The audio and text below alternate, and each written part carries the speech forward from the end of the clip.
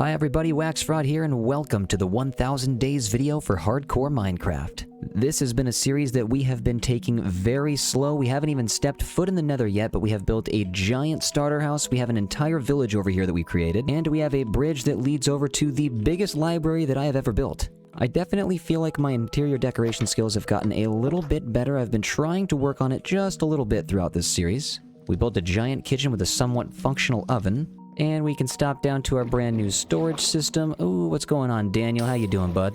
We got the bees right behind me over here, and we have a brand new storage hall finally built. I'm glad we finally got this done. It has been taking me forever, 1000 days, and we haven't even stepped foot in the nether yet.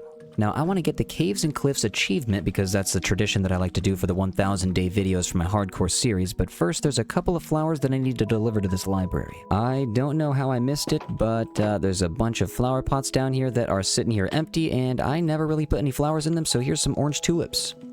By the way, this is the library that we built in episode 3. If you guys want to check that out, feel free to. And thank you, I appreciate all of the Twitch subscribers, Patreon supporters, and YouTube members. You guys absolutely rock. Thank you for the support. But now we can move on to the achievement. I'm actually just going to go through here and jump into the water. I've already set up an area for me to jump down to. The bedrock is all the way down at the bottom. I need to get up to build height limit. It's kind of crazy getting this angle. Now that we have the bridge going all the way to the library, it makes the world feel a lot more connected. But I definitely love climbing all the way up here because it gives you a nice aerial view of the house and this whole village that we made. We are way above the clouds here, and of course I did not bring enough dirt. Classic. And we're gonna have to jump all the way down. Let's be nice and safe about this. Let's just get over here away from the lily pads. I have a couple more stacks of dirt in this barrel right here, I believe. There we go. Paul and Pablo, you guys are going to want to see this. I promise this is going to be interesting. We might as well use this second dirt tower to secure our location in the corner here so we don't accidentally hit these dirt blocks on the way down. We have yet to pop a totem in this world. It's been 1000 days, no totem pops. I'm sitting good right now. I'd like to keep that streak going. Of course, that is easy to say considering we haven't even gone to the nether yet. But I do promise that is happening soon. We will be going to the nether. Got a couple more. We are now at the build height limit, and I'm actually going to build a little bit of glass out so that we can have a nice clear barrier. I'll take all this glass out later. I just wanted a little bit of room up here to sleep. You can barely see the top of the library roof from here. Just barely rendering in. Well, I think I should maybe head down. Here goes nothing. Here comes the Caves and Cliffs achievement. Hopefully it can become ours. We have a long way to go, and we have reached subsurface. Down to the bedrock. There we go. Voila. Now I can take care of that. I can actually grab that right there and get myself out, and I built a ladder system to get myself out too. Glad we could get that done, because it is tradition. Before I send you guys into the recap of the first 3 episodes, and I still can't believe it was only 3 episodes that I could do before I hit day 1000. That's insane. It took me so long. Like, the library took 400 Minecraft days. But one thing left to do. I did see some animals out here, and oh, there we go. I'm stuck a little bit, and the chicken's in here now, but a couple animals were stuck, and by a couple, I guess, I mean all of them. Let's get all of you guys out, and hold up, and of course, I put the water in the wrong place. There goes all the flowers. I just wanted to get some water right here, and then get some water right here. So, wait, hold on, right here, and then we can get infinite water. Boom, boom. I got my water back. Cows and sheep can no longer get stuck. I cannot wait to get some more episodes out for this series. Thank you guys so much for watching. Again, it is twitch.tv/WaxFraud if you want to join the streams. Anytime, we do get most of the building work done there.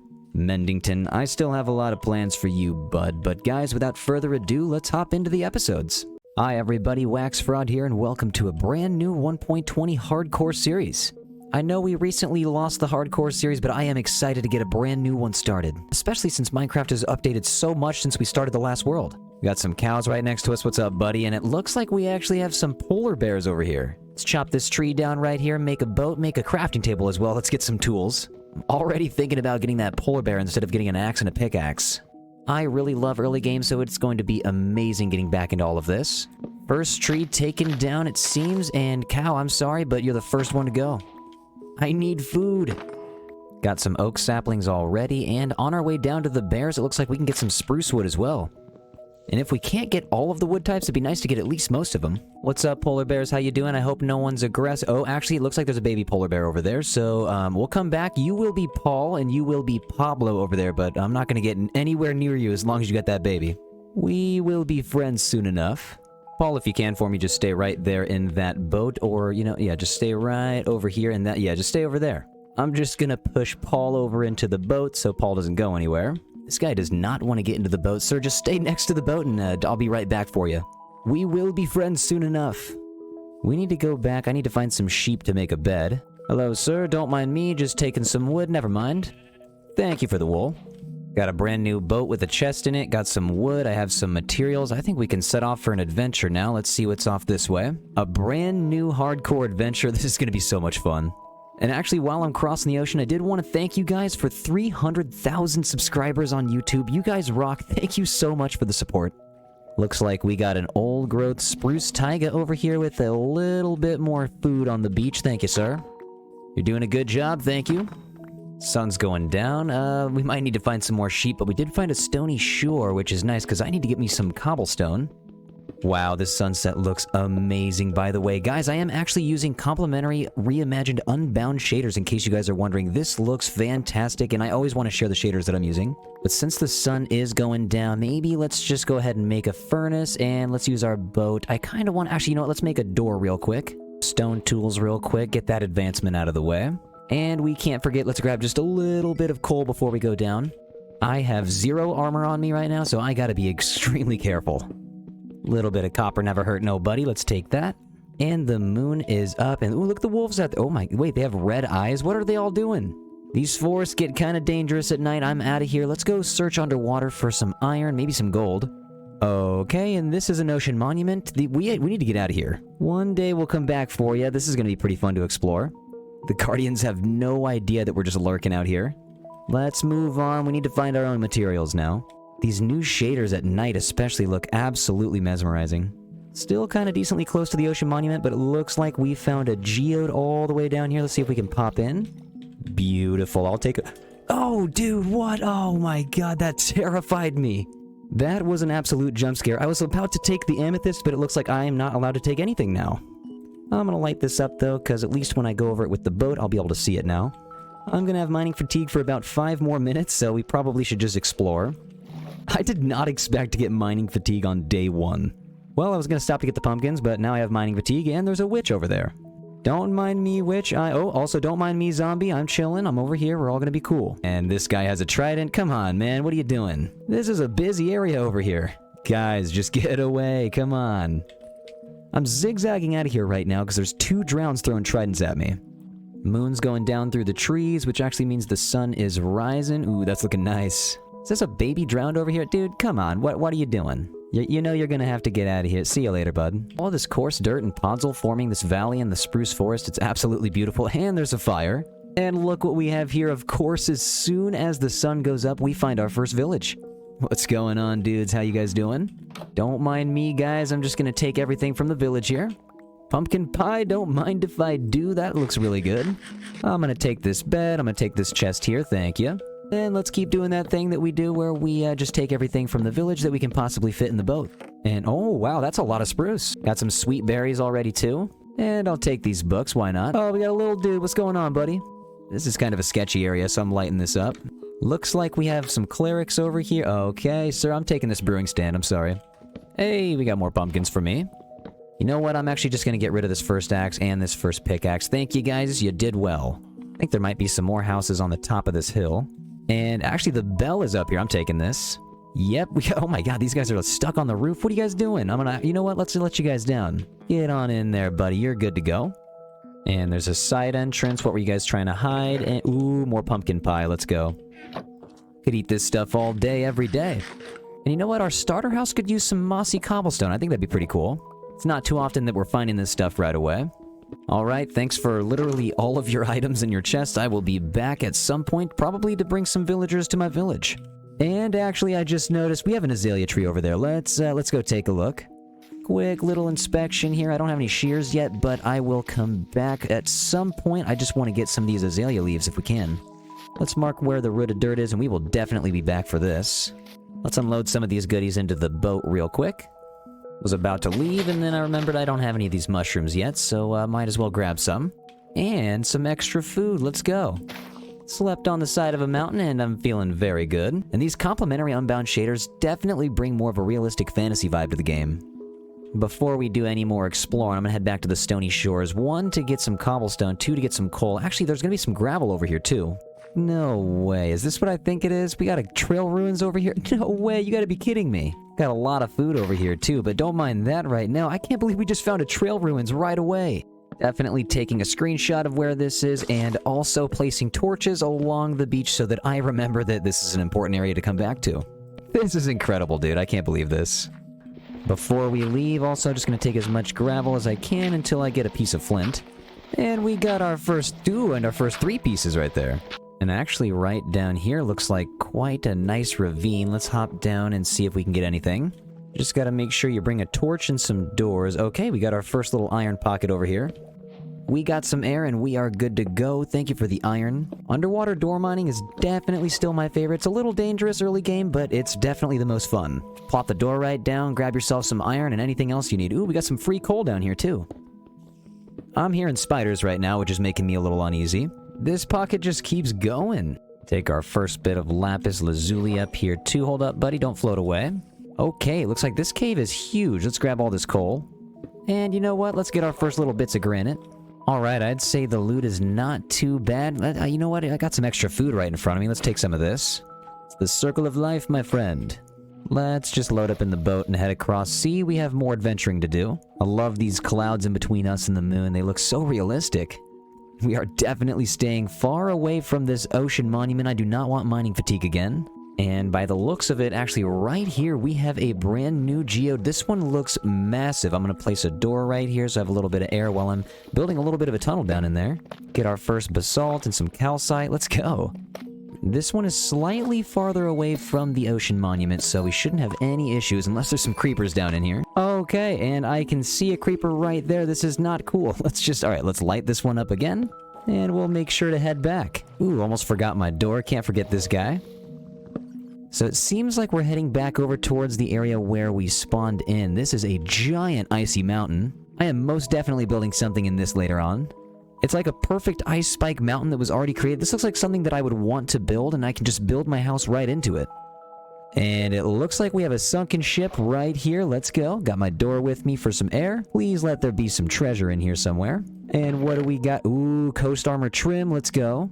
And we got ourselves some armor. Oh, wait, hold on. That has cursive binding. All right, I'm not putting on the cap, but we do have Death Strider boots and fire protection pants. And I will happily take the suspicious suit. Let's actually see what this does to us. I saw some red sparks, but then I didn't see anything else. We'll save these other 2 for later, and you know what? I'll take this chest. I love finding these sunken ships. They're one of the best ways to find an early game materials. I think I just saw a guardian pop up over there, and we are pretty far from the other ocean monument, and okay, that's an ocean monument right here. This is not good. We have 2 ocean monuments right next to us at spawn. That's kind of dangerous. Let's just go this direction. Alright, looks like a forest and a plains biome, a little bit of a beach. Ooh, nice, some ice spikes over here.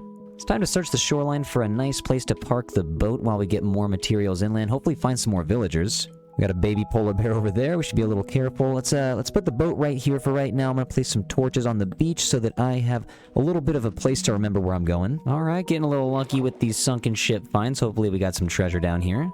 This one's completely buried, but ooh, okay, we got ourselves a nice cap. Ooh, and some fire protection, 3 projectile protection. Okay, we are fully armored up with the leather now. And I am loving this. Sometimes out in the cold ocean biomes, we have some purplish tint to the water. Alright, let's get out of the cold and back into the plains biome. Let's see if we can find some... Okay, we have some chickens here. Sir, you gotta go.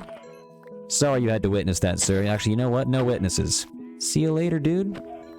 These ice spikes always look so cool. I feel very fortunate to have them right next to spawn. And oh, we have some horses. As soon as I have some leads, I'll be taking you guys back home. We have even more horses down here. And a village in the distance. Let's go. Ate some raw chicken. Now I'm feeling kind of sick. Ooh, we got some hay bales over here. Let's take that. Time to get back into taking everything from the village mode. Got ourselves another cleric over here. Actually, you know, I might leave this brewing stand here since I already took one. We got more horses out here, too. We had brown horses over there, black horses. We have white horses. Okay, and this valley that this village is in is looking amazing. You know it's a good valley when you got some bees. Okay, this is just downright beautiful. I don't think I've ever been so sure of a place where I want to build my starter house. I think this valley right here is exactly where we're going to call home. The last series was mostly built on a very flat island, but if we can get a lot of these houses into these cliffs over here, some bridges going across this little lake, Man, I have so many ideas already for this area. Looks like we got a massive cave entrance over here too. This bee is telling me right now to call this place home. And this village is right over here. And honestly, the other side of this valley is cool too. We have a nice little lake over here. Also, I absolutely love early game when you can have the render distance up to like 30 chunks without any lag. But pretty soon an entire city will be here, and that will not be the case anymore. You know what we should do though is turn some of this into bread. And what do you know? We got an abandoned nether portal. Hopping over as quickly as... Oh, wait, we got some chickens up here. Buddies, I'm not gonna let you get away with this. And let's see what's in the chest down here. That's some nice free iron, and I'll take that obsidian any day. When I have the pickaxe to pick up this crying obsidian, I will definitely come back for it. I'm actually heading to the top of these meadows over here, though, so I can get a nice top-down view of the place that I'm about to call home. Okay, and all of the alliums and poppies I could ever ask for. I don't have enough inventory space right now, though. We definitely need to go get that boat. Let's come down over this way. Oh, man, this valley is looking amazing. I cannot wait to have a civilization over here. This will be a nice mixture of the town that we built in the 1.18 long play series and the hardcore series from last season. Plus, now I feel like we're a lot better at building and we'll have some pretty cool structures. Lots of mini caves here on the mountain I'm gonna have to start torching up. Man, I just can't get enough of this area. We have the village all the way over here, and we have the lake in the valley over here, so we could build our starter house right in the middle. You know what? I'm actually just gonna put some chests over here for right now. This area is kind of high up. It's a little close to the village, and I think the starter house would actually be good right on the outside of this lake, because I would like to build a giant village here with my house right on the outside. Now we gotta run all the way back and grab everything from the boat. Take everything from in here, and you're coming with me, sir. Sunset over the ice spikes looks amazing. Our first little bit of free-floating sugarcane, all right. And some more, let's go. Look at this little guy right here, he's so tiny. Ooh, his eyes are red. Oh, buddy, don't hurt yourself. Hold up there, guy. Oh, wait, I think I see another bunny all the way over. Yeah, we do have another bunny. Honestly, this area over here is super cool. I plan on building a village over here. It's super tranquil, very quiet, and I actually like this a lot. There's bunnies everywhere, too. We got a bunny over here. What's going on, dude? We're gonna need more food, and we have a perfectly good salmon sitting right here. Sorry, buddy. Trying to start collecting all the flowers now. We have cornflowers and dandelions. If I could find a flower forest, that would be amazing. This guy's looking at me wrong. Get out of here. Now that we're popping up over here to this chest, I'm actually looking up over to this lake again, and I think I kind of want to build the house over here now. Now that I'm thinking about it, I want the house to be a little bit closer to water, and there's a lot of water over here. We got a lot of horses over here, too, and you can see the ice spikes in the distance. Luckily, we found a gold shovel. We can start landscaping a little bit. We'll get some of this grass flattened so this house doesn't have to be built on such a steep hill. Gotta get rid of all the creeper grass. Get out of here, bud. I think I see a cat in the tall grass here, but I can't... Yep, that's a cat. Let's try to get some fish real quick. I want to get this cat. Luckily, we had all those iron nuggets so that we could make ourselves our first iron axe. Let's get out here and get ourselves some salmon. And squid, I guess. What's going on, squid? Sorry about that, buddy. You're gonna have to be mine. Alright, see you later, buddy. Thanks for the bone meal, too. Bing, bang, boom, and bop. Got another baby drown following me again, but this time I have an iron axe. I'll see you later, buddy. Peace out. I feel like 20 salmon should do it, but I'm gonna get one more just in case. Sometimes cats just don't want the salmon. Alright, let's see if I can find this cat. Where you at, buddy? Ooh, actually, I found a different cat. Come on, buddy. Oh, never mind. Get over here, dude. I got 22 Oh, the first one. Let's go. We got ourselves a cat. You are coming home with me. And guys, if you want to name this cat, definitely throw some name suggestions in the comment section down below. I want to see what you guys got. We have a small area right now that we can call home. I've been kind of editing just a little bit of this landscape. There's a small watering hole right here. I should probably investigate what's down there. I do have some spruce doors. We have some copper right here, and it does go a little bit further down, and we have some iron. Oh my god, we have some dripstone. Some more underwater mining, never hurt nobody. I have a feeling if I continue to... Yep, there we go. If I continue to burst through the dripstone, we have ourselves a cave down here. Took a quick nap, and this guy gave me some rotten flesh. Haven't even given you a name, and he's already given me gifts. Let's cover this up. We don't really have a reason to go back down there. For now, cat, you just need to take a seat on the bed. Right there you go. Making a stone axe real quick, because I don't want to waste any durability on stripping these logs. Make some quick cobblestone slabs for a nice-looking roof. We also have some iron that we can get smelting here. As soon as a wandering trader comes, I'm taking those leads and I'm gonna grab some horses. We have an extra rotten flesh over here, which means a zombie was pretty close to us. We should probably get this place flattened and lit up. But actually, now that we have enough dirt, I'm gonna go over here. Let's make a platform. I do not want any of this area to turn into podzol, so when I'm making more spruce wood, just so I don't have to go all the way over to the spruce forest again. Also, we're gonna need more oak wood, so let's just plant all the saplings we got. We can always get more. And once we get some more bone meal, I am definitely gonna make some more azalea trees. You know, our temporary home also, it doesn't have to just be logs and cobblestone. We can add a couple more details. Why not make life a little happier while we can? Our very first time using spruce trapdoors. Oh man, we're going to be using a lot of these this series. Let's get these trees growing so we can get more wood, and let's flatten this area out. I was thinking before we even get the build going, I kind of want to explore some more of this land. I have a feeling there's going to be a lot more stuff beyond these hills. Ooh, perfect. Our first tree. We are officially tree farmers. And we also have this iron available to finally make some lanterns. Looks like our first spruce tree grew, but actually, you know what? There's some clay out here I can see. We're going to need some of that for some pots. We are going to end up using thousands of these clay pots in our builds over this series. While we're over here, I'm going to spread out all this sugarcane. Might as well use what we got. And what do we have over here? What's going on, dude? He is selling some stuff that I actually could use, but I don't have any emeralds, so I'm just going to use the leads. Thank you, sir. Appreciate that. Actually, the leather is going to be nice, too. Nothing to see here, and nothing to see here. Took out the land, made it very flat. We have a double chest filled up almost entirely of dirt, and now we can just fill this back up. We'll make this a nice, even grass landscape, and that'll give us something that we can build our house on. Also, maybe something we can continue to grow some trees on real quick. We do need a lot more wood. Got the last three right here. Okay, we finally have a field. Now that we have this flat land, we can finally get some farming going too. I'm gonna bring some animals over, but we should actually probably get some of this wheat planted. It's never too early to start making some more bread. With no bread left in my inventory, I have 5 pieces of steak on me. I should probably get some more cows back over there. Oh, I found a second beehive. As soon as we have silk touch, I'll be taking these guys. Got 1 cow right here, and the other there we go, we got 2. You know what? Let's just make a baby cow right now and make 3. That right there's a baby cow. All right, guys, follow me. Well, seems like inevitably we're just going to pick up some sheep on the way. We added another sheep to the bunch. Trying to make a separate living quarters for the sheep, and this cow is for some reason just not leaving. Hold on, buddy. Let's get, yep, now you're done, and I will put you here. Now this cat's not our only pet. Oh, and we have leads, so let's go get some horses. I'm going to take this guy up here. We'll get them tamed with some golden carrots later. This brown horse right here looks pretty cool, too. I'm going to take you guys back home. It's crazy seeing this little area of a flat land as home right now, because there's no house, but this is home. I'm just going to put you guys right here on the corner, and boom, now we have horses. Also, I'm glad we got some copper. I don't want to deal with any lightning strikes. I'm just going to put this on the beach right there. And of course it's raining. It's always raining in our hardcore world. We might as well head back for some shelter. Spruced up the place just a little bit. And the cool thing about these shaders is when it's done raining, you got yourself a mighty fine rainbow in the distance.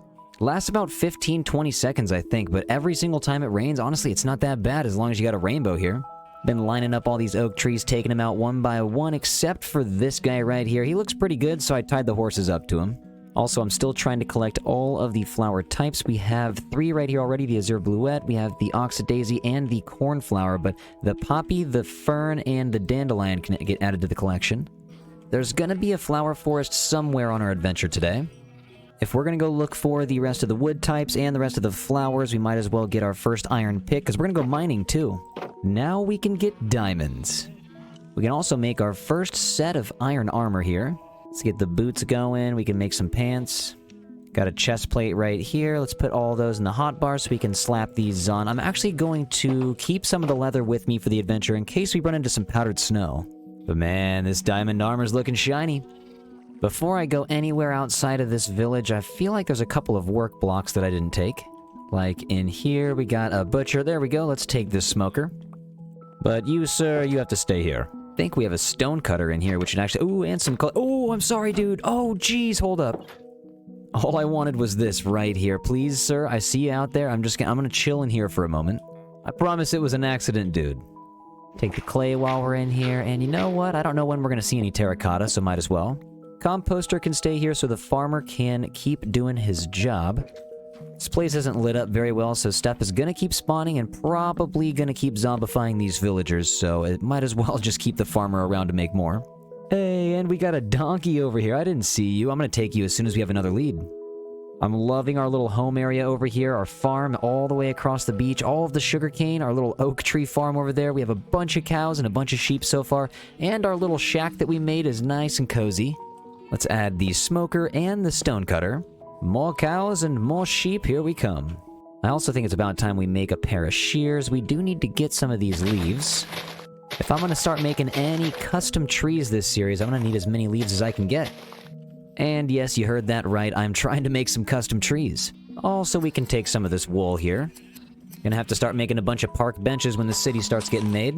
Now to make this place feel a little bit more like home, let's get a wheelbarrow out here. We're gonna get a grindstone hooked up to this composter. We're gonna get the spruce trapdoors on each side and a fence gate. Now for the mine entrance, I'm just gonna build a tent right over it and I'm gonna cover it up so that nothing's able to get in. Let's get some fence behind here so there's really only one way in. And then we'll start to beef up the outside so it has a little bit of structural integrity. Beef it up with a few of the trapdoors on the side here. And this tent is fancy enough it's gonna have some lanterns on both ends. Wow, the sun is poking through the clouds even with the rain here. This is beautiful. Few more trapdoors that I want to put on the top. Let's just line it up right here. I believe there should only be one more trapdoor. I think, yep, that is actually it. Now we can start digging down. Before we do any adventuring, I'm really hoping that we can get some diamonds down here.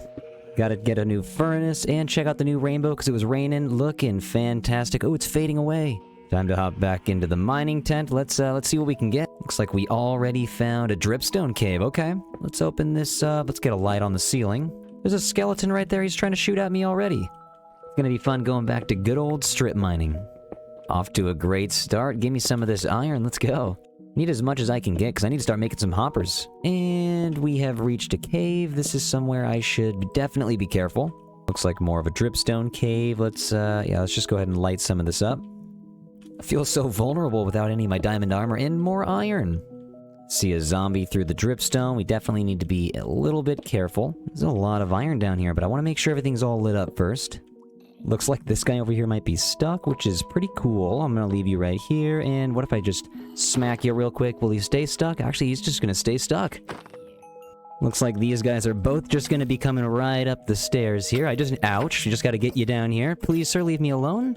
And one more zombie. Man, those skeletons really do a lot of damage when you don't have any projectile protection. Which reminds me, with the arrow sticking out of my head, we gotta get an enchantment table going. Just gotta keep making our way down the cave slowly. Just keep on putting some torches down. And it looks like, actually, this is the end with even more iron all the way down here. And with all the new copper blocks coming out, I am gonna take as much of this copper as I can. This lapis is better off in my hands than someone else's, I think. And this guy over here is still stuck. I'm just gonna get him out of here. Boom, and actually, boom. Jump up over here real quick. Okay, there's a lot of places where a creeper could be hiding. And this hole just keeps going and going. We found deep slate and tough. Just gotta run down, make sure everything's lit up. Ooh, more lapis. Let's take the opportunity to get our first deep slate and our first tough blocks here right now, because we're gonna have some more tough variants coming pretty soon, too. And now we're talking. The building materials list is growing and growing. And we have the glow lichen right here that we can take. We also have some more glow lichen up here that we can take as well. You are mine and you are mine. And it looks like we have more iron to take. You are mine right here and you are mine. I can see why that zombie was stuck. These dripstone blocks are huge. Let's actually just put a torch right here. Let's take some of this out. And I'm going to take some of this home. See you later and see you later. Okay, I must have hit an iron and a copper vein down here all at once because I still haven't left that single cave and I am sitting at almost a stack of iron and definitely a bunch of stacks of copper. I would have been majorly surprised had this not had any redstone down here, but it's nice to finally get our hands on some. I'm at Y level -17, I just need to get down to about Y level -53 so I can be on an optimal level for strip mining for diamonds. Ooh, it looks like we actually have our first bit of gold. Let's go. And we have finally found the secret stash of diamonds. I also hear lava around me, so we gotta be a little careful. Looks like there might only be 2, never mind. We have 3 diamonds, that's enough for a diamond pickaxe. Let's go. Oh, and a 4th one. Now we are really moving. Couple more levels down, it does sound like we're gonna go right on top of this lava lake. Wow, okay, we were right on top of it. I'm actually just gonna go ahead and put that right there. Let's see how long this mining session lasts. I'm trying to get at least like 30 or 40 diamonds. We need some diamond armor. I need to get that enchantment table going because we need Fortune 3 so we can just make more diamonds in the first place. And actually, 4 diamonds is perfect because we can use 1 for the enchantment table and we can use 3 to just make our first pickaxe. More diamonds already, let's go! We didn't even really go that far down this hallway, but I'm gonna go right around these guys and come back as soon as we have a Fortune 3 pickaxe. Okay, you gotta be kidding me. We have this guy right here. I literally just ran into these guys down here. We are getting extremely lucky. Look at all these. With this luck, I'm just gonna stick straight down this path. I'm gonna go around this redstone too, because the Fortune 3 is actually gonna make a lot of the redstone. Okay, I think I just hit the luckiest straight line of all time. I've only been doing this for it hasn't even been 5 minutes, and I've had 3 pockets of diamonds and a huge pocket of redstone already. The game's really trying to get me to progress faster than I normally do. Running all the way back, let's start poking out left and right. Time to strip mine. Actually, before we start digging even further, let's go ahead and just make our first diamond pickaxe right now. This is going to last us long enough to find a bunch of diamonds. By the time this thing is all used up, we should have the strip mine built up. Oh my god, there's some diamonds right here!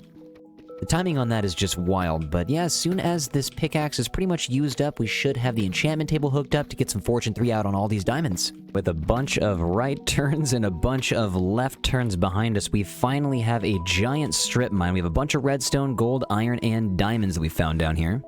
We have about 100 mini tunnels on each side for the strip mine, but the 3x3 tunnel for a nice wide open space we made on the most recent Twitch stream. And by the way, twitch.tv/WaxFraud if you want to join anytime. We do stream every single day. This has been a nice expedition. We have plenty of cobbled deep slate for the build now. We have a double chest and then some. I'm going to put this in here and bring it up later once we get our storage going. And for this stairway right here, we need to get some cobbled stairs right here.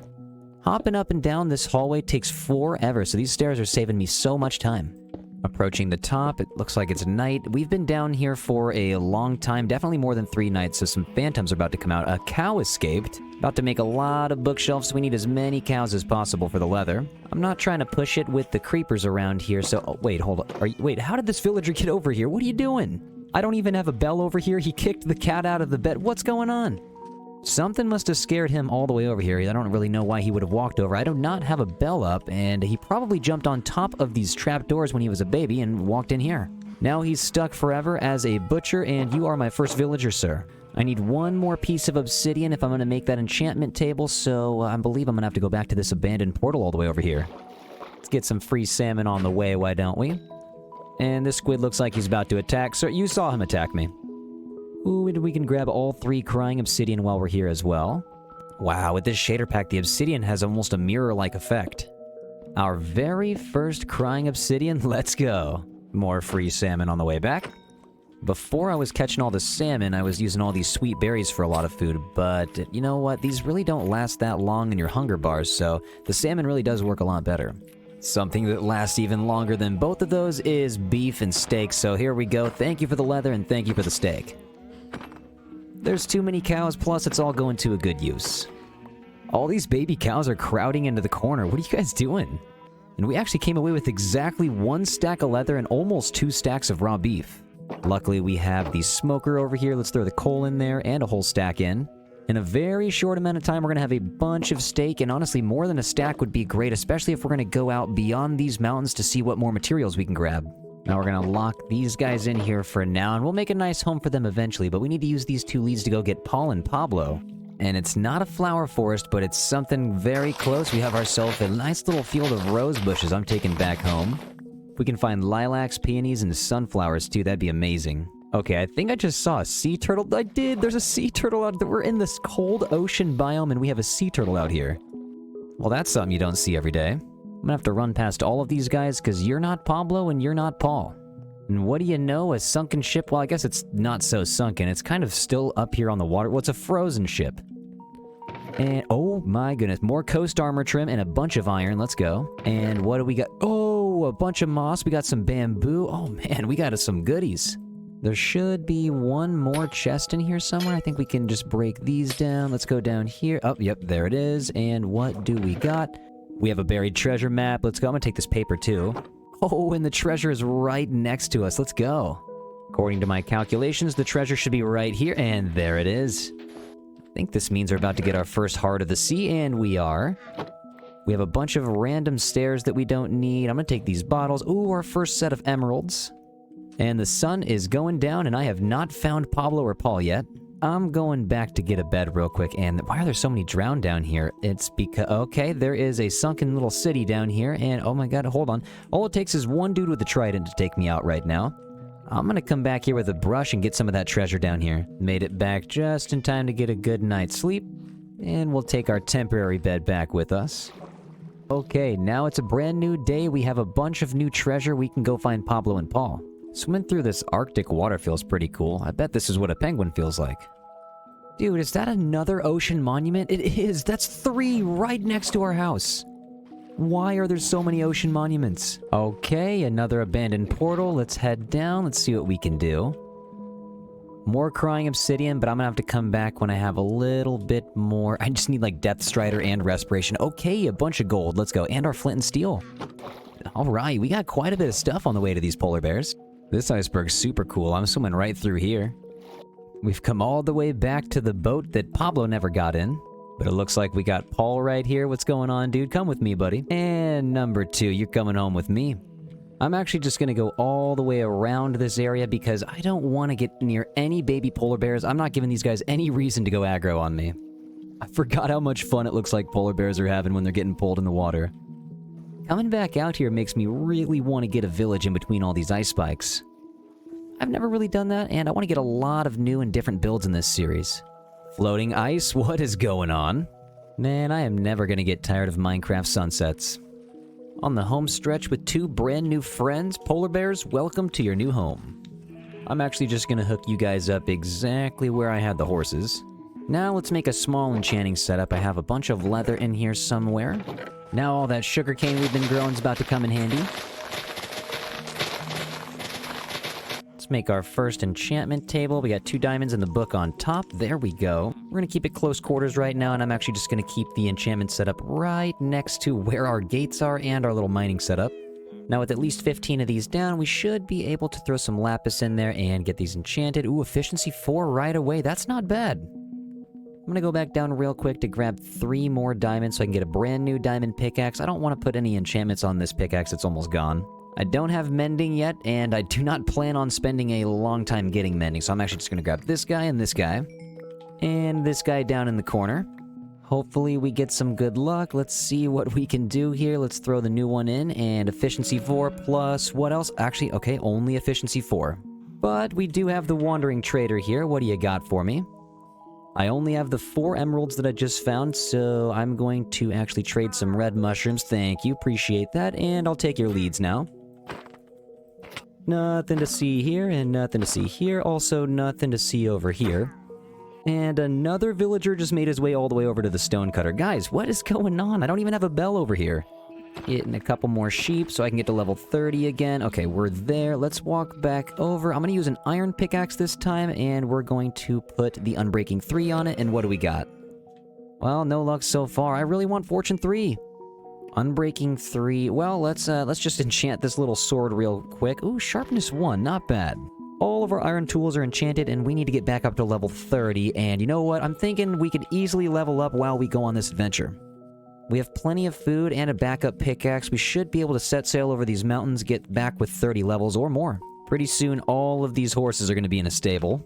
And we have arrived straight into the meadow, so we can take as many alliums as we want.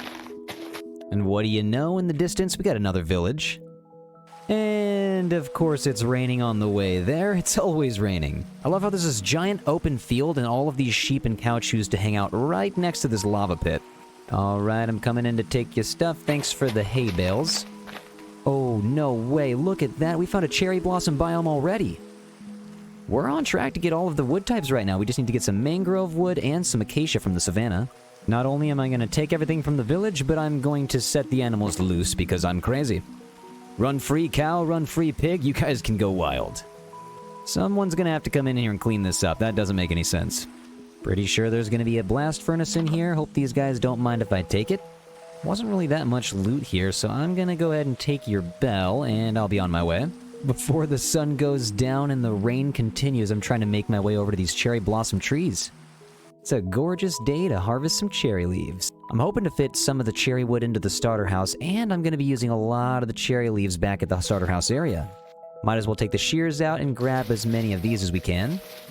We have cherry saplings, a whole stack of the cherry leaves, and these pink petals to take back home, so I'd say that's a win. And also, I'm seeing some lilacs across the valley, so we're gonna have to make our way down and across. This is looking like a big cave right here. I'm gonna avoid this for a moment. Hey, we got like almost half the flowers right now. And believe it or not, I don't think I've gotten any birch trees yet. There we go. Let's get some saplings too. Gonna have to hop over the cave real quick to get to these lilacs. There we go.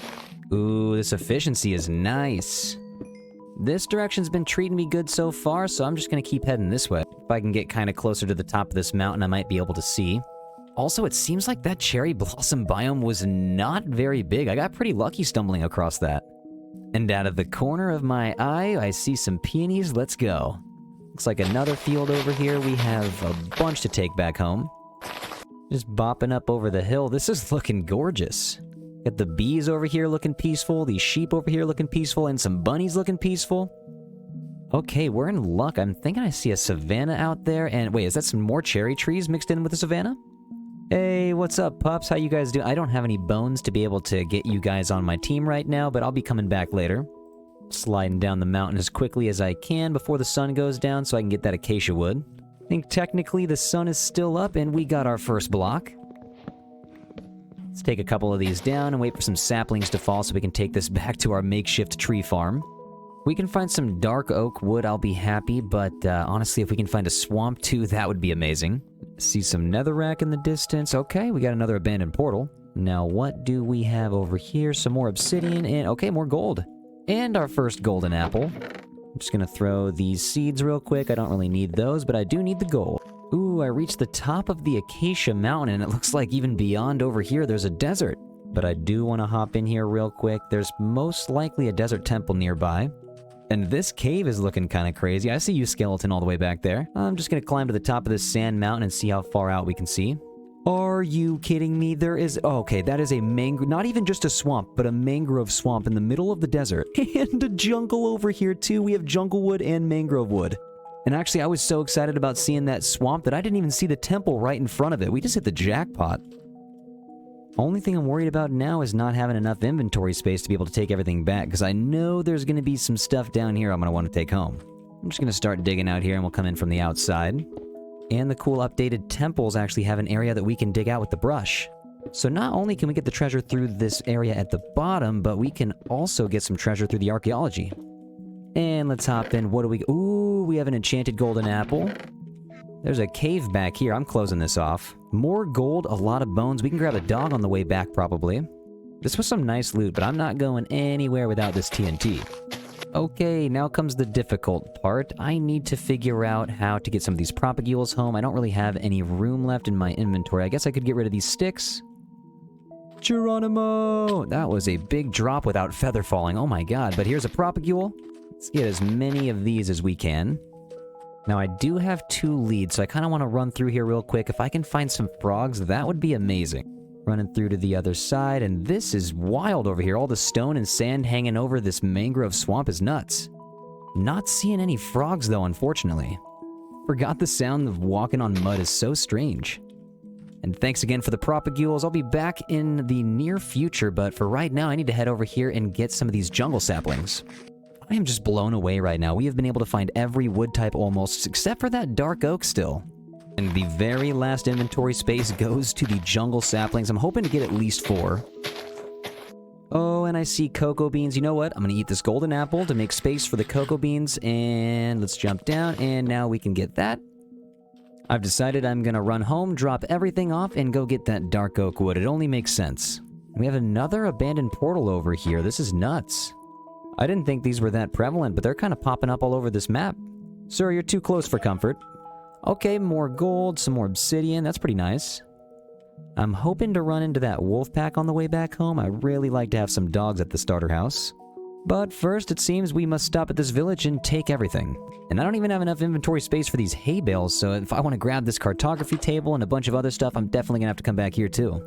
Don't get too comfy at the cartography table, sir. I'm taking that. And I was actually thinking it would also be cool if there was an enchantment that made your inventory bigger. Looks like we reached that mini cherry blossom biome, which means we are pretty close to that wolf pack. There are beehives everywhere here, too. I swear I've seen like 10 beehives so far. All the way at the top, and this is where I saw all those wolves, and they couldn't have gone too far. There we go. What's up, dude? Take some of these bones. Please don't take all of them. Okay, we got our first dog.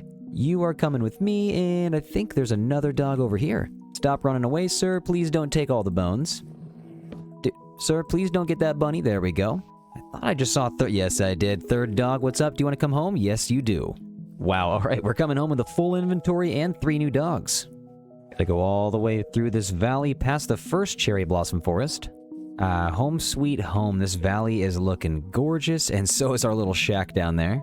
Okay, well, puppies meet polar bears meet puppies. I'm just gonna sit you guys down right here and just unload everything that I got into this new chest. The iron horse armor back and the bones. Okay, we are coming right back. Puppies, you stay over here. Polar bears, keep an eye on them. I will be right back. I'm going to get some dark oak. So the first time we actually just ran straight towards the sun, and this time we're going south, and it looks promising so far because we have yet another abandoned nether portal. And before we take a nap, let's see what's in the chest, and ooh, some fire charges and some golden horse armor. Thank you, World Generation, for more rose bushes. Ooh, also more lilacs. I'll take these any day. Right now, I don't really have enough bone meal to make more of these big flowers, so I'm just going to take as many as I come across. I love going through old-growth birch forests on top of the trees. It's more fun this way. Also, it's a lot easier to see what's coming in the distance, like those spruce trees over there. Until we hit a ravine, we can no longer jump on the trees. More lilacs, let's go. And our first taste of dark oak. Okay, I'm going to take all of the wood I can get from right here before any creepers notice that I'm here, and I'm going to take some saplings as well. Sometimes it's hard to pick a spot where you want your starter house to be, because every once in a while you'll find a spot that looks just like this, and it's absolutely stunning. I really do like the valley that I chose already for the house, but, you know, I mean, this spot's cool too. Word on the street is that this chicken was putting dirt on my name. Please don't do that. Oh, and another azalea bush. Okay, I'll take some of these. Still don't think I'm going to go down into a lush cave and still have all diamond armor. I really don't want to be in any open caves until I have diamond armor. I used to not really care much about all these tall oak trees, but now when I see them I get a little excited because it's possible that we find a trail ruins on the ground. I know that Savannah Village has at least another stack of the hay bales, so I'm heading back that way, but dude, all these llamas are up here. I told y'all I'd be back. I'm taking everything. Only leather in the chest, doesn't matter, I'm taking it. I guess I should have just turned around and seen the cauldrons behind me. Thank you for the hay bales.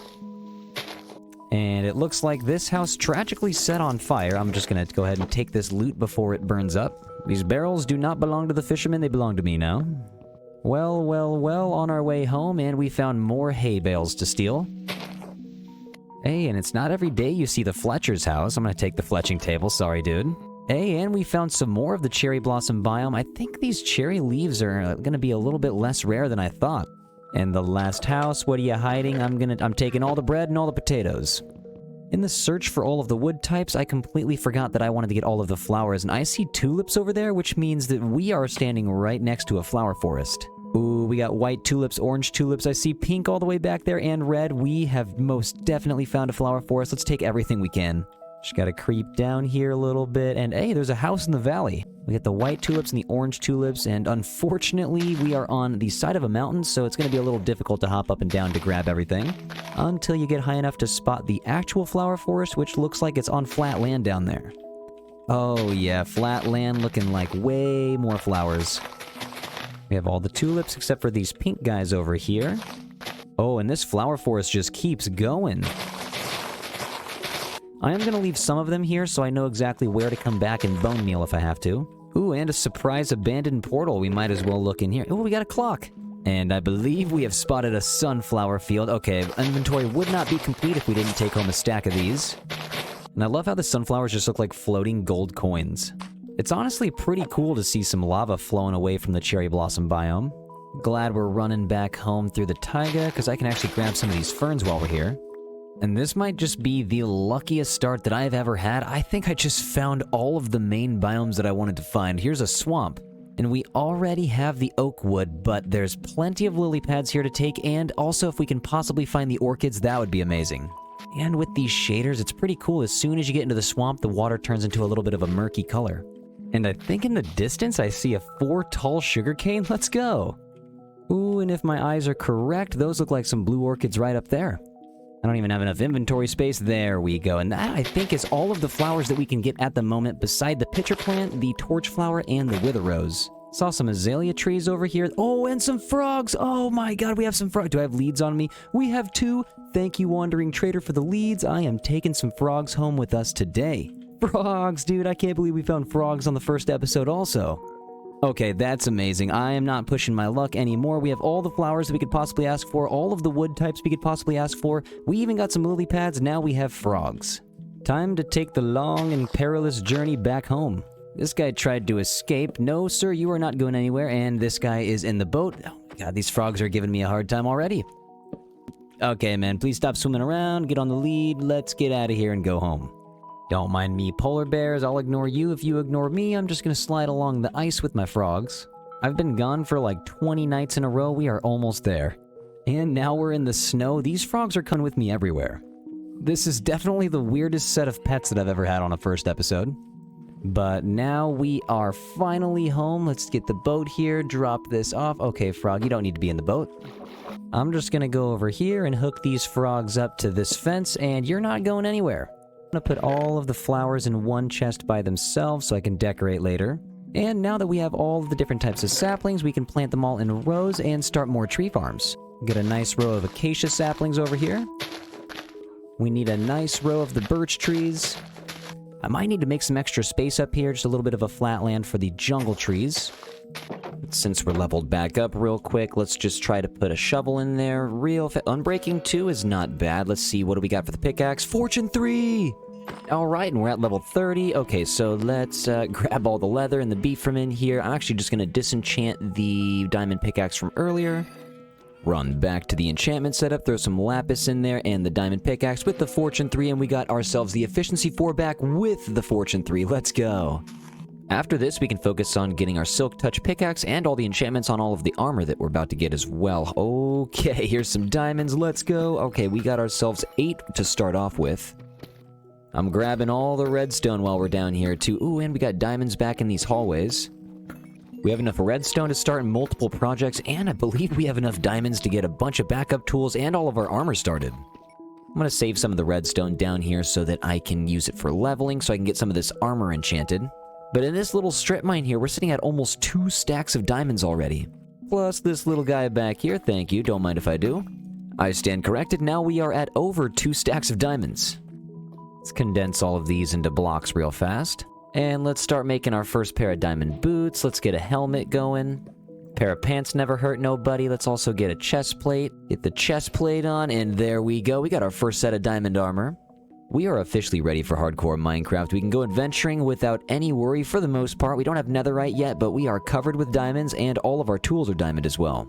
Popping back up. This polar bear's going, dude, why are you going so crazy? This guy's stuck in the boat. He didn't want to work anymore, and this guy, what? Oh my god, this guy's going wild. I love your attitude. It's inspiring. I'm going to get the rest of these birch trees out. We got some oak and some 2x2 jungle trees, as well as the dark oak down here. I think with the landscaping moved all the way out here, we have enough space to finally start the house. And with no silk touch pickaxe, I don't really have the ability to mine stone, so I have a bunch of cobblestone here that we can smelt. We have some smelted already. I want to use this to make some stone bricks, because the stone bricks are going to be the very first blocks that we use to start this house, and here we go. The starter house has begun. Eventually all these trees are going to be moved, but at least we can start mapping out the different sections of the house. This is going to be slightly larger than the other starter house, and it's probably going to be a little bit of a starter mansion. But for the foundation of the porch on the side of the house, I am going to actually just start off with some spruce wood. Well, now I'm thinking I should probably move the house into the hill a little bit, or I should expand the land out into this little pond. I'm going to start setting up some potential entrances. It might help me to organize this build by putting some main structural pillars in the center. But as I am getting up here, I'm noticing, I'm probably going to have to end up just moving these stone bricks to the left a little bit. This house is going to be a little bigger than I thought. I'm trying to give this first layer a raised stone brick foundation. Just so we're not using only stone bricks on the outside, let's just get some regular stone blocks mixed in here too. And I thought I heard the wandering trader again. How did you even get in here, dude? Hold on, what do you got? Ooh, sea pickles and tube coral blocks. I could use both of these to make a sea pickle farm. I actually really need to get some emeralds. And the butcher turned into a mason. I can sell him some clay balls. What do I have? It actually looks like I have plenty. Let's just sell them all. I want to buy at least one sea pickle, and then the rest we can actually just do some tube coral block. Thank you, dude, but I need you to get out of the cow farm. Ooh, that was good. And you, llama, I'm gonna get you out of here. Oh, don't be spitting on the sheep. Hey, don't be spitting on me either. It's getting a little loud over here. We have a lot of cows and a lot of sheep, but we could actually get something enchanted. Right now, it looks like we can get blast protection 4 on the pants. I'm gonna take that. Now we can worry just a little bit less about elf creepers. Aqua affinity on this helmet. Actually, you know what? Let's take that. That's pretty nice. And protection 4, and breaking 3, and respiration 3. That is goated. And if we put the boots in, depth strider 3 is really nice. Let's see. Protection 3 also. Now we can level back up by getting rid of some of these cows again. Honestly, this starts to get very peaceful after a while. It is much quieter over here now, and I actually have some organized chests all the way in the back over here that I can fit all the food into. And now I can build in silence. This is very nice. Okay, we're gonna have some jungle wood that we're gonna use for the porch. Get this closed in, and actually we need to light this up. We do not need anything spawning. It is nighttime, but I do feel confident that nothing's gonna spawn out here. We have a giant void where all the grass used to be. I decided we're gonna put a basement right below the first level. But it's time to start thinking about some first floor patterns here. I'd like to use something more than just some oak planks. So just as an initial idea, I'd like to work in some note blocks and some dark oak wood, because these are two things that I really never use for flooring. I'm trying to place blocks peacefully, but I'm just hearing constant... Oh, there you are. What's up, dude? How are you doing? Probably not so well, because you got an axe in your head.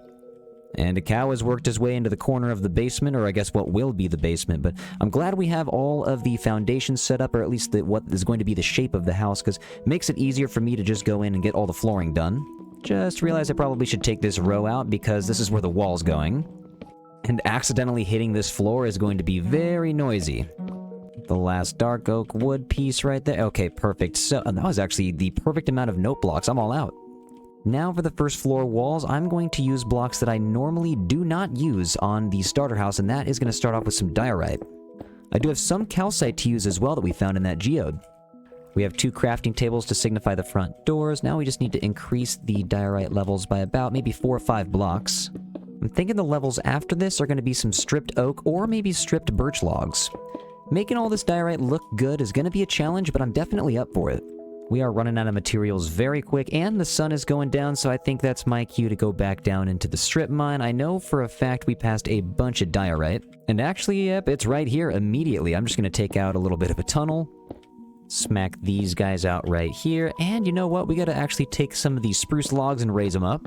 On the first floor, we're going about 6 tall, and then we'll start moving to the sides. I don't know if the porch is going to be as tall as this area over here, but for now I am going to make it just as tall.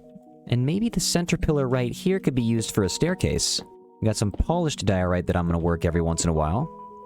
The white wool looks a little bit too clean. The calcite almost looks too clean, but I'm going to keep it in. We'll get the polished diorite here every once in a while.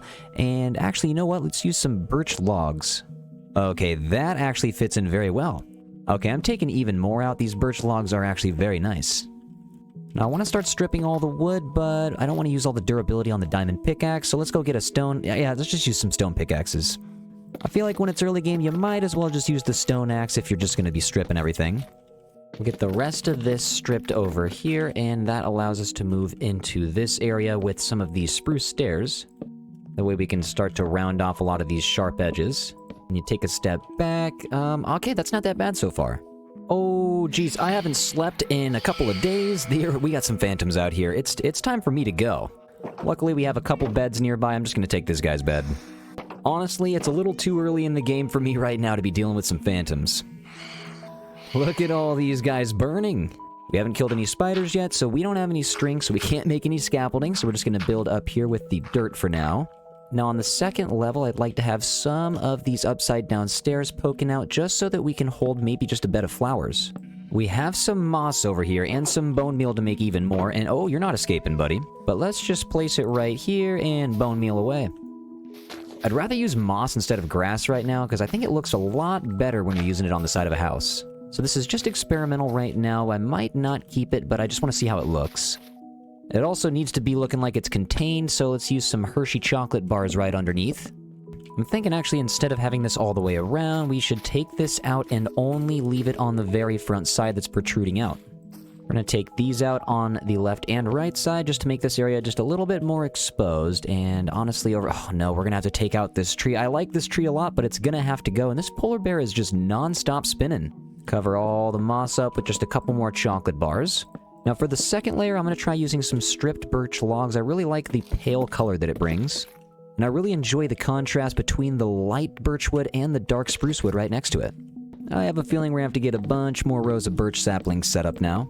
Luckily, we have plenty of birch left. We should be able to go around all the way, but we're going to need a little bit more if we want to be able to decorate with any birch. We got a bing, we got a bang, we got a boom, and we got a bop over here. It's going to be fun getting this backside built as well, because as soon as it is, I'm building a back porch that I can fish from. I'm going to be able to get mending books all day, every day. Out of wood already. Time to visit the sapling chest down here next to the spinning polar bear, and we have a bunch of birch. I'm just going to lay a bunch out in a line right next to the house.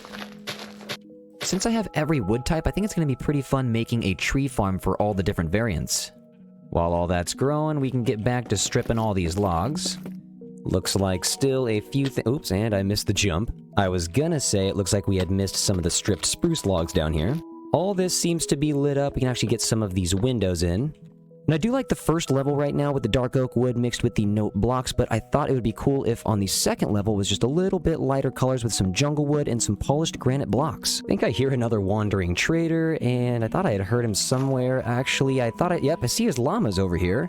Invisible man, what do you got to sell? Ooh, slime ball. Okay, slime balls are pretty good. Let's actually just work on getting those. Luckily, we have a lot of stone to sell the mason here. We have 9 emeralds. I think that's enough to get 2 slime balls.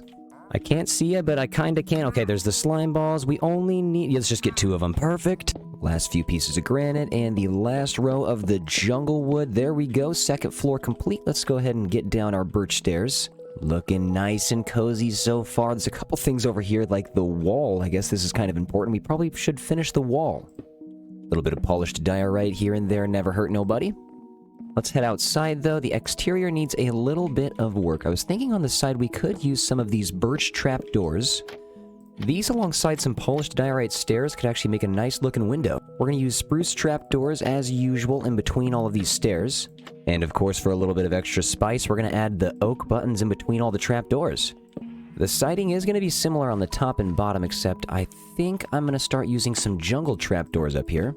These are going to add some much-needed color, and the lanterns are going to add some much-needed light. It's about time we start adding some cherry saplings up here for some decoration. Actually, I was thinking outside of this moss, we can put the cherry saplings right here, but inside of the moss, we might want to use some of these big decorated pots so we can actually see what's going in. Also, I love that you can stack these decorated pots now. I remember you used to not be able to stack them, and it was kind of a pain. I'll get some flowers on the mossy area here later on, but let's get these oak buttons in. But right now, I'm actually just thinking we should probably start working on the roof so we can get that decorated as well. I think this is going to be a great opportunity to start using some deep slate in this build. So we'll start off alternating between some deep slate tile stairs and some deep slate brick stairs. Just got to make sure we're gradually moving up with the slabs and the stairs. We have so many animals down there. It is going to help with getting everything enchanted pretty soon, but let's get the stairs. We'll move into full blocks here. Not wasting any slabs. We'll just use them all as full blocks, and then we'll move into blocks that are too high. Get the last few pieces of the stairs right here. You know what? Let's actually get a lantern up here before I drop down too far. Alright, everything's looking nice and symmetrical, except for this porch right here. What I think I'm going to do is wrap the entire porch all the way around the back end. This is about to be the biggest front porch on a starter house that I've ever had. This right here seems like enough space, and it looks like it's just about enough space over here for the front sunroom. I think I'm not going to close it all off, but I will put these decorated pots here, and right on top of them, I'm going to put some oak fences. I wasn't using decorated pots too much in the last series, and so I'm definitely going to change that this series. Turns out right here is going to be the center of the front porch. I'm going to start getting some spruce logs going up for the roof here as well, and I think I'm going to end up liking that it's not symmetrical here. Start building up with the deep slate slabbage again, back into the stairs. Please, sir, just leave me alone. And why is it always raining when I'm trying to build? Nothing's gonna stop us, though, from getting that bang, that boom, and that bop. I do kind of want some peace and quiet, though, so let's just sleep. First few layers of this roof down here is gonna be some campfires. This is gonna burn my feet a little bit. I'm glad I didn't decorate all of this area yet, because I'm probably gonna take some of this out as soon as the roof gets worked in. But I like all the color that we've been using on the side of this house, so I'm gonna continue using some jungle wood for the roof. This is starting to turn into a starter mansion. We've made a small extension that leads towards the front of the house that kind of acts as a front porch awning. And in between all of these oak trapdoors goes my favorite roof plant, which is the mighty fern. Putting buttons works up here as well, but these ferns are going to look much nicer. Slap some jungle trapdoors down. I'm going to have the top of the small roof lined up with some deep slate that just joins all the way up into the center of the porch. I'm not going to connect this deep slate to this deep slate, though, because right here I think we're going to have a chimney. We can run over... Oh, geez, we have 3 phantoms right here. We have 1... Oh, whoa, leave me alone, please! You know what, maybe let's just run home and let's just go to sleep. Did not realize that I had been building so long that I wasn't sleeping. Those guys are now taken care of, and we can connect this top right here. Build's looking solid right now, except we don't have a 3rd floor wall. We'll get something taken care of. I might put some tuff in here, but that's going to be after we get the windows taken care of. So we're going to count 1, 2, 3 inward, and then we'll take out 5 blocks. And we're going to make 4 of these windows on each of the corners. We're going to make the frame out of spruce logs, just like we did the frame of the house. Only using stairs on top of these windows. With most of my windows, I get the top lit and both of the sides lit with the deep slate tile walls on all of the corners, met up with the oak fences and the oak fence gates on the top and bottom. I can hear the wandering trader down here. Hold on, buddy. Where are you at? I think he might be trying... Yep, he is trying to get into the house. What do you got for sale? We got some horn coral block. We got some rooted dirt. Honestly, I'm just going to use these emeralds to buy some bricks for now. And thank you for the lead. Thank you for the leather. Where are you going, sir? Get back here. No witnesses. I'm gonna stay true to my word, run all the way over here and spend those emeralds on some bricks real quick if I... Yep, there we go. And you know what? While we're down here, we do have 35 levels. Let's see if we can get at least one thing enchanted. We could get on Breaking 3 on our chest plate with... You know what? Protection 3 is not too bad. An Unbreaking 3 and Efficiency 3, that's not the best. Let's, okay, sorry cows, you're gonna have to go. There's way too many of you, and I need some levels. I could sit here and do this all day long. Alright, let's see. Can we get a good enchantment on the sword? Sharpness 4? Okay, that's not bad at all. Now we can get a couple more things done just a little bit quicker over here. Sorry it had to be this way, cows. I just really need some levels. Now we can just make a couple more animals, get back up to level 30 real quick. Just a few more cows. Thank you, guys. Appreciate you. You're doing all the hard work, and I thank you very much. Let's get a brand new axe real quick and see what we can get an enchant. Okay, Efficiency 4 and Fortune 3. That's not bad. What I should start thinking about is the Feather Falling enchantment, because this roof is getting a little tall up here, and if I fall, then that could be the end of the series before episode 1 is even done. When you're working with a roof this tall, it's easy to fall through cracks in the ceiling just like that. So in order to take just a little bit less fall damage, we could put a 3rd floor up here. I wanted to try something a little bit more neutral, so polished deep slate blocks mixed with furnace on top and bottom. It actually does create a nice little texture. It can be about 5 blocks tall, 1, 2, 3, 4, 5, all the way up. We'll put a polished right here with a furnace, and we'll start alternating these. It's going to be a little bit expensive because the furnaces do take 8 cobblestone blocks to make, but honestly, I think it's just going to be interesting. Instead of hopping up and holding shift and trying to build, it'd probably be easier if I was just walking on top of the floor up here while I was building. Man, I love this checkered pattern up here. I can't believe I've never used any furnaces for the floor before this. I'm going to put the tuff to the test real quick. This top floor is going to be a very neutral color palette, but I think I'm going to like it. Get the last few plugged in right here. I'm actually going to take a step back, and you know what? The window could be just a little bit larger.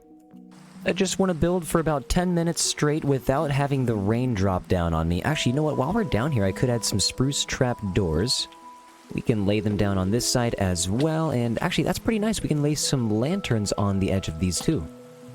Spruce trapdoors look nice, but the stairs leading into the roof is going to complete this a little bit more. We'll get a birch button in the middle and some levers on the front and side. Get 2 at the tippy top, and that's looking nice. And in front of every window, let's just put a cherry sapling. And I always love using composters as walls as a part of the windows too. It just adds a little bit of needed texture. We have a lot of jungle trapdoors up here. I was thinking maybe just a couple of buttons, just a line of them could do. The buttons and trapdoors do add a fair amount of texture to the roof, but I think something that will add a lot more is just taking out every other one of these stairs. Now we can see some shadows in between here instead of just one straight line, and we can even put some decorated pots in here. I'm going to be using a lot of building techniques that I've never used in previous series before, and I'm going to put some decorated pots on the lower level ceiling down here too. Got a lantern antenna up here that I'm going to put a flag on top. I just need to trade some quartz with that mason down there. But in the meantime, we're going to get some more light on the walls. We're going to use some deep slate tile walls into some birch fences with some chains and some lanterns for a classic mix-up. We wouldn't be able to call this place home if it didn't have any wall defense to chain to lantern action going. Now we just need to wrap the lighting all the way around and I fell. I was gonna say now we just need to wrap the lighting all the way around the house. I need to get over here. So actually, wait, we have some composters that could probably fit right here on the outside of the moss, and I fell again. I'm gonna hook a lantern up here, and if we walk around to the other side, I can put one over here too, hooking up to the chain, but these walls going into the moss, I don't know if there's enough space, so I think just maybe taking out one flower for a little bit of structural integrity would look good. We can also take these walls out and replace them with decorated pots. And unfortunately, this tree right here is in the way. I do love this guy because it was my first large tree that we planted right next to the house, but this thing is getting huge, and so you gotta go.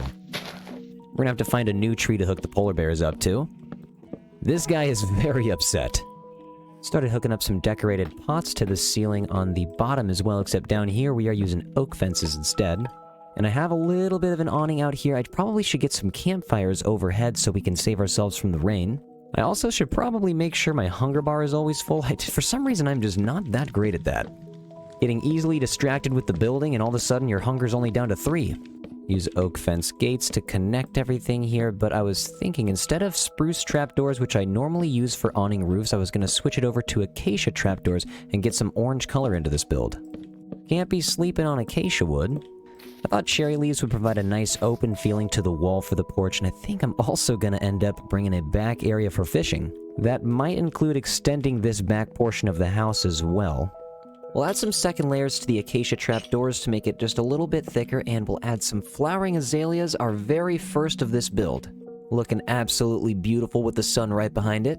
Finally, we'll start using some of the mangrove wood on this side. Some mangrove fences I think are going to look perfect.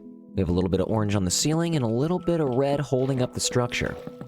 And I also wanted to get some mangrove up on the roof, so I'm going to put some hooked up to these spruce stairs right here so that I can place some flowers right on top.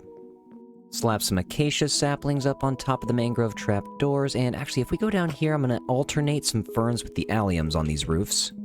Slap some azaleas on the top level, and then actually you'll get one last flowering azalea right in the middle. Starting to look nice and lush up here on the roof.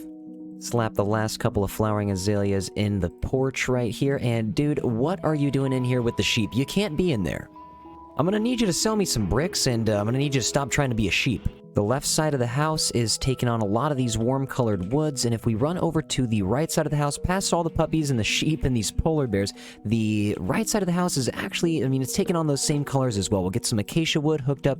Where are my chains? We'll get these chains on, and then we'll get some lanterns here as well. Actually, this entire side of the building was done on a live stream on Twitch. Cover up these windows with some mangrove trapdoors to add a little bit of spice. But this whole section of the building was added pretty quickly because I just wanted an entrance to the right side as well, and actually, there's a couple spots on the floor that I didn't add. That right there should do it. The floor is now complete. I just wanted an entrance that would differ from the porch side over here. Everything was looking a little bit too symmetrical, and, I just wanted a little bit of randomness on the west side of the house. I like the cool open concept of the porch, but now we have an entrance over here that acts as a nice foyer. Most likely, this is where the giant furnace is going to go. I'll probably end up taking a lot of this wood out right here to add a big chimney. Before moving on to any sort of chimney, though, we really should complete the roof, make sure everything's up here. Actually, all of these decorated pots need to move over here, too. And we gotta add the mangrove spice. I'll add the azaleas to the top of this roof as well. I actually made the same window design on these, but they're just a little bit smaller. And actually, you know what? Let's get the mangrove fences in between here, too. While we have these chiseled stone bricks on us, I'm gonna line up the outside. Pup, you gotta get up. Actually, you know what? Let's move these puppies inside. You guys can chill right here on the porch. I'm not sure. Oh, the other puppy's over by the sheep. You're doing good, bud. And we'll just line these chisel blocks one by one over here on the corners of all of the stone. See, now that just made the bottom level here just a lot more interesting. And I actually have an idea for the top level for the lighting, too. So first, I actually just wanted to clean this up a bit with the trapdoors, and we'll get some oak button. Well, not a grindstone. We'll take this guy out. I actually wanted to put that guy all the way up the top and put some oak buttons right here, and I think I have some birch fences left. I do. These are going to light up the inside. We'll take an oak fence with a chain and a lantern right there. If we jump down, I know it's gonna ignore the trapdoor bridge that I had built, but we're gonna climb all the way back down and take a step back, and ooh, okay, that looks nice. Now, let's put these grindstones basically anywhere they can fit. Now the chimney can begin. I actually put the jungle stairs back right over here because I think the chimney was going to be probably moved about 4 blocks to the left of where I originally thought, but I am going to take this out right here and this out right here. Let's probably just drop down. Right about here looks good. Honestly, the only way I'm going to tell is if I just build up and maybe just start spamming some of the stone. Start working random blocks of just regular stone in there. This is going to be a very tall chimney. And this one might not even be the main one. I do plan on adding 3, maybe 4 other chimneys to the other side of the house, too. Jump right on top. Actually, let's make it just a little bit taller, and we'll add some campfires diagonal from each other, and we'll add a little bit of a spruce trapdoor barrier. Sometimes chimneys are my favorite part of the build, because I always add them at the end, and they're just a nice little cherry on top. I normally don't do this, but I kind of want to add a small diorite slab ring around the top. I actually like that a lot. I'm going to put one more ring right below it, but just a slab of space in between. I thought adding some diorite down here would work, but honestly we don't really need it. I added a lot of holes by using some stairs in here, so the texture is already pretty much done. I have rose bushes and peonies on me right now. Let's hop over, make sure we can get over there safe and sound. Alright, rose bush and peony, let's alternate. Eventually I'm going to get some pitcher plants up here, because that is the plant that I truly want. I also decided to put some grindstones below all of the lanterns on this side to add some more color. And I don't know how I did it, but I forgot 2 acacia saplings right here. Luckily, we found them. Second chimney over here looking a little thick. We're going to add some jungle saplings to hang from below. Now we have a chimney on the back side, and we have a chimney on the front. The third and final chimney is probably going to be towards the back center right about here, but I think I need to add a little bit of a fishing lodge area. Also, this area in between the windows, it's starting to look a little bit plain. I'm going to add a little bit of an overhang. Get a couple campfires in there, and you know what? We'll use some spruce trapdoors in between. We're gonna have a combination of deep slate birch fence going into the chain on top of some spruce logs here. Also, this is gonna be our first time hanging bamboo, and I like this a lot. Oops, I actually almost forgot a chain right here. Now, finally, from the top of the roof, we can see our wide open valley. I think only 2 things left to do to the roof, but first things first, we gotta buy ourselves some quartz. Let's get to the noisy sheep and cow area. Just some blocks of quartz will do. Only gonna let us buy 12 for now until we let him out to re-up his trades. Also started moving everything inside. Don't mind the interior. This is not anything close to what the house is gonna look like. But now we can head out our side entrance, and actually we have 2 side entrances now. We have an identical back entrance to the front. This back side of the house is looking nice too. I don't know also if I'm gonna add a staircase going from the 2nd level down or not, but we do have an entrance coming in from the fishing dock, or close to it. Actually, now that I'm down here, I realize I need to add a door right there, and right there. We can pop back around. Okay, wait, hold on a second. We have some barrels that we should probably get right here as well. There's 1, 2, 3, 4, 5. Looking much nicer. Okay, back to the roof. Some of the building materials are already up here, but I'm going to jump up. I'm going to slap another oak fence right here, and one on all 4 sides. I'm going to hang 4 lanterns. Add 4 flowering azaleas, and then we're going to add some quartz slabs right here. Slap 1 right here and 1 on the end, and let's just drop down to make sure it looks okay, and not too bad. Alright, and this is looking pretty official now that we have 3 flags on top. I'm going to get 1 more on the fishing lodge area, but I think for right now what we need to do is start working in a little bit of the azalea bushes. So I'm going to pop that out and pop that in, just to give the roof a little bit of that overgrown feeling. I'm just going to keep on adding these sporadically. Run all the way over here, you be gone. Run down over here, you be gone. Even with just like 10 or 15 of them randomized, it's looking so much better. But now with the roof complete and most of the exterior complete, actually, hold on, let's get a cherry leaf right here and a cherry leaf right here. Also, let's get a flowering azalea leaf right on top of that composter, and let's go over here, a flowering azalea leaf right on top of that composter. Okay, now we're done. Now we can turn around. The front yard is something that we need to focus on a little bit because I'd like to get a path reaching from one end to the other while also keeping it a little bit overgrown. We got to move the polar bears inside. We have frogs to move inside. We got to hook up the horses over to the side of the house. And this guy over here who's in with the sheep, he probably needs just a little bit of help.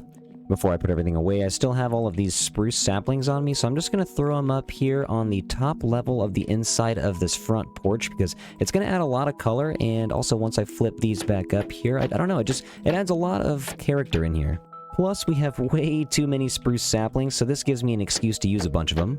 The very first two flowers that we see can be blue orchids, because I like these the best right now, since we don't have any torch flowers on us. And you sheep... Actually, wait, hold on. I don't want to hit this guy back here, so you cows, you're going to have to go one by one.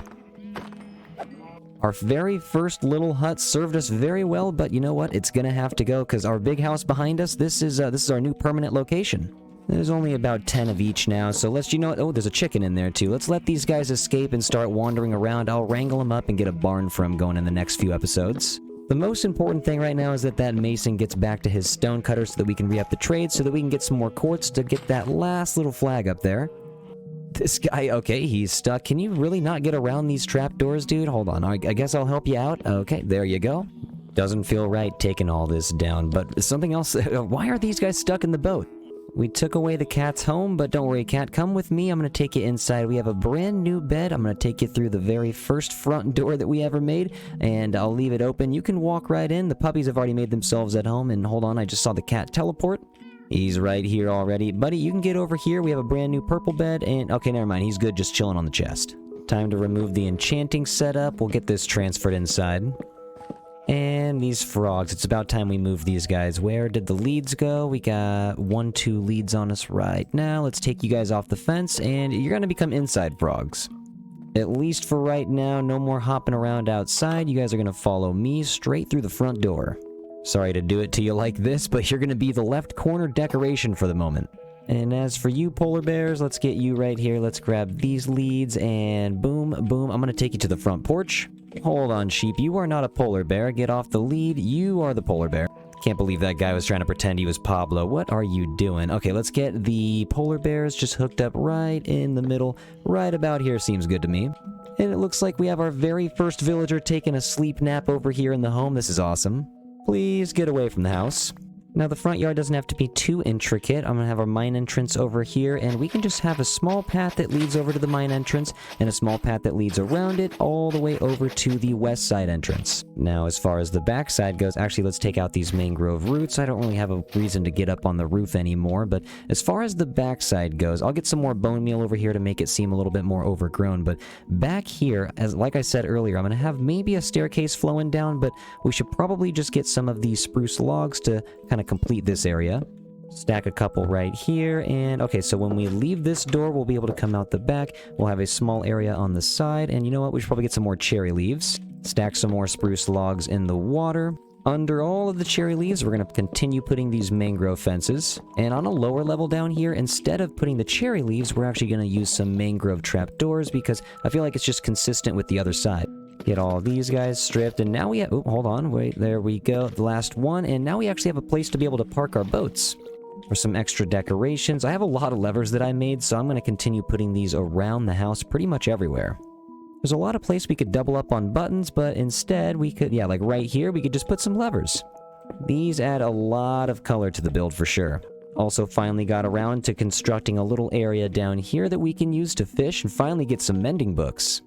So now with a place to park the boats and a place to fish over... Wait, is that a squid or is that a zombie? Okay, that's a squid over there. He's just caught in the building. That's always so strange when they do that, but we have a place to park the boats, and you may have noticed as well there is a little overhang over here with a checkerboard pattern, but our second floor leads us to that checkerboard area that we were just talking about, and we have some jungle saplings to hang. I think I have some... Yep, I do right here in the hotbar already. It's some flowering azaleas. Now we have a place to fly into later when we have elytra. Also, I kind of like this area because we can easily get onto the roof if we have to. Can't really see a reason why we would need to get on the roof, but we do have that, and there's a lot of different areas that we can explore on this building now. Because this build is huge. This whole front porch itself is huge. It's probably just by itself alone bigger than some starter houses. We have made a starter palace. This thing is absolutely insane. And okay, wait, hold on. This mangrove leaf, or the giant mangrove bush, is just floating in the sky. It's funny, I don't think I've gotten any water in a bucket yet. There we go, okay. And now let's run over. I think this, I don't have feather falling yet, so this might be too tall for me to fall. I'm going to place some water down here, just in case. Now I can climb up these vines without really having to worry about anything. We can be on our way, and boom, there we go. Let's take the water back. And I'll take my boat back. Thank you guys, appreciate you. We're gonna have to use a lot of bone meal to get the front yard looking a little bit more overgrown, so I do have a little bit of a bone meal set up back here. I need to place a lot of these seeds up in here that'll filter out and make some bone meal. But along with this first floor, we have the second floor all the way up here, and the third floor that we'll have to get the interior done as well. And if we move into the basement, this is probably the least done area, but this is gonna take quite a few live streams. We're gonna have a lot of interior decorating live streams coming from this series. With all of our lanterns everywhere... Oh man, this sheep's just stuck in the water. Sorry, buddy. But yeah, with all of our lanterns everywhere, we can kind of take out all these torches that we had used to keep all the creepers away at the beginning of the episode. And now with all this bone meal, we can finally start the decoration. Pretty soon, all of this vast landscape is going to be farm, barns, and a bunch of other useful buildings for all of the villagers. This is so crazy. This house is so huge. I'm just gonna get up over here by this cleric tower just to get a nice little faraway look at the house from the distance. Climb up on these ladders. I brought some extra dirt here with me. I'm gonna get up a little bit higher. Oh my god, this house is massive. Look at this tiny little mining camp out in the front compared to the rest of this palace. You can't even really see what's going on the backside. We have a whole fishing area on the backside, and I think what I'm gonna do is eventually add a small little fishing area right up on the water where that sheep is. Oh my god, I am so happy though. This is definitely this is my favorite house that I have ever made in Minecraft. I am just so thrilled that we get to call this place our home. And this is definitely not a starter house, this is a starter mansion. Get a little bit more of these pathways going here, and I'm gonna start working this in. Episode 2, a lot of Episode 2 is where these farms are gonna start to get made, a lot of these paths are gonna start to get made. Also in Episode 2, we're gonna finish the rest of the enchanting, getting the entire setup of our armor and our tools enchanted. Also, one of these guys out here in the boats, these are gonna be turned into librarians, and we're gonna get that mending book. Thank you all for watching, though. I really do appreciate you. The support is incredible, and I just can't thank you guys enough. Thank you to all the Twitch subscribers, YouTube members, and Patreon supporters. You guys rock. Again, I will be doing plenty of live streams from this world on Twitch and on YouTube.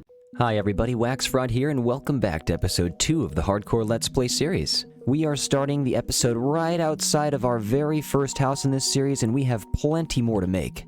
The goal of this episode is actually not to take care of myself, but to get some housing for the villagers, because, you know, I mean, I have a house, but the villagers don't have anything. The only housing that we've made so far is actually this small dirt hut that we have a Mending villager in and our Silk Touch villager in. We are going to completely revamp this village over here just so we can look at it from our house with a little bit of inspiration. I am absolutely not joking when I tell you on stream it took me only one try to get the Mending book. It took me about 50 tries to get the Silk Touch book, but actually my first try I got the Mending book. But we did just buy our first Mending book and our first Silk Touch book right now. Let's move back inside real quick. I have a small amount of enchanting and a small amount of interior decoration that I would like to show you guys that we've done so far. The first floor is not entirely done yet because we don't have a lot of the decoration materials that I'd like to use, like candles, glowberries, and amethyst, but we'll be getting a lot of that. But we did what we could so far with the materials that we have, and I am liking this a lot. I cannot wait for the decorated pots to have some pottery sherds in them. Tried experimenting with a couple different block types for what we have so far, and I've never used dripstone as pillars that go from the ceiling to the floor on an interior part of the decoration, and I love that. Just realizing right now that the lighting is now getting oxidized. I should get some waxed copper, but that means getting some honey, and that actually means going to find a beehive. This guy's taken a liking to the house, which I'm pretty cool with. I'd like more villagers to come move in here, but let's go to the third floor real quick. Don't mind the stair location. I don't know if this is going to be permanent, and I think the enchantment setup is going to be up here, but I don't know if I'm going to have a more open concept for this flooring over here. Let's place down our very first anvil, and let's get this Fortune 3 pickaxe with the Mending book in it. We have an unenchanted hoe, and you know what? Let's just drop a low level on it. Let's just get efficiency 1 real quick, just so I can see what the next enchantments are going to be. Honestly, efficiency 4 on the shovel right now does sound pretty nice. Also, a brand new axe with Unbreaking 3 on it with Silk Touch. Nice, not too bad. And since we have the Silk Touch book right here, I'm just going to throw it onto an unassuming pickaxe, and now we are set to go. We can finally gather a bunch of blocks that we weren't able to before. This guy's jumping for joy. I'm going to follow him outside, and we've been doing a little bit more decoration to the interior here as well. The second floor actually has a small balcony that looks over into here where the polar bears and the horses are currently calling this home, but pretty soon they'll be moved outside. We have way too much stuff to do in this series. There's too much going on. I collected way too many mobs in the first episode, and now they all need homes. But before any of those guys can get homes, we gotta house all of these villagers. This village over here is starting to look a little bit plain compared to everything that we've been making over here. There's a lot of landscaping we need to do as well. I kind of want to flatten out this area so I can make a nice looking wall, and these guys have been breeding. It looks like we have about 10 villagers over here, so we have a solid village. We can hook up a security wall closer to this mountain that wraps all the way over, closer to these ice spikes. Well, maybe not that big, but this is a pretty big-sized village. It has 2 bells right here, so technically it's 2 villages. All of these buildings are about to be replaced, and what are you doing up there, dude? This is absolutely not allowed, but I'm gonna walk away and pretend like I saw nothing. So just for the moment, the 2 librarians that I have in here, they're gonna just remain in the dirt enclosure. I don't want them to perish. I had a mason that was chilling in the house, and he's gone now. I think a drown got him sometime when I was gone, but yeah, I don't want that to happen to these guys, so they're just gonna stay in the dirt enclosure until I have more houses for them. And everything over here is getting so loud. Time for y'all to go for a second. Actually, first, let's make more cows real quick. Let's get rid of all of the wheat that we have on us. And now that we have that gone, let's get some leather.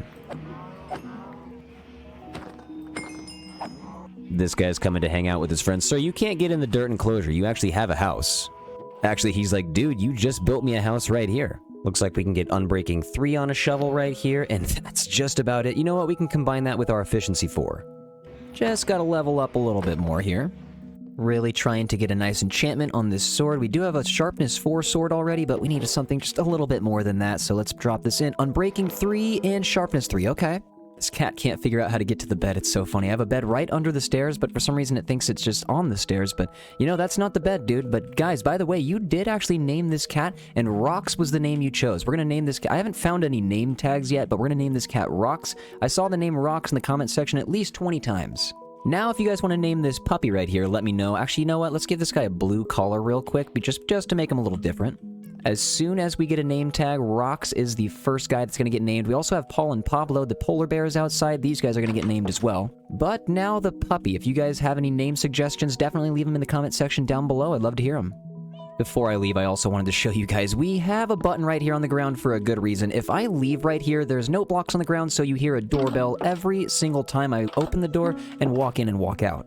At first, I thought this was pretty cool. You know, we have an alarm kind of sound every time a villager or somebody walks in the house, but I don't know, it just gets a little old really fast, so I put a button right here to stop that. Now it's time to buy those books. We have some emeralds to buy them with, but these books are kind of expensive since we haven't zombified and cured any of them yet. And this guy's stuck in the boat. Sorry about that, dude. But, yeah, I mean, we have a Silk Touch book available for 11 emeralds, and our Mending book is available for 20, which is not that great. Also, if we hop over to the village, we do have a couple more librarians that are set up. But these guys have a couple different books that we're trading. I'm actually just going to hop over here into this little jail. So this is a very expensive trade. Sharpness 5 and Efficiency 5 are usually pretty expensive, but Efficiency 4 was the one that I settled for because, I mean, it was half the price, and I couldn't find Efficiency 5. We can just combine these books for now, and we will get an Efficiency 5 book later, but the Efficiency 5 book at first was 64 emeralds, and I was like, no way. So 27 emeralds, I guess we'll just do it with a combination of both of these books. Also, in this side of the village, we do have a villager that is now selling us Feather Falling 4. I do not want to fall from really high up and take any fall damage to the point where I perish, and so, yeah, I thought that was a good idea. 17 emeralds is not that great for the trade, though. So as you can see, there's a trend here. Everything's very expensive, so we could either get them zombified and cured, which might take a while, or we could just make a mini raid farm and, you know, just get Hero of the Village, which is definitely the next step in the plan for today's episode. But before we leave the village area, there's a couple of beehives over here that I wanted to grab. Now that we have a Silk Touch pickaxe, you are coming with... Actually, you know what? Let's just take this tree out. And we have beehive number 2 right here. Silk Touch is amazing. All we need is a couple campfires to place below the beehives, and we can start harvesting some honey. I'm just going to break this right here and break this right here. And you know what? We will bring this out, and I'm going to put the bee nest on top of both of those. Then we can use the shears and get ourselves some honey. Now we can use some candles to help with our interior decoration, but I haven't even run into any spiders yet. I definitely need some string.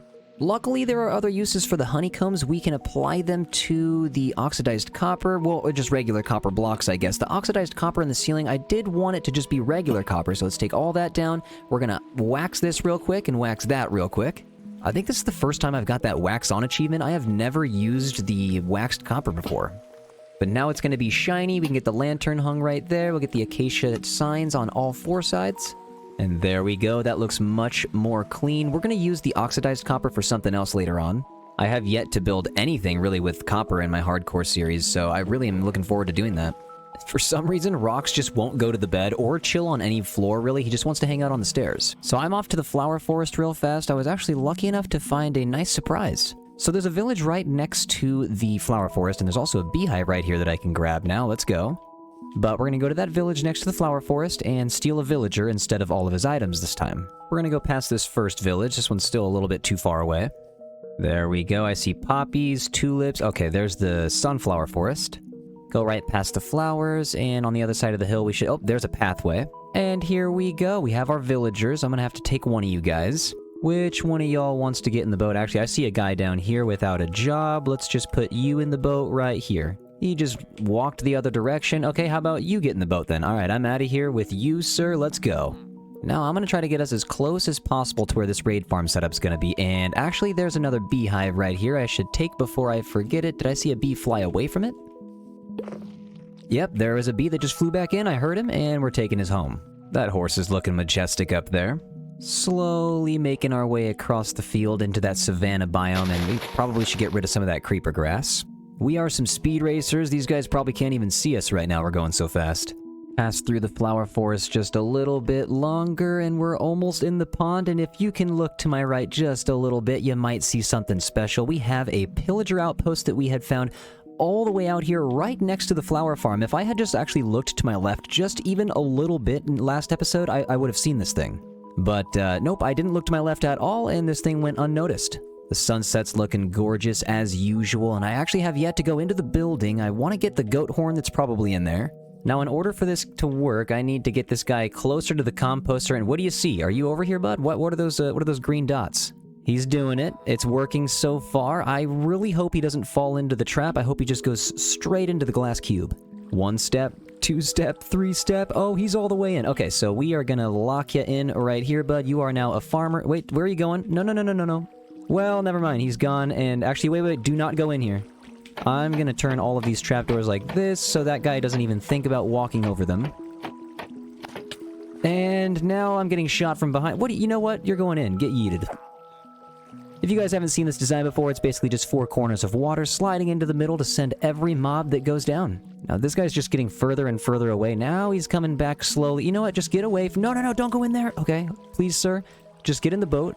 This guy is just living on the edge. Why? Why are you doing this right now? Please get out of there. Maybe he'll get into the boat. Yes, there we go. Okay, over here we go. Dude, this is... Why are you being like this? Villagers are always causing trouble.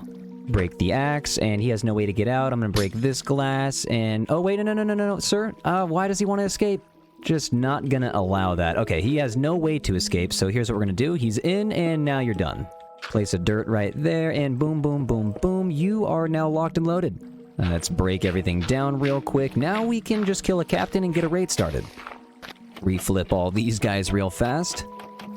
We already got a guy following me right here, but you are not a captain. I'm looking for a captain. You are also not a captain. Actually, you know what? Let's just run inside real quick. Where is the front door? It's not here. Where's the front door, please? Is it on the other side? Looks like it's on the complete other side. Okay, boom, boom, boom, and let's see what's in here. Well, what do you know? Nobody's even spawning in here. Well, this is kind of great. No one's even spawning in here. Got a bottle of Enchanting, and we have a goat horn. I'm taking this whole chest, and let's see what the goat horn sounds like. Absolutely beautiful. We do have a captain. Let's go. Okay, so I will just run down here real quick, and let's just go boom. There's a lot of dudes out here. Hold on, we just need to go boom. All right, so we just got voluntary exile. Let's run all the way over to the farm, and pretty soon a raid is going to start because we have a villager right here. As quickly as I can, I'm going to get that closed up, and the raid should be starting. I finally have a little bit of an area where I can watch it from. Looks like they're going to be falling in one by one. There goes one. Is this guy just going to fall right in? And there he goes. Looks like we got one guy that's having a hard time finding his way over, and he's gone. Break these right here and right here. That way I can creep in just a wee bit closer, and boom. We will make this room look much nicer. Right now it's still just a bunch of stone and granite on the walls, but I just wanted to make sure it works, which it seems like it does, but I am actually going to move everything down. Now we haven't moved down about 3 more blocks, and it seems like more pillagers are being added to the raid. The numbers went right back up.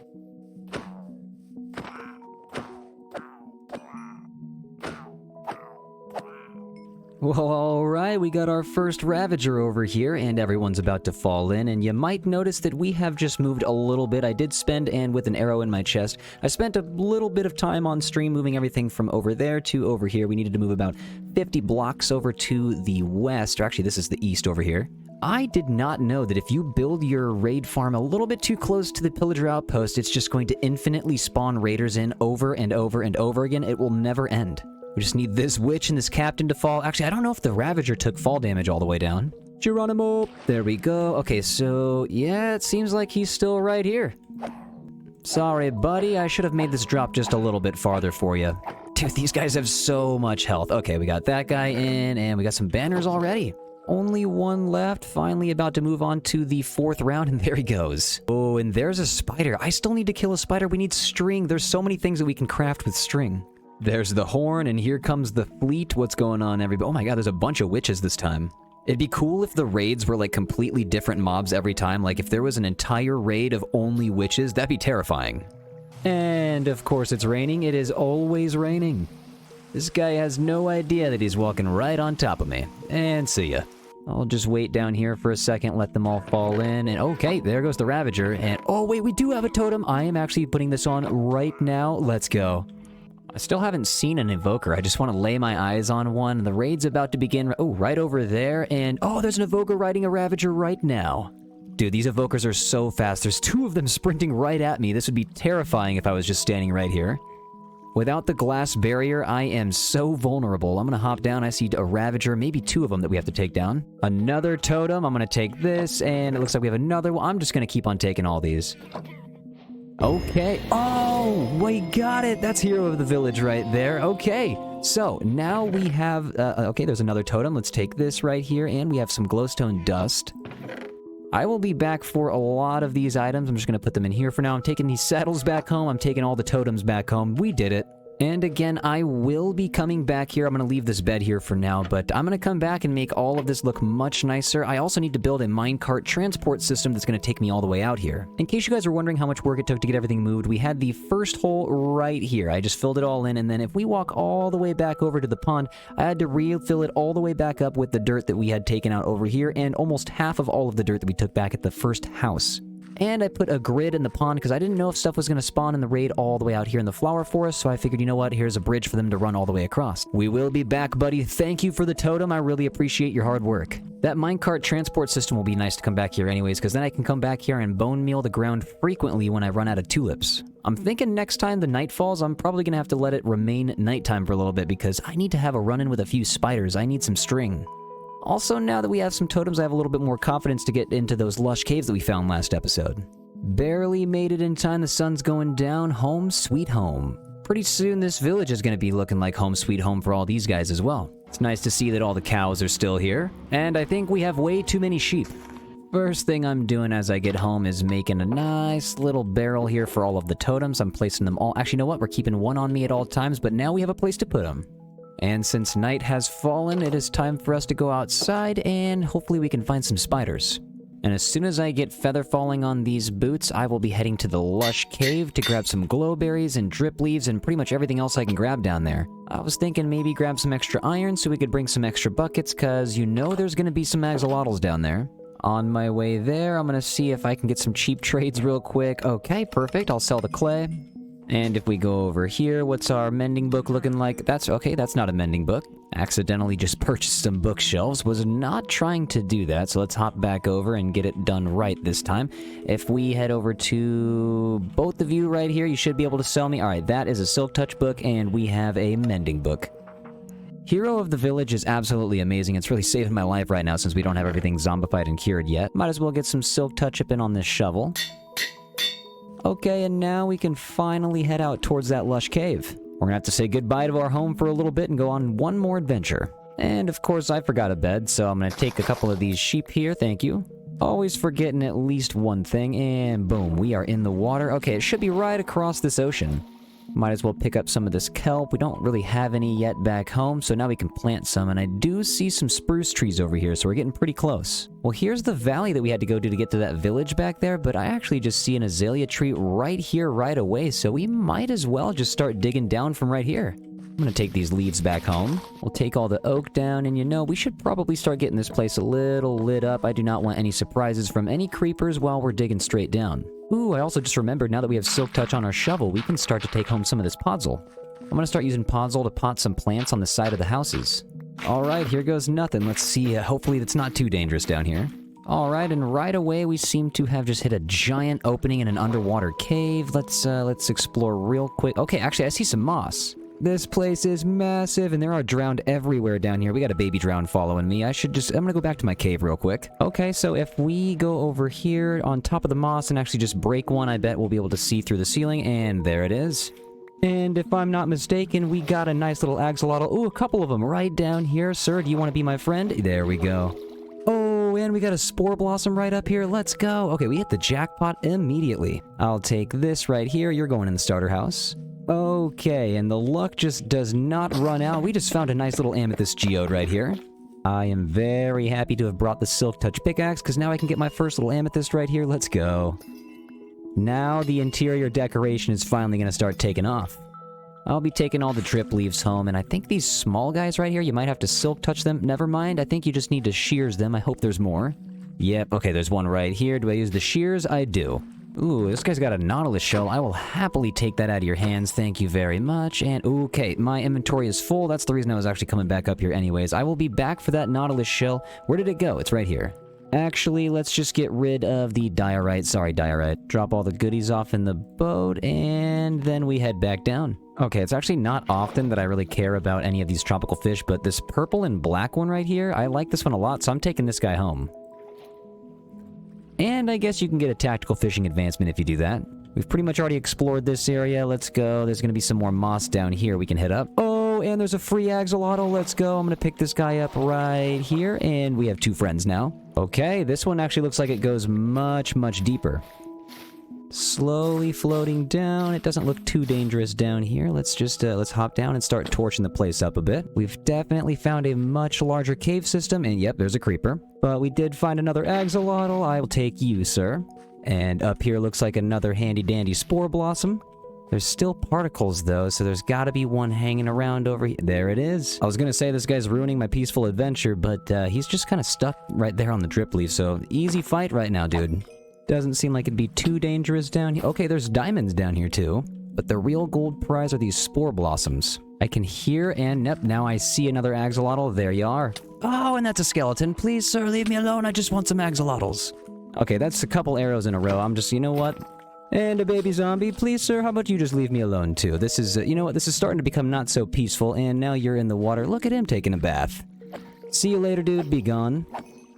And I don't even know how I skipped over this guy, but we have another one. Maybe he just spawned in right now, but we have 5 axolotls that we picked up so far. I think we are A-okay on this trip. We can come back to... Oh, there's another one. We can definitely come back to get more, but since there are creepers here right now, I'm just gonna go ahead and get out of here, because that guy can see me. Let's swim on back to the cave and climb back up to the boat. Let's go home and bring our decorations back. Okay, we have fresh air. That smells really good. And you know what? Actually, I'm gonna take some of this mossy cobblestone before I get back. I don't have too many vines yet to try to combine this with regular cobblestone, so might as well just mine this out while we can.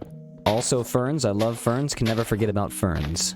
Back home we go. This is exciting. Not only are we going to use all of these decorations on our starter mansion, but we are going to incorporate these into the custom village that we're making. I am sprinting back to the first floor right now because I just absolutely cannot wait to get these glowberries in instead of the ladders into the corner. This is just going to make the room pop so much more. Let's actually climb up here to the second floor real fast, and we'll put the glowberries right there and right there. Bone meal them to make sure they're lighting up the place. We can now start to take out some torches gradually, and these are going to fall down to the bottom, so we do not need these ladders anymore. To have a spore blossom too. Let's get one right on the front porch right when we walk in, so we have these particles always, and I'm going to take this right here too. Soon we will have a home for all the axolotls, but I'm just going to put them in a barrel for now. Also, very big moment, we can finally add some drip leaves to the side of the house. These always make everything look much nicer back here. Also, we have our first spider right here. Hopefully, dude, you can give me some string. I have yet to pick up any string, and you have none. There's a witch and a creeper right here. Okay, well, there's bound to be some more spiders in this field. And we have another spider. Okay, let's go. Sir, I'll see you later. No string left, though. Okay, hold on. We're gonna have to do some work for this. I hear a spider. Oh, he's right behind me. Are there any creepers around? I'm actually just gonna... Hold on. I'm gonna lure these spiders over to the water because there's just too many creepers. Oh my god, there's like 5 spiders right here. 1, 2, 3. Oh, string, let's go. Never mind, it was just a spider eye. Dude, all right, come on. 1 string here. Please give me strings. Statistically, you have to... Okay, there's 2 strings and creeper. You know what? I don't have any gunpowder yet. If I can get a gunpowder, that'd be cool. And you're gone. Gunpowder, got it. We got a zombie here now. Boom, you're gone. Now, after today, we got a bunch of things we can craft. We have a beehive over here. We can make some scaffolding for some decoration. Oh, wait, hold on. We need a string, not a honeycomb. And then we can use the honeycomb to finally start making some candles. Turn the candle red real quick, and I'm going to put it on the upside down copper rod. There we go. Not too bad. Let's grab a flint and steel real quick and light this guy up. Okay, it's about time we got some candles up in this place. Also, we finally have enough iron to make a sufficient amount of iron trap doors, which I'm going to use for the top of these little tables over here, and I immediately am placing them in the wrong spot. But we have a desk in the corner of each side of the room, and I figured using some iron trap doors would look good next to the andesite. I love that we're just slowly adding every single type of block in here. Let's take out this lectern real fast, and oh, hold on, we got a doorbell we need to fix. Let's put the scaffolding right there and a beehive right there. Does the doorbell continue? Nope, it's done. Look at that. It's about time we head over to the village to give it a little bit of a revamp, and we can fall all the way down without worrying about taking too much fall damage because of feather falling. We absolutely cannot stop over here without taking a little bit... Oh my god, I already got some steak. We cannot stop without taking some of these cows out because it's getting way too loud over here. Bing, and bang, and boom, and bop. Well, now we have to do the scary part and jump in with the cows and grab all of the steak and all the leather. What have we gotten ourselves into? Let's see if I can make my way out of here.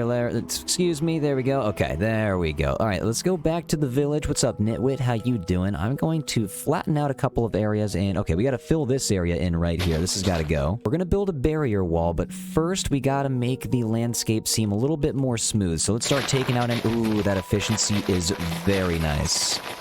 Got Silk Touch on here too, so I'm grabbing the grass now. Man, we are moving along nicely in this game. Let's start smoothing the place out just a bit. I want to keep a lot of the natural landscape, but places like this, you know, let's fill this in. We'll make a nice gradual incline that goes up to these upper buildings. And I'm glad this Nitwit's here because I will be getting a Nitwit sanctuary going. I've always wanted a Nitwit sanctuary, and it's about time we get one going. First, we'll have to make a villager breeder, and then we'll have to get as many Nitwits as we possibly can. See, now over here's looking way better already. I'm going to take this tree out. Eventually, we're going to get some custom trees in. By next episode, I'm going to start working on getting a lot of custom trees. Like these cherry trees are probably going to be the first ones that I work on. Then we'll slowly move them over into this village. But right now, I should probably get some torches out because these iron golems are starting to get a little beat up. This guy looking brand new, though. I probably also took some torches out when I was taking out some of this grass over here. But for now, we're just going to torch everything up. Oh, we got some spiders. Okay, I'll take the string. Get over here, buddy. And boom, and oh my god, he's fast. Okay, we got more spiders right here. Everybody come... Oh my god, these guys are really fast. Dude, this is insane. How is everybody enchanted all of a sudden? That's another reason why we gotta light everything up out here. Also, these creepers out here, man. These guys gotta go. They think they run the house, but we're gonna build a wall. Donkey is just still chilling here. Way to go, dude. Thank you for staying here. I haven't really brought him back over the house like I said I was going to, but I'm gonna bring him down one level. Hopefully he just stays chilling. And I kind of hate to do it, but in order to keep the land a little bit smooth over here, we're going to have to take down this animal pen. I'm sorry, donkey, but we'll get an animal pen going pretty soon. This guy is looking beat up. We're about to make this wall just for you, dude. We've collected a lot of the andesite, stone, and the oak, so I figured I'm going to use that for a lot of the wall. Place is a lot easier to be able to hop through, and I'll get some slabs so that it's easier to walk through as well, so we don't have to hop up all these dirt blocks. But I'm going to start on the back side of the village because it seems like all of these houses are just in one straight line. I'm going to set up shop right here, bring a lot of the oak logs out, and okay, so we're going to start by just probably measuring out a wall with a lot of the stone bricks. Some of the wall is going to be in the water, which is pretty cool. It's going to add a nice little element to the village. We can have a little pond in here. I'm going to do my best to leave as much of the natural elements in here as I can. This guy is on the city perimeter. I might be taking a right turn here, and you are outside the wall. Let's start back up the hill a little bit and start working some of the oak logs in. Jump down, strip these real quick. I'm actually going to have to probably make a stone axe. Get these stripped here. We're going to get some oak slabs in between them, and let's get a spruce fence with a little lantern hanging. Not looking too bad so far. Let's actually start working some more of the stone in here. It looks like me landscaping over here has brought the donkey on the other side of the bamboo. I'm sorry, dude. He doesn't look as happy as he once was. You will soon have a home. Dude, get off the wall. You don't want to be on the other side of the wall when this thing gets built up. This guy truly is a nitwit. Okay, so now for a small part of some andesite and some stone to protrude a little bit. We're going to have 3x3 towers in between 3 spaced out logs of oak here, and actually let's put some oak slabs right here again. We're going to keep the lighting going all the way around. This is going to need a lot of lanterns. Wall's not looking too bad, but it is missing a little bit of color. Oh my god, I can't even build the wall without it raining. It is always raining. Luckily, the sun's about to go down. Also, that's pretty cool right there. The sun rays peeking through even though there's a rainstorm right now. I'm about to sleep and then the rainbow's going to come out. Then we can decorate. The rain is gone and the rainbow is out. Oh, that's perfect. So let's hop around the wall here. There's a couple things that I'd like to add. Let's get some of these flower pots in with the acacia saplings. We'll get this repeated every time. We're going to need to get ourselves maybe 50 more decorated pots. But then in between all of the oak logs, let's get some moss in here for an extra green color with some dark oak trapdoors to hold it in. Then once these sweet berries are fully grown, that's going to add some extra spice here too. That already added so much. Now we just need to keep getting everything replicated, and that's nothing that a Twitch stream can't handle. Couple of berry bushes here around the deep slate corner tower, and we got some lanterns to throw in. Decided that, oh man, the nitwit looks like he's trying to leave. Let's not even allow him. No way, dude. I'm gonna build these deep slate towers up a lot. Also, I think I might do a little bit of landscaping with this side over here because it drops off just way too harsh. I think I accidentally locked this guy outside. I could let him through. We could just have an opening through the tower real quick, and I actually should probably get a light in here in case something spawns. I'm gonna start plugging in a little bit of the water, also covering up this old path here, as this is just not gonna be part of the new village. I can hear some rushing water. We just need to take out all that sound and build up. I'm thinking maybe just about right here, only about 3 or 4 blocks up from where we are right now. Also, every once in a while, it's nice to fill in some of this with the moss. You can bone meal it up. It starts to look much nicer around here. Gotta make sure we have this backside lit up as well. Let's build up here a little bit. I want to get a better look. Okay, so not looking too bad. I'm gonna make these deep slate towers just a little taller. But it's nice to finally see this place a little fortified. Now, before we start working on any specific buildings, I just want to make sure all of these towers on the corners are tall enough. Let's make sure this guy's tall enough right here, and we'll come back to him eventually. I'm thinking these smaller guys over here we need to work on. Yeah, like an iron golem just climbed on. This is, yeah, you know it's short when the iron golems can climb right on him. Couple of bings, couple of bangs, couple of booms, couple of bops. So this tower right here, unfortunately, is being obstructed by the old cleric tower, and I thought it might be cool if the cleric tower was a part of the wall, just to show a little bit of history here, but I kind of want to finish the wall. So this guy's probably going to have to go. Let's just make this guy a little bit taller. That should finish this up right here, and we'll start taking the cleric tower down.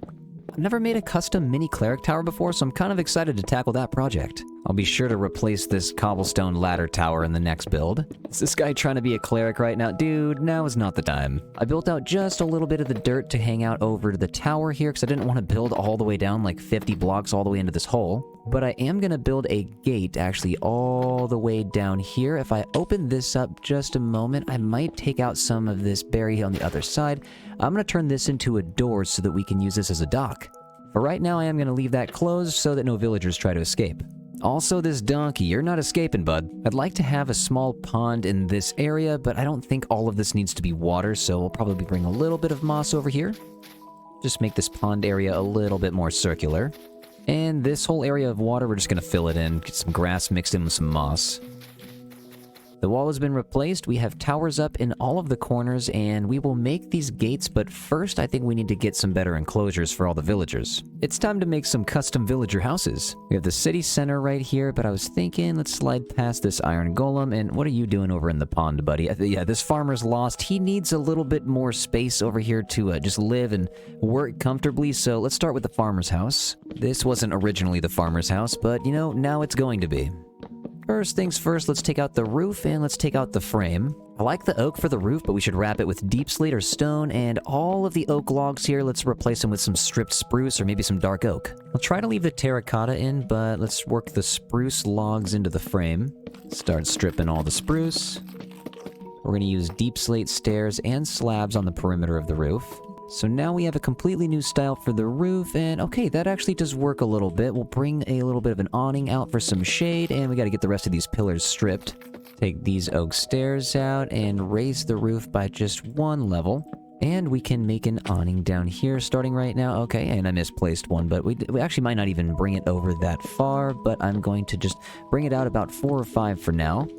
This will actually make the path seem a little bit more immersive because it's going to go right over. I'm glad we have Silk Touch now. We can just grab those anytime. And this is getting loud. Let's take all these out. Get some trapdoors here and some trapdoors there. This iron golem's trying to get in the way here, but we'll turn the front porch into some stone bricks and we'll get some deep slate to connect onto the roof, and that's not in the right spot.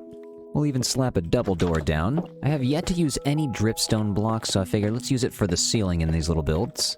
We're going to hook up some moss on the backside, cover that up with some dark oak trapdoors like we did on the outside walls. Now we have a little bit of a flower bed on the back and around the sides. Can never use too many decorated pots. Get a fence with a lantern under it, and you know what, let's get a decorated pot under it. Now we just need some greenery on the top, and if we go down to the bottom, we can slap some greenery on the bottom here too. I decided I wanted to switch these fences over to some jungle wood, get the gates up there. Okay, that's a little bit more colorful. Let's get this moved over from left to right.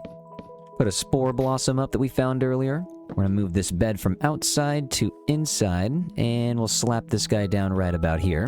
We'll get the interior decorated, but let's just take a quick step back, and for right now, this seems like a house that we could easily duplicate. Let's quickly fix the roof real quick. I just wanted to add the rest of these trapdoors.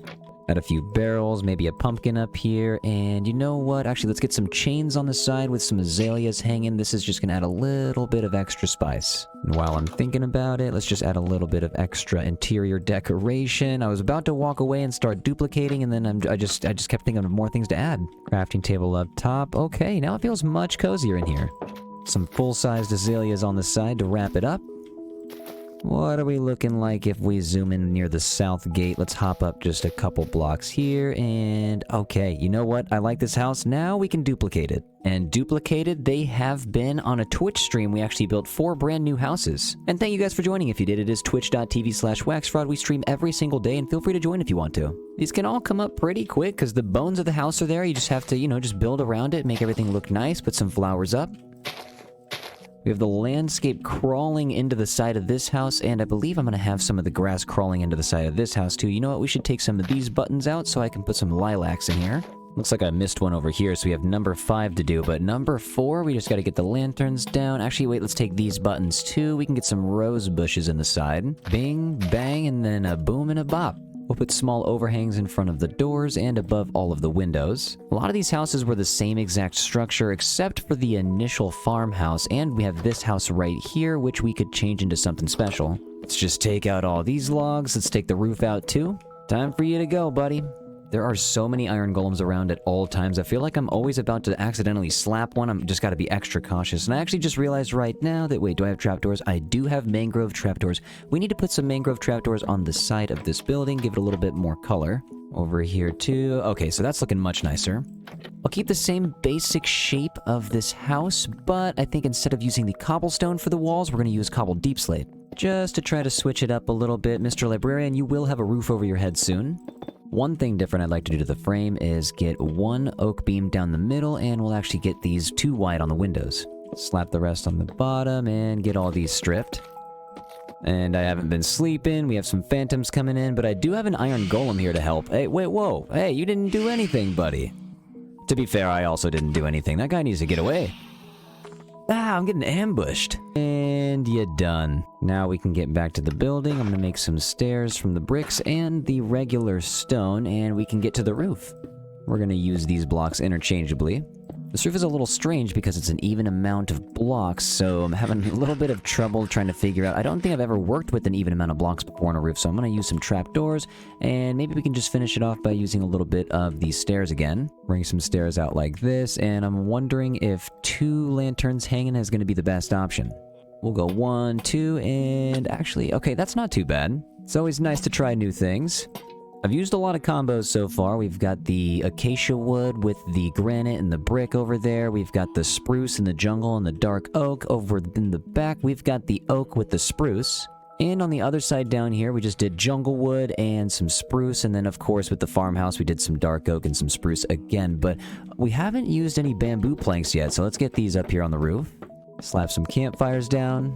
We'll take all these out. Man, these bamboo stairs and bamboo planks actually look pretty good. I definitely need to start building with this wood type more often. I'm going to get the chimney moving right through here still. More spruce trapdoors are going to get put up here in between all of these mangrove buttons.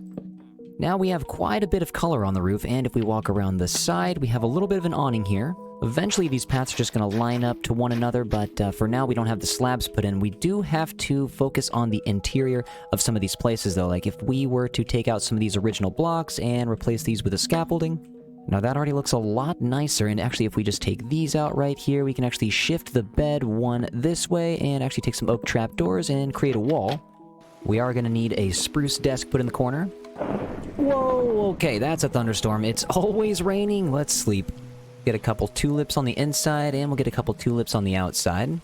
So just a couple extra pieces of decoration here. We're going to get some trapdoors loaded up at the top, and I think some note blocks here at the bottom, and not too bad. Just a small amount of blocks will actually go a long way here, and you know what? I'm going to move the blast furnace right back in there. One of the villagers will take that blast furnace as a job block, and I'm going to move slowly all of the rest of these into the houses. We already have a bunch of fishermen, so the barrel over here doesn't matter too much. We have quite a bit of barrels included in the builds already. The house right across the street, we can go ahead and put a barrel. Sir, get out of here. We already have a fisherman in here, but we can put a barrel right here, and then we can set up our little bedroom. These are going to be very fun to decorate. Take the cobblestone stairs out, and we'll get a nice wooden desk in. Put some saplings and some flowers for some more color. We'll use some lightning rods for some decoration, and without any lighting from the torch, we can need some lanterns. Now this place is already looking much more cozy. I've also been enjoying just kind of randomizing these work blocks on the outside of the builds too. So now we have a couple more work blocks to get used up, and in this house there's not really, well, there's a guy sleeping in here, but we don't have any work blocks, so we'll take the middle block out of the desk and we'll put a loom in. Now the villagers will just assume those work block positions, and we'll just wait for them to do so. Run back into this house. Let's slap a cauldron right down in the middle. Slap the cartography table down. Next on the list for me was the brewing stand here, so we got to get a cleric back in this town. We made him disappear when we took it away, so I think getting a brewing tower or a cleric trading hall right in the center of town, right next to this gate, would work pretty well. A lot of the front side of town is already used up, and so I figured, you know, let's get a couple of builds, maybe one more house in the cleric trading hall right here. I think it'd be cool if the landscape was moving into the build just a little bit, so let's start with the build right here. We'll start off with a 9x11 foundation. And the back side's going to be much taller than the front. Right now I'm using only stone bricks, but I will work in the stone blocks. It's just a little bit faster for me to spam these. Start smacking a couple of these out of the wall. Now for a 5x5 square for the tower shape. I'm going to start using some cobblestone walls to go up the sides. Now we have a solid way of seeing where we can put all of these windows. Just got to take them out in between all the pillars. Feels good to finally have to need some scaffolding. We have a build that's finally tall enough to get some going. Now some stone brick stairs to enclose the 5x5 square. Give ourselves a small platform to stand on once we get to the roof. Then, as promised, I need to make a way to get up there via ladder. I'm going to try to make this a little bit more interesting by putting a second layer here. Let's make the outside a little bit more exciting. I'm going to take some of these away and just add some slabs. Bing, bang, boom, and bop. Get some flowers outside on the windowsills before we actually get any of these glass panes in. We got the front door put in, and I decided to install 2 back doors just in case the villagers have any issues getting in, and I'm not going to put any ladders on the bottom shelf right there, or the bottom block, because I feel like they're just going to get stuck up on this second layer. But I will put the ladder going all the way up to the roof, and we're going to get this lit up here too. Put a lantern on all 4 sides just to make it extra bright. And now for some interior decoration, let's head down. We can put the brewing stand right in the middle, and let's get some desks right here. Got some acacia trapdoors for some extra color. Let's get that plant down, and voila, we got ourselves a nice little room. This guy's just been staring at me. It's kind of strange. I'm gonna get this last trapdoor right here, and we'll get some lanterns hooked up on the outside. Taking a step back, I like this. It's kind of like the original shape, but I think I'm forgetting this front balcony area. So right up here on the roof of this first room, if I jump up, I should be able to actually, yep, let's break this real quick. Bring our pickaxe out and break through. Yep, okay, now we're gonna have a door. Cover this up with trap doors, and yep, okay, so this definitely doesn't even have a railing. Cover that up, get some stairs on the top. Now if I can hop around the corner here, I should be able to get this last lantern. Boom, okay, there we go. Now it's all lit up. We'll round out the corners up here. Now we can, I think that might have been the last step, and okay, you know what? I really like this. Very simple, yet very effective cleric trading hall. Now, you may have noticed that I have actually started adding a small walkway slowly here that I can get up to via stairs next to the gates, or I can actually go into these deep slate towers. I can open the gate here that blocks the villagers from getting up, and then I can go to the tippy top here. These deep slate towers are really just not going to be much for function, though. I don't really want the villagers to use them that much, but if the villagers want to make their way over to this staircase, they certainly can. I think that'd be pretty cool and more immersive. It only really needs to be 2 blocks wide the entire way, and actually if I get some jungle trap doors here for a nice railing, I think that'd look pretty nice. As we set these up all the way around, I'm actually thinking some spruce logs could actually go around where the corners are. It's going to leave a little bit less room for walking, but at least it'll give it some more structural integrity. I'm going to strip these down real quick and put a spruce trapdoor on the outside. Cover the bottom with them too. Now the beauty of the towers comes right here, where I can just take a step back and look at what I've done, and then I can pop through the build right here, and we are at that exact same level. I'm debating on whether or not I should keep that. It is very convenient though. Drop down, get some more spruce logs in, and strip, strip, strip, strip. Couple more over here, get some logs going all the way 1, 2, 3, and 4, and strip, strip, strip, strip. Jungle trapdoor here, jungle trapdoor there, everywhere a jungle trapdoor. These slabs are going to be a little difficult. I can put one right there on that level, but as far as the half layers go, I only can really put it right here, which doesn't really end up looking too bad. The only thing is, if you just want a higher up railing, you kind of just need to start stacking them like this. Now if we're running around the corner this way, we don't have to feel like we're about to fall off. Get you right here, you right there, and as far as the stairs go, we should probably do the same thing where we stack them up. Stack 1, flip, stack 2, flip, and stack 3, flip, stack 4, and flip. Maybe one on the bottom to start it off. Okay, this is cool. Now the town is breathing with life in all these buildings, and the wall is as well. And of course it's raining again. What we're gonna do now is I put a bunch of campfires on each of the corners, and I'm gonna load them up with some mangrove trapdoors on the sides just to give the color a little bit of pop. Slap these down on the top, and in between these and the spruce trapdoors, we're gonna get some birch buttons going. The place is really starting to come together. Just need a couple of these on the inside, and I'm noticing we have a blank space over here where I need to put the farm in, but let's get that taken care of right after we get these pathways lit up. All of the houses are now connected between these small paths that I would normally have in a regular village that I set up, but now I just need to have the lanterns everywhere. All of these guys are connected, but with no lights in between all of the paths. Let's take out the torches here for the temporary lighting and get some permanent lighting in. We have a deep slate tile wall, 3 oak fences, 2 spruce trapdoors, and then we will drop down and use a lantern, and that will create 1 lamppost. We'll use some lampposts to separate the paths over here on the hill where it gets a little messy, and I think I'm going to pop one up right over here too. Now we have a lot of those lanterns up around town. We can start to take out these torches, but first I really just want to get this farm done. Right now it's only wheat, but we can make this a multi-crop system. I'm going to separate each block with 1 spruce log. Throw some polished andesite in between all of these. Take all of the old oak blocks out. Got all of the old weed out. I'm going to get it replaced. I'm going to throw some new dirt up in the corner. Start raising all of these spruce logs by 1. Running back home to grab a bunch of these carrots. I'm just going to move this carrot farm, actually. I don't really need these in front of the house anymore. Decided planting some trees in front of the gate, or what will be the gate, would be a good idea, because I thought maybe just adding a path in between the trees would make it a little bit more immersive as well. This guy was escaping, and then as soon as I had the carrots, he followed me all the way in here. With all these lampposts at all the street corners and the pathways having just a little bit of color and decoration in them, it's all starting to come together. I'm going to put some carrots on this first row. Let's hoe down all the dirt. And we'll move all the water that's needed into the middle. I was thinking about making this half of a wheat farm, but we could move the wheat farm to the other corner of this village and just continue making this one giant carrot farm. Where there's no lanterns, I'm going to throw down some acacia trapdoors. Now up on the other corner, I did the exact same thing where we run through the pathways and we can find ourselves at a nice little wheat field. It's not as big as the carrot farm, but this will do the job.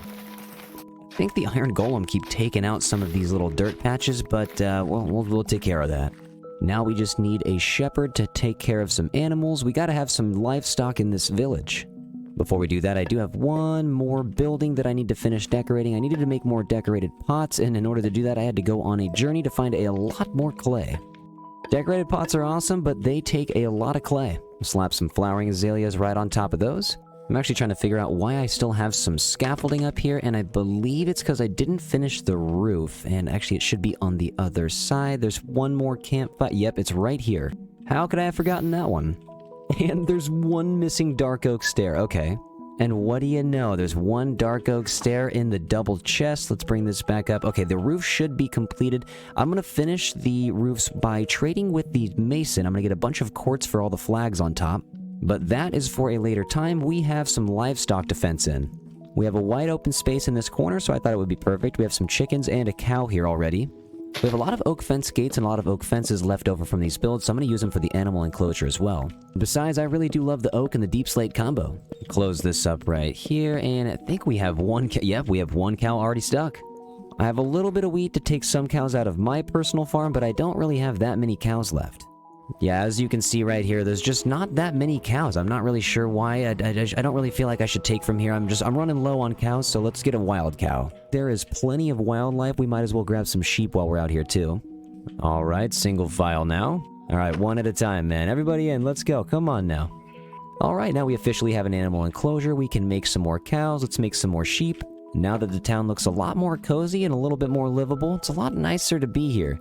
One thing I'd like to focus on next is, and of course it's raining, but the one thing I'd like to focus on next is this gate area. It's looking a little bit plain, and I'd like the entrance to look just as detailed as the center of the village. The stairs over here, everything looks nice. I like up here so far, but the gate is looking plain, and so do these deep slate towers. I think I'm going to construct these to be just about maybe 3 blocks taller than they currently are, so let's just go up 1, 2, and 3. Whoa! Oh my god, why? Why is there so much lightning? Why is it always raining? I don't know any other hardcore world that rains this much. We used only deep slate tiles so far, so I'm going to line this top layer with some deep slate bricks. Under this, we'll drop down and we'll use some stairs to make it look like it has some more structural integrity. Then we stagger the top to give it a castle effect. Okay, that is a cool castle effect. I do like that. We just need to add that to all of the 12 towers on the side. But in order to light up the corners, I feel like just a chain, maybe 2 chains, and a lantern will do. Wait, I'm going to one-up myself. Let's use a cobbled deep slate wall right there. Okay, perfect. We'll actually just take out 2 blocks with some slabs on each side and a spruce stair in the middle. Break some windows out over here as well. Okay, did not mean to break the lantern. Get that broken, and where's the lantern at? We'll get this hung right back up. Get the glass panes in for the window, a fern on the bottom, and you know what? We'll get an azalea right at the top. Close this off with some spruce trapdoors on that side, and over on this side too. Got our last window made right here, and a couple extra blocks to grab from the ground. These are not looking too bad, except we actually did miss some lighting right here. I have some slabs on me. We'll throw one right here, and one right here. Do I have any fences? I do. Throw the fences up and the lanterns, and we got this lit. This chicken doesn't necessarily belong, but I guess he can stay. The iron golems are starting to spawn outside of the village now, which is a little strange, but I guess it is what it is. Let's run up the stairs. I'd like to get into one of these center towers. All of them are decorated and lit on the inside. Nothing should be spawning in there, and none of the villagers should be able to get up because of the fence gates. But if we crawl to the middle, we have a nice lantern in the middle. The acacia trap doors are a nice little accent on the edges. And all of the towers should be lit up with all of the lanterns, except actually I see over here there's no acacia trap doors. I'm always forgetting something. I believe this right here should be the final touch to the towers, and okay, now we are looking fortified. All I gotta do is lay down a couple of these azaleas it looks like I missed. I believe I missed some on, yep, right here as well. Scaffold up real quick. We got a plant right there and a plant right there. Looks like I also didn't even put any slabs right here, so I'm glad I came back over. Oh my god, why are all these... Okay, everybody out. Everybody get out. You guys don't need to be in here. Only for the cows, the sheep, and the chickens. Everybody out. Single file now. Come on, guys. Why are you guys in there? I don't even know how they got in. The towers really bring the village all together, but what I'm thinking is on the side, I laid down some moss. I want to put some birch trapdoors up against here. I'm going to lay all of these up. Then we're going to put some azaleas in here on the wall just to make it look a little bit nicer. So many trapdoors. But the moss does look pretty nice as a wall accent. And continuously flipping trapdoors is pretty fun. But now at the center of the village, we've actually reached a point. There is a pond we can get done here, but that's actually pretty easy. Now we just need to tackle something that I haven't tackled ever really before. Let's take this center tree down. We need to make a first custom tree. But right now, I'm just going to lay one right here in the center. Man, that is always so much louder than I ever expect. And we'll lay one over here next to the animals right here. Actually, I'm thinking these are way too close together. Let's take this bell and run all the way on the other side of town, across the pond, maybe closer to the farmer's house that we had originally made, and put this guy just right here. That's strange. It was under the tree somehow, but I guess it is what it is. Let's grab some of these oak leaves to help recreate the tree. I am going to start right here, though. Let's just go up about 7 or 8. I want to start making some branches, so let's go out this way just a little bit, and over on this side we can move up, but even one more, just a little bit higher. Bear with me, guys. I've never made a custom tree before. I guess we'll just start spamming some leaves. I'm really hoping this ends up looking good. I'm going to use some flowering azalea leaves mixed in here as well. We got something coming together so far. It's looking a little flowery on that side. Let's go under here. Get some randomized oak logs on each side with some slabs so no villagers can start climbing. Get some slabs under the tree over here too. I got an oak fence in there, but I want to get some more oak fences. We start bringing the branches down like this. It kind of reminds me of a weeping willow tree.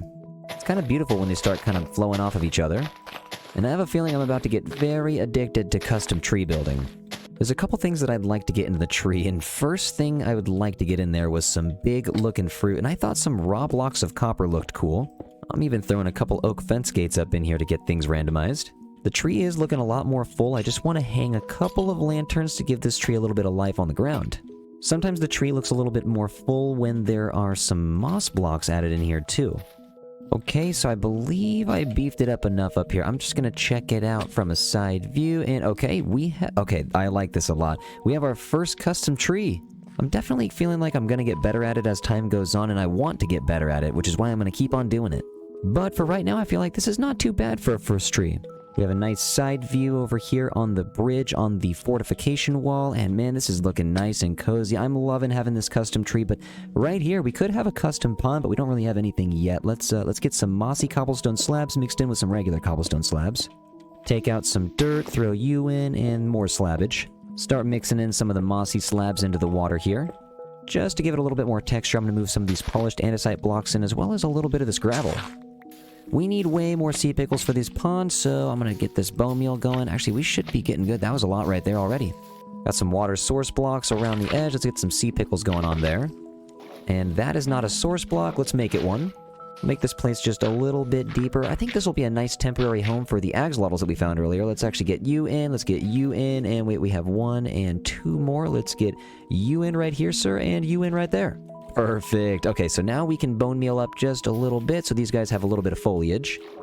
Also, if you guys want to have these axolotls named after yourself in the Twitch chat, make sure to come by anytime. These small drip leaves on the outside look absolutely stunning. And it's fun adding the big drip leaves every once in a while, but I like adding them at different heights. Then we can add some actual flowers for some extra color around the sides. Almost forgot to add the spore blossom to this tree for major ambiance, and also the kelp at the bottom here so we can get some extra ambiance down under the water. Now the axolotls have some foliage to swim through too. Perfect. This pond is looking nice and cozy. It is missing a dock, however. I think right here might actually be perfect. Let's take some of this out, some of that out. This really only needs to be about 1 block across. I'm just going to make some spruce trapdoors come out like this, and you know, this is less of a dock and more of a diving board. Take that guy out, and not too bad. We have a little bit of space out here to watch the axolotl swim. Now this place is really coming together. Let's take out the scaffolding. There's one place that I really haven't focused on, and that is the front entrance and the back entrance over here that's leading to the house. So if we run over here real quick, I just want to add more details in between here, maybe get a little bit of an arch going, but I might need to go mine for some more deep slate. Or instead of using deep slate, we use these stone bricks that we have been using, and I'm going to actually incorporate a little bit of the andesite in here as well. Or bring these over by 2, get that stair going right there, and 1, 2, 3, 4, 5. If we drop down, that is not too bad. Now we're just going to bring everything up and over by 1 block. This is going to add a little bit more depth. We'll do the same thing to the backside, 1, 2, 3, 4, and hop down. Okay, that looks much cooler. Hop up here real quick. I kind of wanted to get some stairs to round off the edges and see what this looks like. We'll hop down. I think this arch actually was a little bit easier than I thought it was going to be. That's not too bad at all. This series is nice. I've already been working with a lot of types of architectural designs that I really never work with. Get this guy down in the corner, and okay, dude, I think we've done it. Now we just need some walls and a few oak fence gates to top that off. Not too bad at all. Let's get this here. Maybe some lanterns could go here. Actually, you know what? Sometimes simpler is better. Let's just keep all of the oak fences out, and we'll just put a lantern there and a lantern... Wait, hold on. And a lantern right here, and voila. Something we could do, though, is hop up here and get a lantern hanging from both sides right there and right there. And just for the gates, I'm going to slap a lantern right in the middle down there. We'll get one right on top of these cobblestone walls, and if I hop down here, boom. Now there's a couple things to clean up. I want to make a couple places for these villagers to hang out. So I'm going to get some campfires loaded up, stairs on every side, and we'll coat these with some dark oak trapdoors. If you add a bunch of these around town and get a bunch of these wells around the pass, it adds a nice amount of texture. Over here's looking a little dark, though. It does look like I forgot to put a bunch of lanterns in, which is not good because creepers, zombies, skeletons, anything like that could spawn. It'd be cool if this place was completely mob-proof.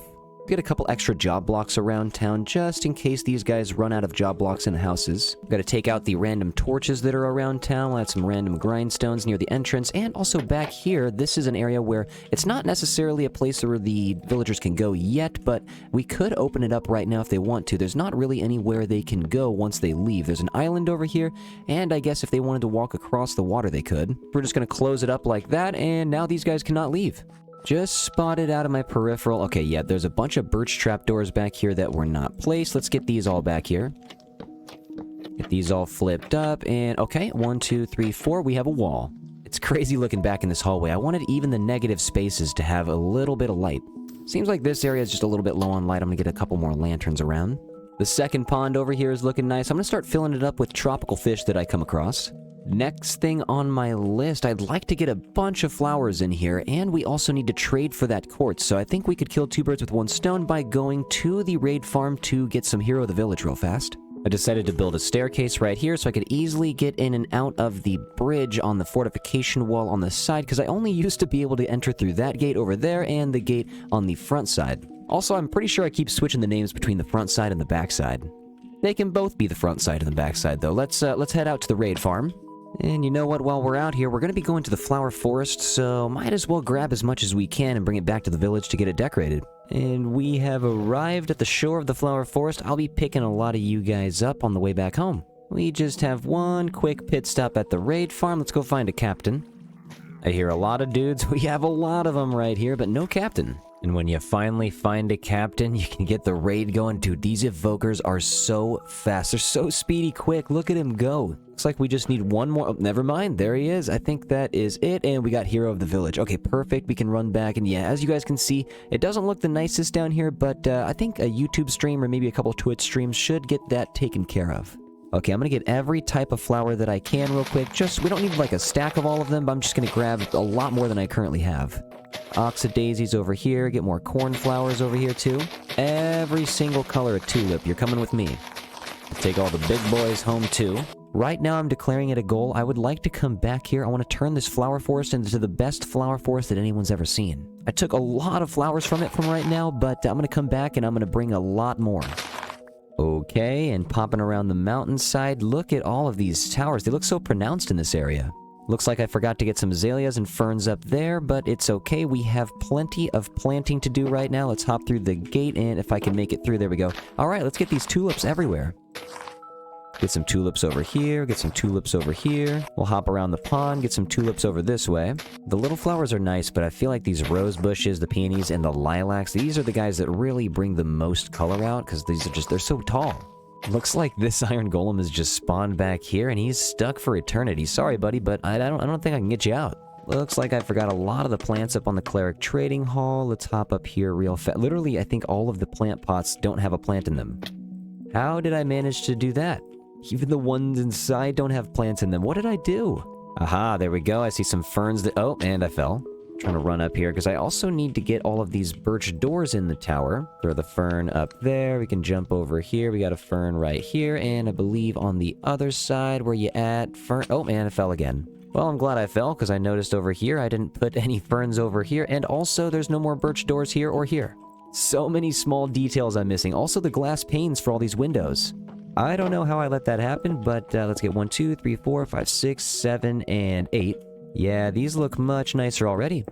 Now let's run back inside. I have a small stash of clay that we can use to sell. Now I just have to find the stonemason throughout all of these parts. There's a couple of stonecutters throughout town. Maybe he's just in here, but he is not home, so maybe... Oh, wait, he is right here. Hold up, buddy. Let's sell you some clay. Thank you very much, and I'd like to buy these blocks of quartz. And I will turn these into slabs real fast so that I can make some flags. Seems like these trapdoors are making this guy get stuck. I'm gonna take this out for right now so that he can at least re-up his trade. And he's getting stuck on this one now. He really wants me to take these down. And now we can climb up on one of our roofs. Let's start right over here. Let's get up here with the scaffolding.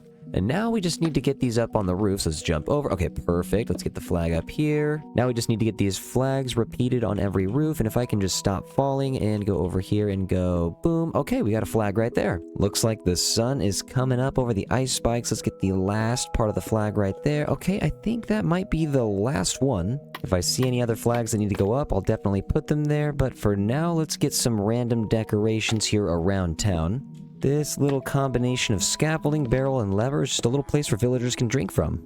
Now, walking through this place, I want to make sure that I'm not missing any details. Like right over here, there's some missing acacia saplings. Let's run back home, past Paul and Pablo. What's good, guys? How you doing? I didn't even say what's up to them the whole episode. We'll run back with the acacia saplings, and actually, you know what? Now we have this village made. We could actually set these first librarians free. Looks like we've actually caught a couple of these villagers. You know what? Let's let you guys go, and let's let you guys choose. If you want to go to the house, you can go to the house. If you want to go back to your village, you can most certainly go back. This guy is getting very close and personal. It looks like most of them are just wandering right over to the house. We gotta keep this nitwit safe, though, for the nitwit sanctuary. And now we finally have a little bit of a clean pathway that leads all the way from the house over to this giant village. Take a turn past the minuscule cow population that we have going on. We definitely need a lot more of those, but now we have the front gates that we can open and explore. If we just walk straight, we'll go right under the custom tree, and this is kind of the town center.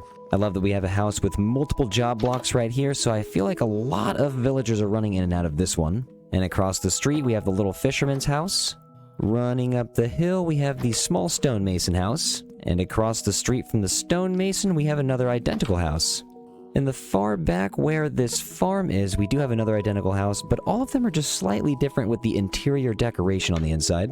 And I need to hop all the way around town over here next to the water troughs. I have a couple acacia saplings that are missing. Let's get the chains right here, and let's get the flower pots right boom, and then we can get the acacia saplings right here. Even the negative space has a bunch of flowers and a lot of color. Now with a little bit of extra time on our hands, we can take some of these decorated pots, throw a pot into them, and put some saplings on top. If you walk in from this way, and by the way, this path is going to lead through these cherry trees to another build eventually. But if this is the entrance we're going to use, the first thing you're going to see is this little cleric trading hall. Take a right to see the buildings that we just toured, or you can take a left to see this pond over here. We can go see the other pond. We have the carrot farm behind all of these wells, and we also have the original farmer's house that I had created. Back all the way over here, this is exactly where the village started. I think my favorite thing about this village, though, is the fact that we can hop up from any of these towers, open up the door, pass this gate, and walk through the second door, and voila, we are on the bridge that gives us a much better view of the town. It is cool because we can jump up from there, and now we can get up on this tree and get a giant view from the town. Also, it's kind of cool that we can patrol this bridge as if we are the guardian of this village. Maybe some plants along this wall would be cool. Now that I'm walking along and I'm going to be patrolling up here, you know, maybe something nice to look at would be cool. More acacia saplings never hurt anybody anyways. But guys, thank you so much for watching this episode. I really do appreciate it. I know these episodes are a lot longer than they usually used to be, but I think I'm going to keep it this direction. Hi everybody, WaxFraud here, and welcome back to episode 3 of the Hardcore Minecraft Let's Play series. Just taking a quick stroll through the village we made last episode, and there are so many villagers with all the jobs here now. They have been doing a lot of breeding. It feels so nice to have a huge area dedicated for all these villagers, so they just have a nice place to call home, and I can actually get all the way to the top of all these towers and keep watch.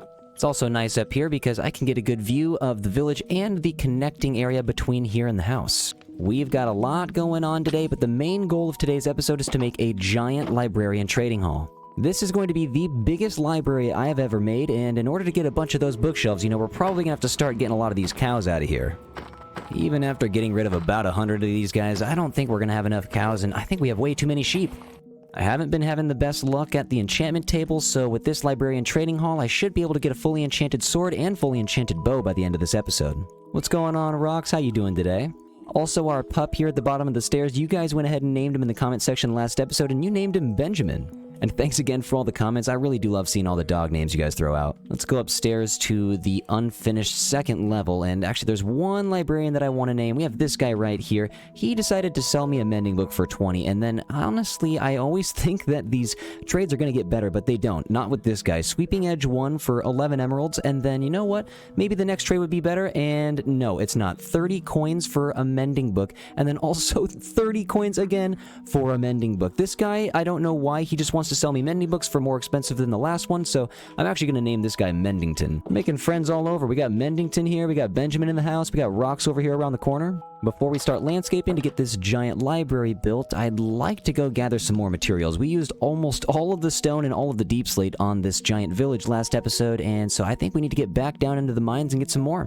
And before we go stop and get some of that deep slate all the way at the bottom, if we take a right down here, I've actually been getting some of my stone with the Silk Touch pickaxe over here. And as I continued following this down here on stream, the reason I stopped is because I was just digging down further and further, and I started hearing some spiders, and all of a sudden I saw this. And we found ourselves a cave spider spawner. I should probably just get rid of some of this with the shears. Let's take these cobwebs out.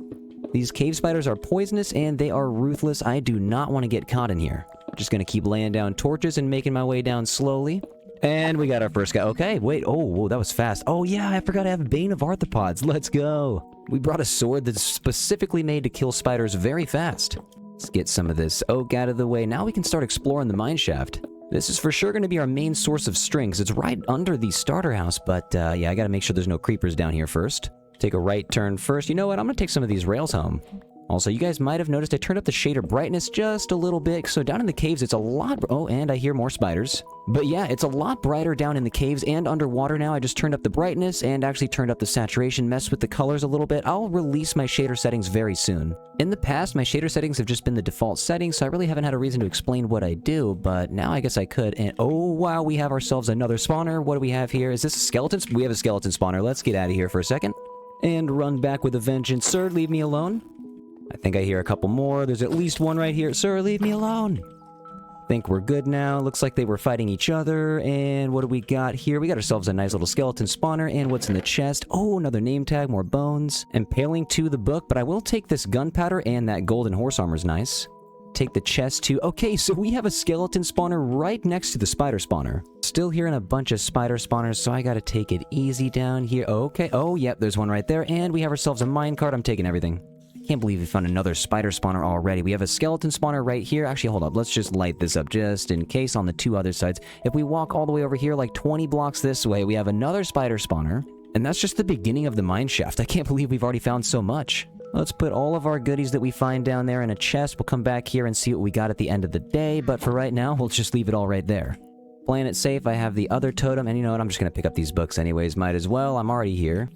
I hear a crazy amount of spiders on top of me, but I don't see any spiders. Well, there's one cave spider right here. Leave me alone, sir. Please leave me alone. Let's keep taking these down just a little bit further right here. Okay, boom, and we got you lit up. Now I'm just hearing... Oh, and there's a creeper right there. What's up, dude? About to say, now I'm just hearing every single type of mob, but you can't hear the creeper. Trying to see through all the cobweb down there. Is there another spawner? I hear so many spiders, but I don't know where they're coming from. It sounds like they're right on top of me, but I'm kind of scared to break through a little bit. Okay, hold up. They are right here. I'm going to start taking out cobwebs a little bit over here, just one by one. Bat, you're going to have to get out of the way, buddy. Start getting some torches spammed up in here. This is just wild. I can't believe we found 3 sources of string and a bone meal farm already. Break another hole right here. Okay, these guys are everywhere. We found the spawner, though. Let's light this guy up. Looks like we have a long hallway. If we break in through maybe just this side over here. Yeah, we can break through just a little bit and start taking these guys out too. I'm just gonna break in through this side and start taking out the cobweb. Okay, do not want the cave spiders. Oh, they can get through that. I was not aware they can just get through these 1x1 squares.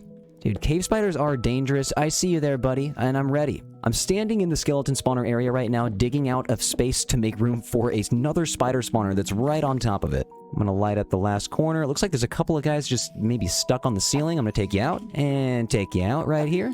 Got one guy hiding in a cobweb right here. You done. Well, guys, this is the most crowded mine shaft that I have ever seen. Get all the cobwebs out of here. I kind of want to make sure the mine shaft is a little bit more safe before I start digging holes everywhere to get these farms going. I did see a creeper here somewhere, so we gotta take it easy.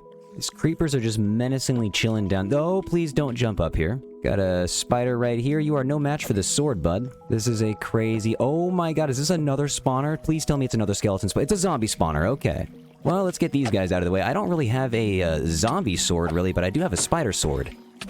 Okay, now we are really gonna need that enchanted sword and bow now. What do we got in here? A music disc. We got cat, and what else do we got? Okay, nice find. We have found all 3 of the mob spawners down here. We don't really need to search any further. We found everything we need to find.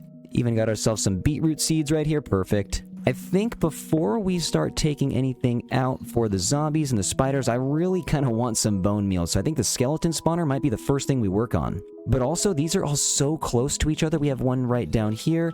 We have one right here. And we have the skeleton. The zombie spawner is a little bit farther away, but we have the other spider spawner right here. It's possible we could get them all connected, but they might be too far. The only way to find out is to start taking everything out. Let's get this skeleton spawner spaced out here, and then we'll also start spacing out these guys. This honestly feels like a good time for a live stream. Feel free to join anytime. It is twitch.tv/WaxFraud. We stream every single day. And after a quick stream, we have the classic spawner formation. The 4 blocks out, excavated in each direction. Then we just take out the torches. The spawner should start working, and we have 1 skeleton already. Ow, he shot me. Still a little bit of light shining right here, so I'm going to close it up. Yeah, you can see more of them spawning now.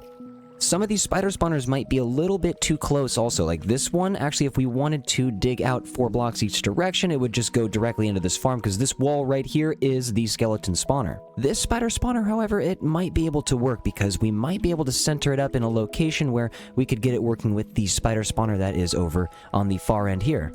We have so much going on. I can't believe we found 5 spawners, but let's run down. I want to see if the skeleton spawner is working. Nothing is decorated quite yet. I just have tunnels going everywhere, and we should have skeletons right here. There we go. Now we can use this as an XP farm. We can also use this to get as much bone meal as we want for now, which means as many flowers as possible. We already got almost a half a stack of bones and a bunch of arrows. This one seems to be working for now. We're gonna have to get this decorated at some point. The zombie spawner around the corner over here, I think it's a little bit too far away to get everything moving at once, but it's possible we could get a double spawner going with the skeleton and the zombie.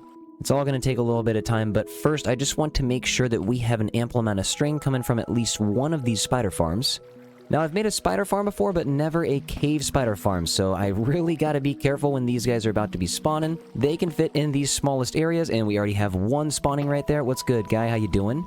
I'm gonna close this up so we have as many spiders as possible. Okay, so I hope I set this up right. I think I need to make it so only 1/2 of a block is here, so they shouldn't be able to get through here. Actually, what we need to do is break these down. We need to put deep slate slabs right here, and then put some trapdoors right here. Now the spiders never have a way to ever get through. We have a way to stand up here. Now the spiders are stuck forever, and we have an infinite string farm. There are so many of these guys in here, and after a while you end up with quite a bit of string. Oh, let's grab that slab, and we already have over a stack. And this actually means a bunch of candles. I need a way to grab all this XP that's waiting for me too. This farm needs to be redesigned just like all the others. Okay, so we now have 2 working farms. This is perfect. I'm just gonna break these open. This is a little dangerous. Okay, boom, boom. Honestly, I think that's enough for today. I'm gonna take all of the goodies back. We have been down here for hours. I have a skeleton spawner going and a spider spawner moving for string and bone meal. This guy right here is next, but I really just want to start working on landscaping so we can get this library. Also, I'm kind of excited now that I have a bunch of string. I can make a bunch of candles and get some interior decoration moving. Why did I place that string there? I've been trying to get a lot better at my interior decoration skills, and candles definitely are going to help. Get a stack and a half almost made right here. And actually on a live stream recently, I do want to show you guys, we actually decorated the second floor. Rox has a cake that he can sit on now. I'm not the best at interior design. It's kind of random. Everything is just kind of sporadically placed, but you know, I think it looks cozy. I have a hard time dividing rooms up, so I'm really glad that I was able to use some of the mud bricks and real bricks on the walls here in the middle of the room. It really brought it all together because it used to be one giant open space, and I actually switched up the staircase as well. It goes up to the middle here and then goes back out into the walls. I haven't really decorated the attic yet, but this is going to get done soon. A lot of villagers have been moving in here though. Slowly but surely this place is getting decorated, and with the use of items like candles and amethyst coming into my inventory, it's going to be a lot easier. Also, going into the Lush caves, we have so many items for decoration on the exterior of the house as well. There are so many places we could put this librarian trading hall. I was thinking possibly in the valley up here, we could have it looking over into the house. Oh, and by the way, I actually did put a balcony on the second floor for the villagers. I also left this plant space open here because I'm going to put torch flowers here. I just haven't found any sniffer eggs yet. But if we go up these back stairs, take a left, go through the nice cozy room, we have a back porch for the villagers to, you know, kind of just gaze at the pond here a little bit if they want to. I feel like I'm just slowly going to keep editing this house as time goes on. And I actually just noticed right now I did not put a lantern right here on the third window. Let's build up with some crafting tables, and boom. None of my builds are ever complete. There's always something to be worked on. So we have this wheat field here behind the house, but I don't know. The library, it could fit back here, but I was thinking a giant tree also could fit back here pretty soon. I want to make a huge tree. And this might be a better spot for it, so possibly on the other side of the village that I just made last episode, we could put a library over there. What's up, chicken? How's it going? We have a nice path that extends over to the village, and see you later, buddy. But we have a nice path that extends over to the village, and we could fork it off this way, over across the pond, and make a bridge. Don't mind the makeshift tree farm. I'm just trying to harvest some beehives and get more oak trees and birch trees. This is going to be a big build, so I need all the stone, deep slate, and wood I can get. But this side of the pond is pretty cool. There's a lot of open space in this plains biome. I feel like I just need to shave off like 1, maybe 2, or 3 of the layers. There's only really one way to find out to see what's going to work. Let's just see what we can do. And as we take all this grass out too, there's a lot of spots down here, if we are going to build over here, that we could fill in. There's a lot of random caves that go in underwater. We need to fix this land. Time for me to set up a temporary home. I'm getting a chest going. We got a bed. Where's a lantern? As soon as you get a lantern, you're good. It's your home. Yeah, we can have the ground raised up a little bit more smooth here as well. And as soon as we have this looking nice, yeah, I'm feeling a bridge. We got to get rid of all these trees. Now, I want all the buildings to be far away from each other. Last season, everything was kind of right on top of each other, but I still want everything to be close enough that I can see each building from just a little bit close of a distance. If we have to, I'll take some of this dirt and go down to the beach and extend it a little bit. Like, actually, in here, we could do a little bit of landscaping.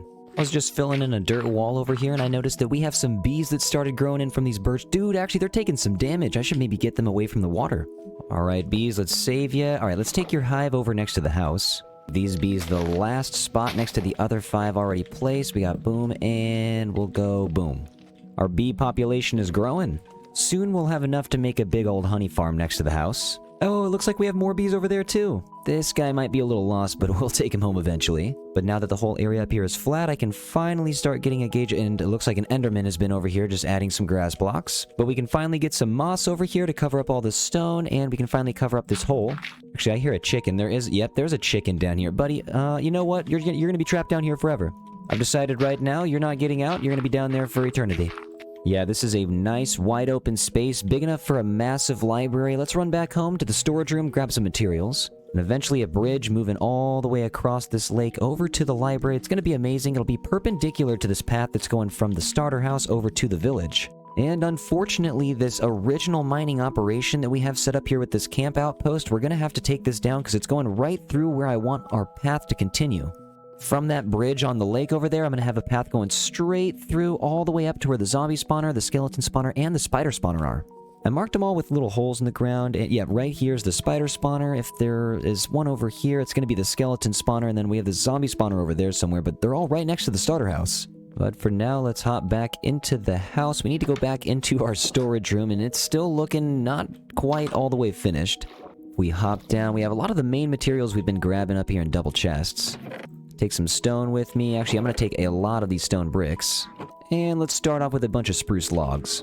Looks like the villagers in my house have spawned an iron golem down here too.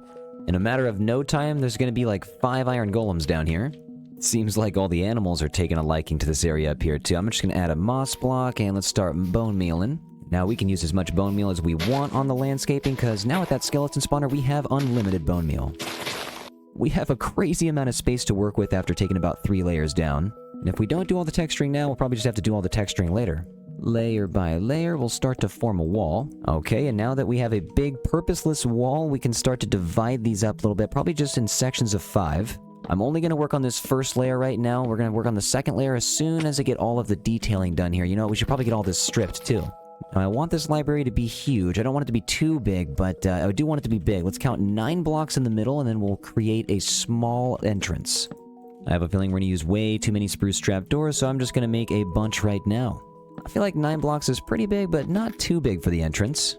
And if we take a step back, it looks like there's about to be quite a bit of space on the inside. Let's raise the wall just a little bit. So all these sections are now 7 blocks tall. I want to round them off with stairs in the corners. Then we'll cover these stairs up with some spruce trapdoors. Now I like it being 7 blocks tall because it gives me a lot of room to make and work with a lot of different window types. Now, I am a maximalist, so I'm probably going to add decoration to pretty much every available block. So we're going to start with the birch buttons in between all of the trapdoors, and then instead of the clusters, I thought some large amethyst buds would look nice. With the scaffolding up, the wall was pretty easy to get going all the way around. We have a large structure here, but I feel like we should get some windows on the exterior before we move inside. I'm going to try something different for the windows here. Let's use some moss for the base. I'll cover this up with some mangrove trapdoors. Then we'll throw stairs on each side of the moss and one at the top. 2 mangrove trapdoors at the top. We have 4 brick walls and 2 mangrove fences to complete that. Slap a trapdoor right on the other side of that stair, and these are easily replicable. I like these windows. Those windows really make the walls start to pop a little bit. I feel like just a cherry sapling in the center of all of these would be good. Slap one here, right there, and you know what? I feel like a mangrove gate would work well too. Get a bing right there, we'll get a bang, we'll go boom right here, and we'll even get a bop. I'm gonna get a temporary fancy archway going so we have a nice little entrance into the building. Start off with some trapdoors, and we'll line these up with some brick walls. Throw some mangrove stairs in there. You got the mangrove fences and the mangrove slabs right on top. We can put a trapdoor right there and a trapdoor right there. We have ourselves an archway. So far, I'm really liking the foundation we have for the library, but we need to start working on getting some materials for the interior as well. We're going to need a lot of sugarcane to make a lot of paper, to make a lot of books that are going to make a lot of bookshelves. I already have a big line of these over by the starter house, but if we can get them on this side of the island as well, we can probably just get twice as many twice as fast. There is one over here, however, that is naturally 4 blocks tall, and I don't want to touch that one, so we're just going to continue this way. The only way that guy is breaking is by accident. I could see one librarian chilling in the lake all the way on the other side. He's all by himself. You know what? Let's bring him over here so he can watch us build. It is pretty cozy over there now. Oh, and another beehive popped up. Actually, I'm going to leave this guy here. I set some boat traps in the village. I should go check on them. Well, alright, it seems the boat traps definitely worked. Hold on, this guy over here has a trade, loyalty. Okay, never mind. I have not traded with him yet, but this guy is a master trader already. I have looting 3 and unbreaking 3 from him. Well, the plan was to boat them over one by one. I'm going to break this down and that down so I can get the boat out here safely, but I'm going to have to get another boat because as soon as I start breaking these guys, they're just going to run away. I did leave some other traps by the other door, and we caught our stonemason. Sir, you didn't need to get caught, but it's okay. I'm going to leave you there for now. We'll move you to a special location at some point, but right now we're pretty focused on the librarians. I honestly just need everybody in their own boat. Let's place that one there. Let's break you down. All right, one guy at a time. Get in the boat, sir. I'm going to take your job away, and then I'm going to take the boat, and we're going to be out of here. Sir, I'm going to have to ask you to move. We are leaving. Gotta break this one grass block that's in my way. For some reason, I'm not using my shovel. There we go. Okay, so now we're going to have a squadrant up in the water. You guys stay here. Stay safe. I'm going to get this zombie. Don't worry about anything. And of course, it's raining. It's always raining. You know what? Let's just sleep. It's nighttime. We don't want anything to get the villagers, and let's just get rid of the rain. All right, only one person in a boat at a time. Let's get you right there. You know what? Let's just push it. Yeah, perfect. Take your job block away. That's mine. Oh, and now you're a fisherman for some reason already. This fisherman's gonna have to lose his job. Oh, dude, I'm sorry. I was about to say this fisherman's gonna have to lose his job sooner or later, but he's gonna lose his job soon if I keep breaking his head on that wall. You can come over here and join your friends. Let's get like at least 12 of these guys. Came back to the house for a few things and I noticed a librarian down in the water here. I really hope this is not Mendington. It doesn't seem like it is. But that's pretty lucky. We've been looking for librarians right now, and we got a free one in the water. I'm actually just going to get him in a little bit of a cage. Now I'm just going to name you Dude, and I'm going to put the fence right here, and then I think we can just close it on top of you. Alright, Dude, you're staying right there until I'm able to cure you. That is just hilarious. I've never trapped a zombie like that. Well, now we have 2 librarians stuck in one. Hopefully one of them just pops right into the other boat. Let's break that, and let's just try to catch at least one of these guys. How is it raining again already? This is insane. I'm not exaggerating. I think this is the most rain I've ever seen in a hardcore world. Every single stream, every single recording session, it's just never stopping. Alright, you're gonna have to enjoy your buddy's company right there for a little bit in the rain. The atmosphere around the starter house does look pretty cool in the rain, though. We now have an entire fleet of villagers here to watch us excavate the basement. We also have Mendington and the Silk Touch villager I should bring over pretty soon, and the new zombified villager at the bottom of the pond. Taking out the first floor in the rain, it's the only thing we can do right about now. And you know what? Let's actually go a little bit deeper than just one floor. Let's excavate this whole area. Let's get a cave right here. Let's get everything out. We're gonna get all the stone out too. This is gonna be a massive library. It's always pretty satisfying clearing all the dirt out. I'm now realizing my blast protection 4 pants are getting a little low. I haven't even put mending on these guys yet. And you know what? Actually, as soon as we get all of these librarians into place, we'll be able to make some pretty OP pants. I actually just remembered that I didn't really put mending on any of my armor except for the helmet. The helmet's looking nice except everything else, like the chest plate, the leggings, and the boots. They all need some mending. I'm probably going to have to remake them as soon as we get all these librarians into place. Looking nice and smooth with all the stone everywhere in here, but I've reached a little underwater pond, and so I'm going to have to start filling this in. As we approach the interior, there's going to be a large open space. We do need to take out a lot of the stone still, but we'll use this on the wall, because we need to bring down the stone bricks on the wall still. But for now, I was thinking about using some dark oak planks to start the floor off. I'm going to continue taking out as much stone as I can, maybe go down about 10 more levels for the staircase to go. Probably going to break down about 5 or 6 more levels. Actually, wait, I might not have to. It looks like this is a little bit of an open space, but let's put some more stairs right here. I'm going to bring down this staircase to meet up with the one across the hallway. This is going to open up into a giant room in the middle. We just got to keep on excavating all this stone. It's going to take a little bit of time because I do not have a beacon yet, but we will get one soon enough. And I know everything I've been working on is a little bit scattered. I wanted to get the starter house, the village created, and oh, this is a nice little pool down here. I should have taken this layer out too, because now I'm going to have to place some stone blocks everywhere. Now this wall is making the windows look a lot taller when the sun actually peeks through. When the sun is setting and rising, it'll be cool having the rays poked down to the bottom. But for now, let's just keep transforming the walls. We're going to get the spruce logs in here, and then we're going to get them stripped. See you later, dirt. Hello, spruce logs. After excavating all of this, we're not going to run out of stone for a very long time. And now with all of this excavated out, the walls almost touching the ground except for that bottom layer. We have the stairs almost touching each other in the middle. I believe the next step would be to just place some dark oak planks. I'm going to get a balcony overhanging so I can actually see what's going on all the way on the left and right side of this build. For now, I'm just going to bring the floor back here behind the stairs. We'll get this balcony wrapped all the way around to the other side. Now we're not going to fall too far when we start working on the roof. I already started moving inward a little bit with the spruce logs, but we gotta keep moving, so let's just move up probably by 2 every time. I'm gonna use grass as temporary blocks and start inching slowly towards the middle until I can reach the other side. I'm gonna have it start flattening out a little bit more towards the top, and we'll start using 2 of the temporary blocks. And now we have it connected. Let's jump down real quick. I just want to see if it looks okay. And actually, you know what? It kind of has a barn look to it. I'm gonna raise up a couple of these first blocks by 1, and yeah, this needs to be taller. Let's try another design on the north side of the build. Actually, now that I'm placing these blocks up here, it's just looking like the first floor is not going to be enough. We should probably just make an entire second floor and then put the roof on top of that. Well, let's grab some stone bricks. We got the spruce logs. Let's see if we can get this thing raised up about 7 more blocks. Get the last row of the stone bricks placed in here. And I was thinking for the bottom layers, some of them might look cool if I actually replace the stone walls and just use bookshelves as a wall itself. Now for the next layer, I was thinking about using the same materials I used on the first layer of the starter house, and I'm going to start off with spamming a bunch of diorite. Now let's start working in our scaffolding. We have a little construction project on each window. I'm going to start breaking all... Actually, well, let's get the window in first. Get a little bit of extra scaffolding so I don't fall. But now we have 3 blocks that we're about to work in for the texturing. I got the polished diorite, I have the calcite, and I have the birch logs that we're going to work in. And that right there is a textured window. We need to now replicate that about like 20 times. Then up here, instead of adding a window 3 blocks tall like down below, I'm gonna put an acacia log in the middle, and we're gonna put some trapdoors on top. Place 2 upside down stairs on top of these in 4 corners, and then 2 right side upstairs. It should start to take this shape right here. I'm gonna get 2 acacia trapdoors on the outside. Flip this bottom guy up and take these 2 middle ones out. Slap an azalea bush down there and use 4 lightning rods in the center here. That is actually not too bad, and we get that stripped.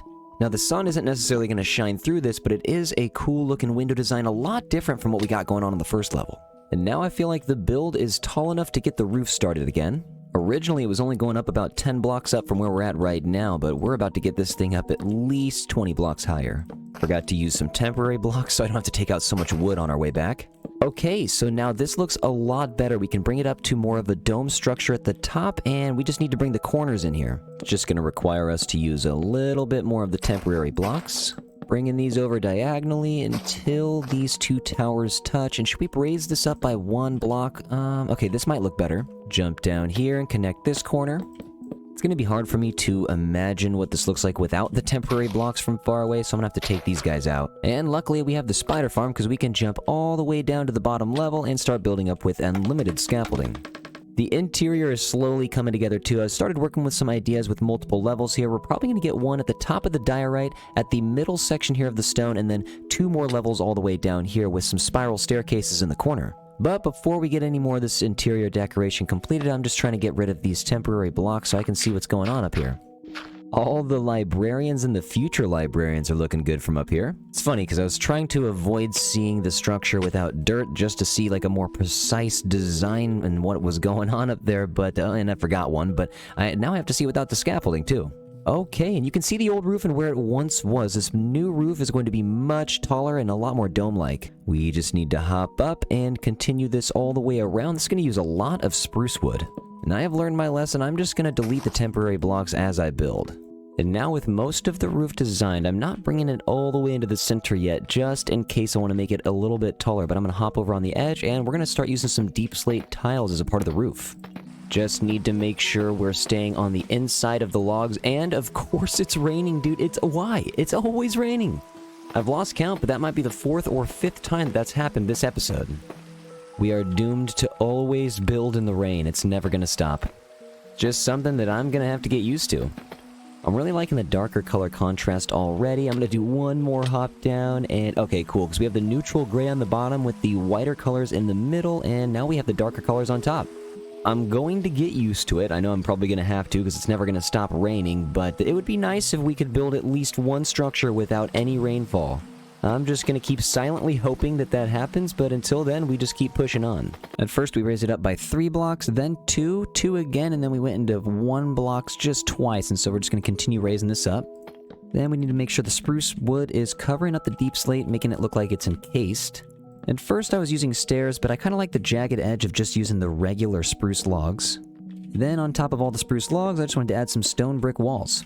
And you know what? On top of those, let's add some of the oak fences. We got bing, we got bang, boom, and bop. Also, instead of having the logs just go perfectly perpendicular with the other logs on the frame, you know what? I'm just going to put some spruce slabs right here, get some spruce stairs right here, and then I actually do have a whole stack of lanterns. Let's get 1 lantern right down there. And if we replicate that on every side, it actually, you know what, that's a lot better. It brings a little bit of an egg shape to the top floor. And the roof is not looking too bad either. At first, I actually thought it was going to be a little bit too tall, but it's actually kind of working. It's almost turning into a castle over here. And I can hear lava right under me. There's definitely a lava pool right here. I'll keep note of that for if I start to landscape later. We've reached the top level here. It's getting very high up. If I fall, I'm definitely popping a totem. But for the next layer, I'm trying to flatten it out just a little bit, so let's use some slabs, and you know what, let's actually use 2 layers of slabs. Now let's just take out a couple next to the spruce logs. Let's put some actual deep slate blocks down there, and I'm going to extend the spruce logs inward. Next, we can line it up with another layer of deep slate tiles. Then we move up 1 more layer with the spruce logs, and we go back and strip them all down. Looked like our roof is starting to take a little bit of a circular shape over there, so I took it upon myself to close the circle off. We can actually just grab 3 deep slate tiles right here, go all the way across, and get 3 more right here, and we have a little bit of a circle. And now the sun can shine directly through when it's at the highest point in the sky. But before we get that dome in, we need to work on the connecting part of the roof, which is just the front and the back entrance. I want this side of the roof to curve up just a little bit, so you know what, we're probably gonna have to use more spruce logs. We can join them in the middle just like this. We'll get this guy stripped and take you out. Let's collect the missing logs. Jump down here, man. I am gonna break my ankles before I find out how this looks. Let's see, and okay, you know, that's not bad.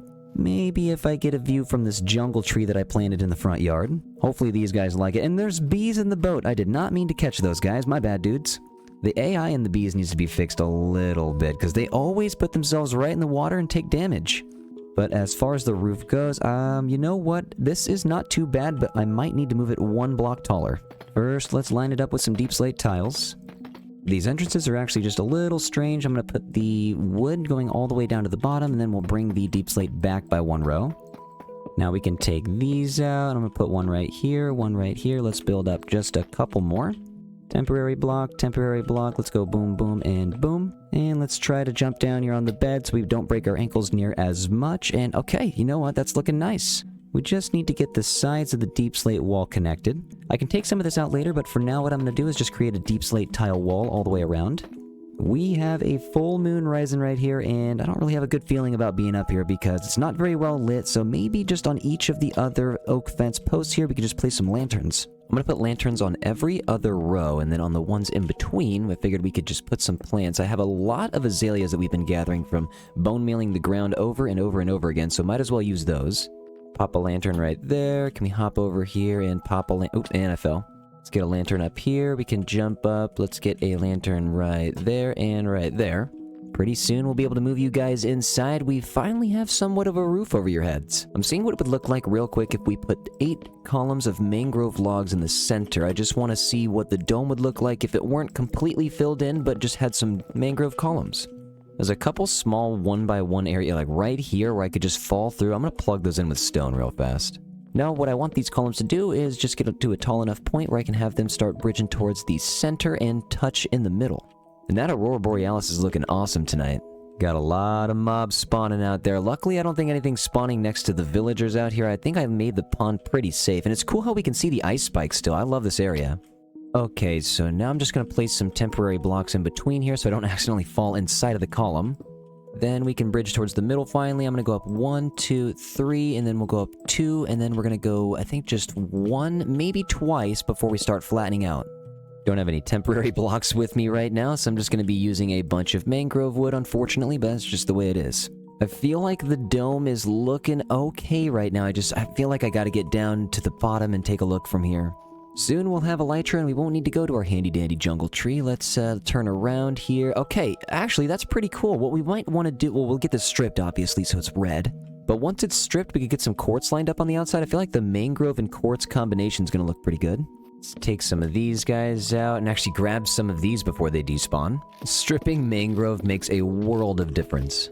Now what I'm trying to do is hang the quartz down kind of like some garland on a Christmas tree, so I'm going to have it wrapped down just like this a little bit. I might have to take that out and replace this block. Actually, these might be hugging the mangrove just a little bit too much, so I'm going to bring that out right here and then take the blocks that are touching. Get some quartz under here so it looks a little bit more smooth. If I can get this wrapped all the way around, I should be able to make this look nice. Just got to connect this tree over here. Thank you, sir. I'm going to have it droop down just a little bit and start to make some squares out of the slabs. And then one final layer down here with it protruding out a little bit. What does that look like up from above? That's not too bad. I feel like it's going to have a Mario turtle shell effect, especially with the quartz on the rim here, but what I'm going to do is replace a lot of this mangrove wood with some of the smooth quartz. I usually don't build with this, so I'm pretty excited to get this worked into the build. Just got to stay along the outside and keep working our way around. I don't know if this is going to look good, but I'm going to use some quartz slabs going all the way up on top of the mangrove wood, and I feel like this is just going to make it shine a lot more. Now the tricky part for me is going to be making this identical on all 8 sides. But that's the price you pay of trying to make some circles in Minecraft. Not too bad so far. I do need to add a couple more up there, but I think what I'm going to do is add even one more dome. I'm thinking one right on top of this one is going to be okay. We'll just get some more mangrove in the corner. Now this is just going to be a mini version of the dome we already have. Couple more layers of the smooth basalt, and we'll move up with some quartz pillars. Top it off with one more, and actually we have bricks right here. Let's use some birch fences at the top too. And now we have a tippy top of a roof. I'm gonna have to actually just jump down a little bit. Not too bad. I'm actually just going to, anywhere I see any mangrove stripped logs, I'm gonna go ahead and put some birch fences. Then on the corners for some light, we're gonna hang some chains with some lanterns. We have a lot of mangrove stripped logs down here to connect some birch fence to.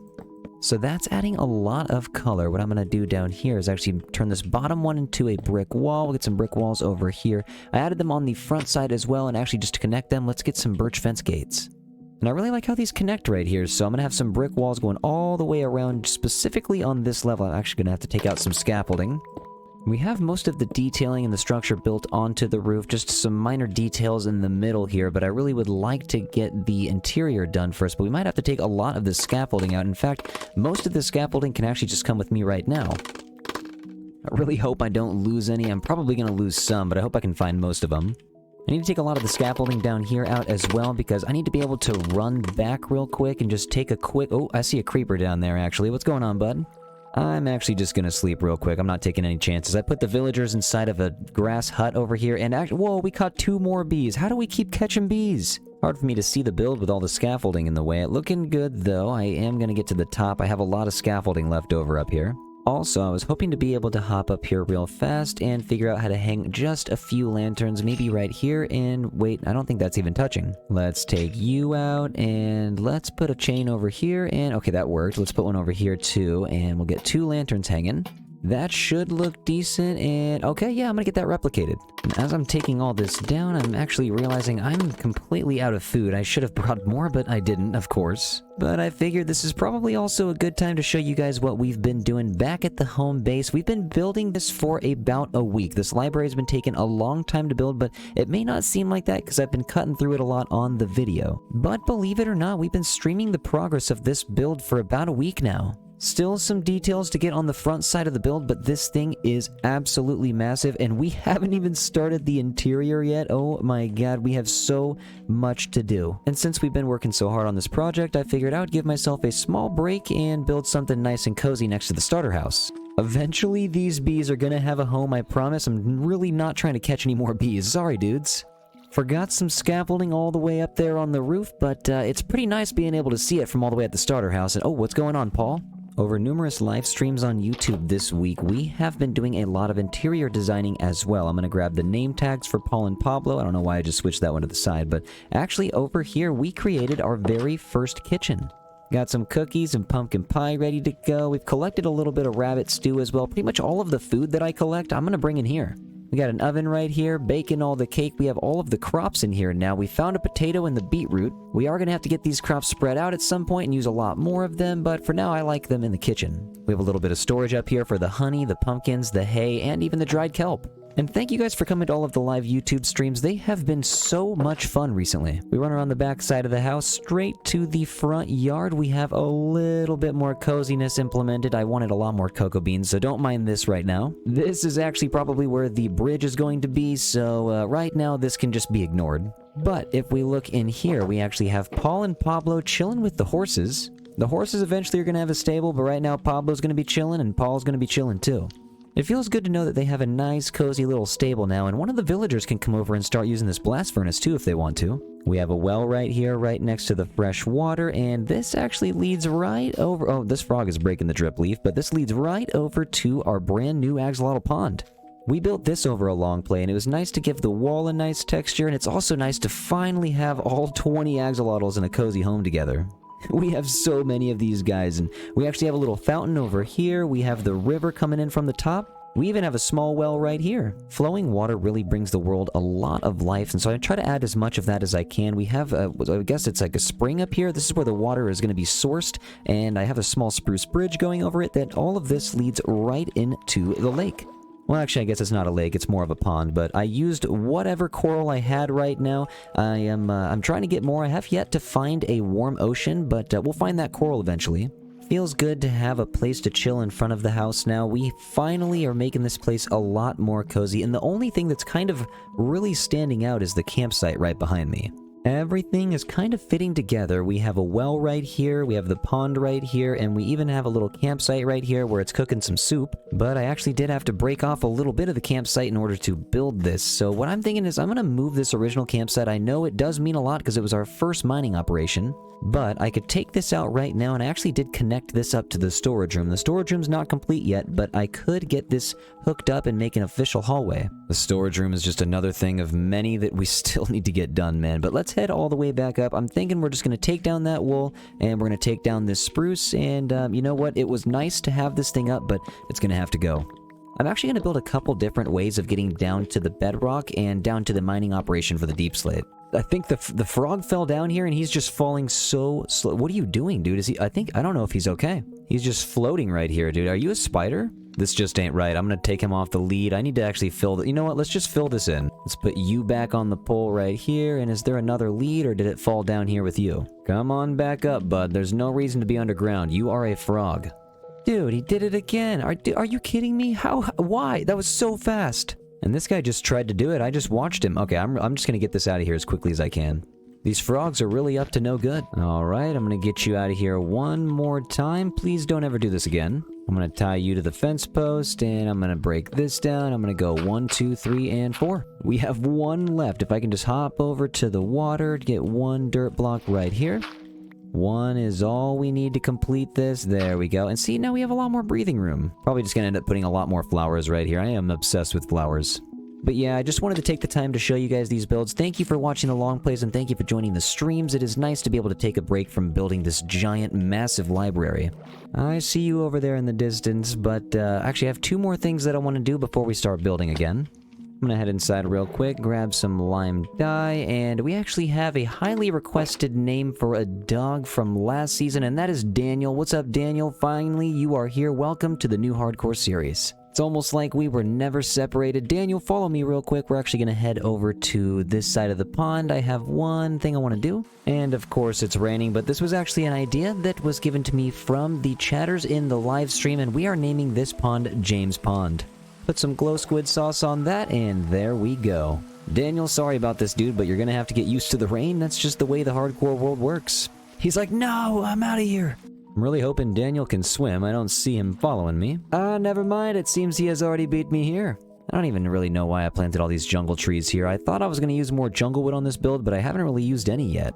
We could, however, use a little bit on the interior. And you know what? Now that we have the roof done, we don't need this scaffolding up so high. Oh, wow, that's kind of satisfying. Let's take it all down. Let's get you right here. See you later, bud. Take you out, see ya. And go over here, take you out, see ya. Daniel, just chill right here, watch and learn how a library is built. Oh man, Daniel is so far away when we're on the top floor. Even the roof is really far away when we're on the top floor. Actually, looking up at the roof gave me the idea. Let's take out all of the grass and replace it with some glass.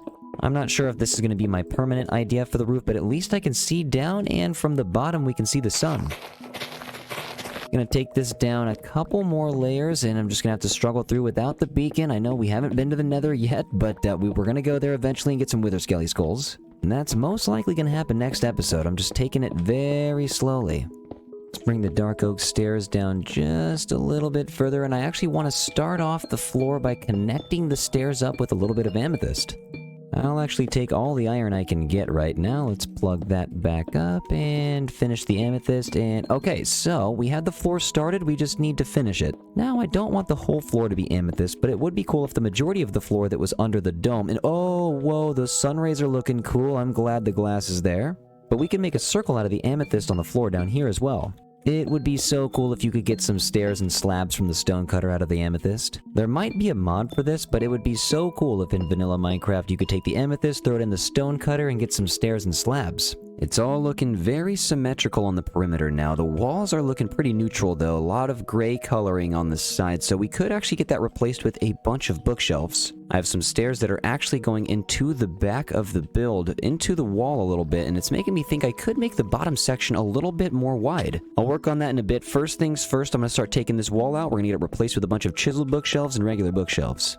See you later, stone, and hello, bookshelf wall. This is going to look much nicer. I can already feel it. Wow, and that is just 100% more cozy already. I started putting a couple of looms in just to get a little bit of different color in between all of these bookshelves and chiseled bookshelves. Actually, if you just take a couple of these out here and move to the side, you can put a loom in and it looks like empty bookshelves. The chiseled bookshelves kind of do the same job, but this just gives it a little bit more variety. I was also thinking, now that I'm walking through the hallways, it's only 1 block wide right here on the corner and only 2 block wide for most of the hallway. And if I go down the stairs back here, the floor is actually moved back and it's a lot more spacious down on the bottom floor. I basically just moved the wall behind the spruce pillars. Now we can take out the ceiling and extend the dark oak, but I am seeing the bookshelves on the next level, which is getting me thinking, what if we actually extended the flooring on the next level? Walk upstairs real quick. Yeah, I mean, this hallway is just, it's so small compared to what this one's gonna be. It's not going to take too long, so I'm thinking let's do it. Let's take it all out, and let's just move everything back by 2 blocks. Luckily, the chiseled bookshelves are empty, and these all don't take very long to put back in. So we have 24 spots available for potential trades. I'm going to actually leave these potentially open for an enchantment setup, but that should be more than enough to allow us for all the trades. Eventually, I am going to move the villagers back into their spots, but for now, it's nice to have this back hallway decorated with all of the deep slate types. Got the chiseled deep slate covering the deep slate bricks, and we have the deep slate tile on the floor. This hallway is actually going to make it easier for the zombification process, too. All these little nooks and crannies are looking nice and cozy. I feel like, well, they're definitely missing some spruce trapdoors. Can never have too many trapdoors, and in between these, I'm going to throw down some birch buttons. And I have all the spruce stairs running along the top to create some archways, but I'm thinking along the bottom, this might actually make this look cooler, too. So, not too bad. We have a lot of color, except I think I'm going to take out the birch buttons from the top and replace these with some lanterns. That way, this hallway can be well lit for when we decide to start taking a couple of the middle blocks out, like this one and this one. I could start replacing them with some barrels, because I'm going to start placing all of the enchanted books in here. Also, while I'm up here, I'm seeing the purple in the middle, and I'm seeing nothing. It's very neutral in the corners, so I actually do have some amethyst on me right now. Let's bring some of this amethyst to the corners. The floor is mostly going to be deep slate just for a darker color down here. I'm going to cover up the amethyst. I like using stairs on the floors too because it creates some small crevices that you can't really fall into. And we'll put more amethyst in the middle. Now this is just creating some small shapes and little samples of artwork in the middle of the floor. I used as much chiseled deep slate and deep slate bricks as I could as well. Daniel seems to really like it though. The floor's not looking too bad right now. Actually, I really do like this deep slate design. I'm going to pillar up with all of these oak fences to start working on the ceiling. We currently have 5 layers of this library that are undergoing construction at the moment, but once this ceiling is done, it's going to feel a lot better. I can start to work my way down. As you can see, the deep slate tile's kind of overwhelming up here. It's very much taking over the whole ceiling. So I started working with some ideas here with some oak stairs, slabs, and some bricks to give it some extra color here, working up towards the center. I thought since the oak was connecting all the way down to the bottom, it'd be cool if it actually ran up into the ceiling as well. Get some slabbage over here on the corners. I think I'm going to start moving up with some oak logs. Now, I might not move up with that second layer of bricks because I'm actually really liking these second and third layers of the oak logs. I could, however, slap some bricks right behind them. Alright, last few pieces here. I think I'm just going to use some slabbage on the corners and just a stair in the middle. Piece that up with some oak logs. Let's take a step back and... okay, dude, that's a nice little oak brick pillar. I'm going to hop up here and add some of the oak trapdoors for a little bit of extra texture. Slap 2 up top, and not too bad. Now, of course, we just gotta get everything replicated again. Got 3 on each side, including the corner pillars. Actually, I forgot the dark oak buttons on the middle pillar. Come back and slap you there and you there. It's the little details that matter. I thought those dark oak buttons would pop a lot. It's getting a little dark up here. The only light we have is the sun that peeks through just a little bit at a time throughout the day, so I think every other block I'm gonna start throwing some of the upside down stairs in. I want to use the wall defense to chain to lantern action here, but we can't do it on this end because the birch and the oak touch, and it doesn't really make sense right there.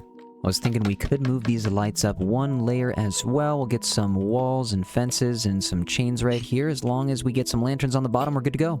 Looks like right now I'm actually about to use up my last 2 lanterns. I got one right here and one right... oh, I did not mean to put that there. And we got the last one right here.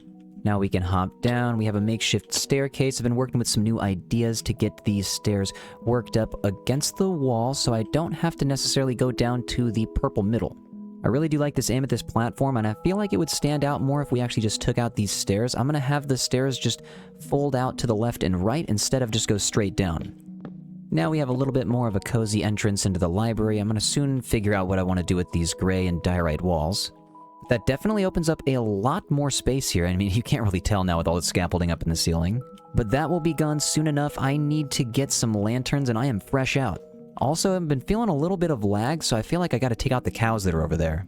Before we start breaking down a bunch of those iron ore blocks, I'm gonna head over to my new little cattle farm over here, and yeah, we have a bunch of cows, but you know, it's not enough, although we do need to get some leather right now. Just another peaceful day on the farm. I used some levels to combine the swords, and now we have sharpness 5 and sweeping edge 3, unbreaking 3, looting 3, knockback 2 on the sword.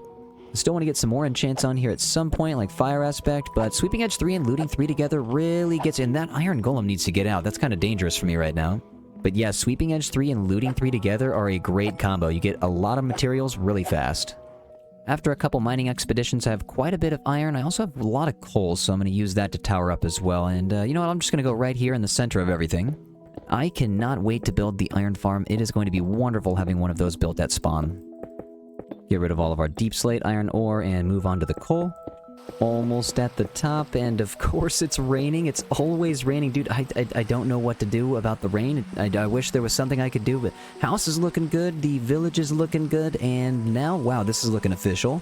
Only one thing to do. I guess we could jump in the pond. That would be pretty fun, but you know what? Only one thing to do. Let's take all of this coal out, and let's get all the iron. A couple of bings, a couple of bangs, a couple of booms, and a couple of bops. Let's fix the path right here, see what we got. Okay, so a whole stack of the block of raw iron, a little bit of extra iron here, and 1, 2, 3, 4, 5 stacks of coal with a little bit extra. And this axolotl is stuck right here. Dude, why? You don't have to be right here. Why are you stuck? Hold on, let's get you, and now you're good to go, man. You don't have to be stuck right there. Like, this guy is stuck on the glass. He might be stuck forever. I don't know. If I don't help him, he's not gonna move. But enough distractions. Let's head back inside and start smelting this iron. We have 12 furnaces ready to go, and I'm just going to load them all up. We're not going to have to worry about lanterns for a very long time. Coming back with lanterns. These bees are going to soon be set free, but right now I got some other things to do, and you guys are going to move into your house soon. Just a couple more minor details I wanted to get into the house before I let you guys in. Now we can finally finish the lighting up top. So the ceiling is pretty well lit. It's raining outside, so not much sunlight is coming in, and it's still pretty bright up here, so I think we did a pretty good job. The only thing now are these dark hallways right here, so we could light these up with some hanging lights as well. All we gotta do is start off some wall defense to chain to lantern action. Separate all these with some upside down deep slate tile stairs, and we have ourselves a nice cozy decorated corner. I guess I shouldn't really describe deep slate as cozy, but you know, at least this is pretty bright now. We have pretty much all of this lit up except for the center, and I want to come back to that with fresh eyes as soon as we get the bottom detailed and all of the villagers moved in. Daniel seems a little lonely down there, so it's time to give him some friends. So much scaffolding on the ground, but it feels like we can actually breathe now. Now that I'm down here, these stairs in the corner are looking like they need a railing, and I figured the acacia trapdoors would do the job because they actually do look like some railings. Also, we haven't really used acacia in this build yet, and so I figured the orange would pop a lot against the dark oak wood. It also seems like it works well next to this mangrove trapdoor section down here too. Let's get all these guys flipped up one by one. Then I thought it'd be a nice touch to add some white carpet to each of the corners on the way down. Actually, on second thought, these look weird. They just look kind of out of place, and actually these torches are out of place now too, that we have the lanterns on the side. We can take all these guys out. We don't want to have too much light because we want to have a little bit of ambiance in at least one side of the hallway. We are going to do our best though to make sure this whole place is non-spawnable. I don't want anything to be able to spawn here. And I've been staring at these oak fence pillars for a while now. I'm thinking we could make some minor changes to the bottom and to some of the midsections. Let's take some of these right here and replace them with the decorated pots. Now this bottom area looks way more full of color already. And now for the part of the oak fence that is touching the mangrove trap door. I kind of wanted to take these out and get them replaced with some brick walls. Use the scaffolding to make this a lot easier on ourselves. I still have some minor details that I want to add throughout this build, but for right now, this thing is looking great to me. I have put in as much detail as I could possibly think of, but I'm sure more ideas are on the way. I still want to get an enchantment set up in here. I kind of want to get like a big mess hall dining table area where people can read. Also, I want to get possibly some more bookshelves in this area. We have a wide open space and we have a lot to work with. I've blocked off this area right here, and I've started making a small staircase for the villagers. They are going to come down nice and gently with these dirt blocks. We have more than 20 lecterns right now, chilling, locked and loaded, ready to go, but I think I'm focused more on just simply getting the trades ready instead of locking the villagers in place. First, we're going to release all of these guys, and we still have Mendington back at the house. Also, we have the zombified villager under the water. Let's clear some space here. Guys, it's time to move into your new home. The first villagers are now free. You guys can get out of your boats, and I'm just going to start pushing you this way. Go ahead, buddy. Be a librarian. They all just need a little push onto the grass. Then we need to keep moving the boats back to shore and push each of these guys one by one. None of these guys are really trying to move inside the library yet. It's kind of, they're being a little difficult.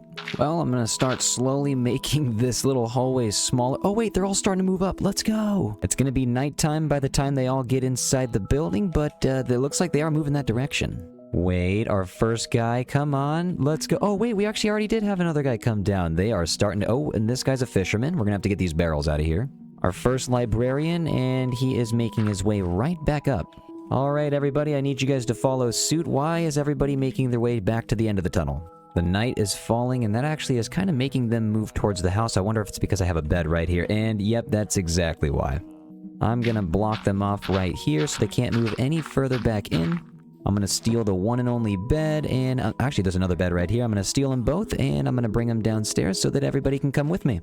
Place a bed down right here, and actually I think I saw one earlier. Yeah, we still left a bed floating up there. Everybody's flooding down the stairs. Welcome home, everybody. Come on down, take your jobs. Let's push this guy down. Okay, and I'm going to block this off so that none of them can get back up. We now have a giant family of librarians. I also have a mason down here and some fishermen, so we got to get rid of the stone cutter, and we also need to get rid of these barrels. Just gonna have to slowly start taking all my building materials back up. Well, it looks like we made an accidental iron farm. This guy, are you gonna be able to get yourself out of the dirt there, dude? It looks like you are basically out of the dirt. Why are you doing this to yourself? Sir, you're not even in the dirt. It's literally just your arm that's in the dirt. You can get yourself out of there. I know you can do it, dude. Okay, he did it. Wow, good for you, dude.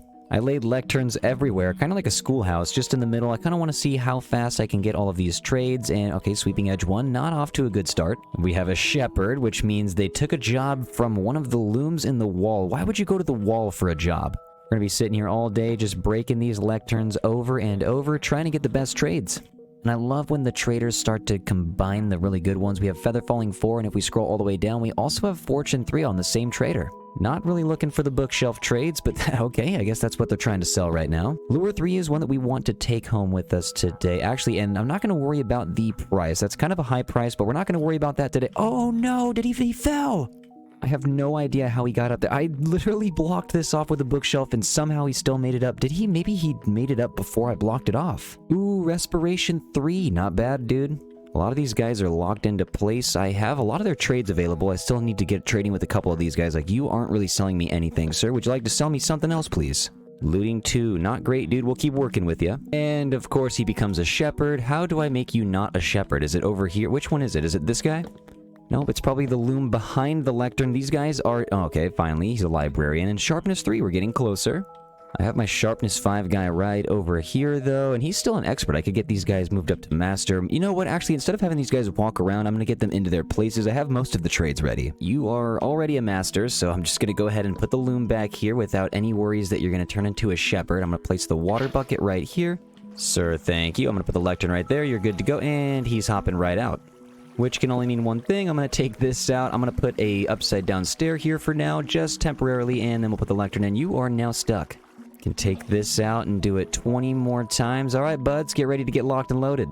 We now have every single spot taken up by a villager and every single enchantment except for Loyalty 3. That's the only one that I haven't been able to get yet. For some reason, none of them have been wanting to give me Loyalty 3. It might take a little bit, but I'm going to bring one more villager down pretty soon, and we'll start working on getting that Loyalty 3 book. But I'm going to start actually lighting up all of the signs here above all of the villagers since we have the rest of the books covered.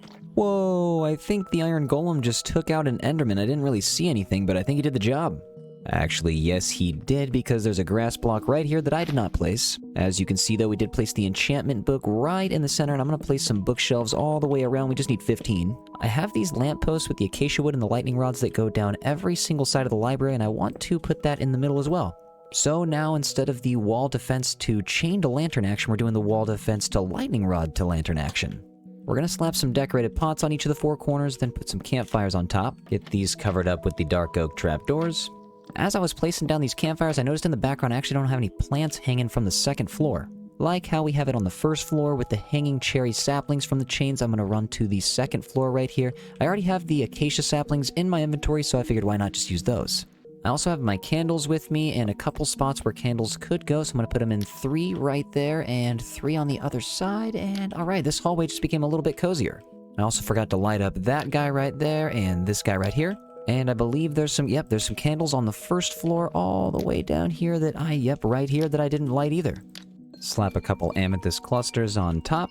Now the center area is looking complete. I might put a couple of trapdoors on the outside to give it a little bit of a structural look. Kind of like how we put some trapdoors along these bookshelves down the middle. I did say that I was going to build a mess hall, but I decided that just little hallways with bookshelves instead, that might just do better. Later on in the series, we're going to build a grand old mess hall. But now, for the most part, since the 1st floor is taken care of and decorated, I want to get to the top floor and just get a look from above. We have a couple iron golems that are just roaming the hallways.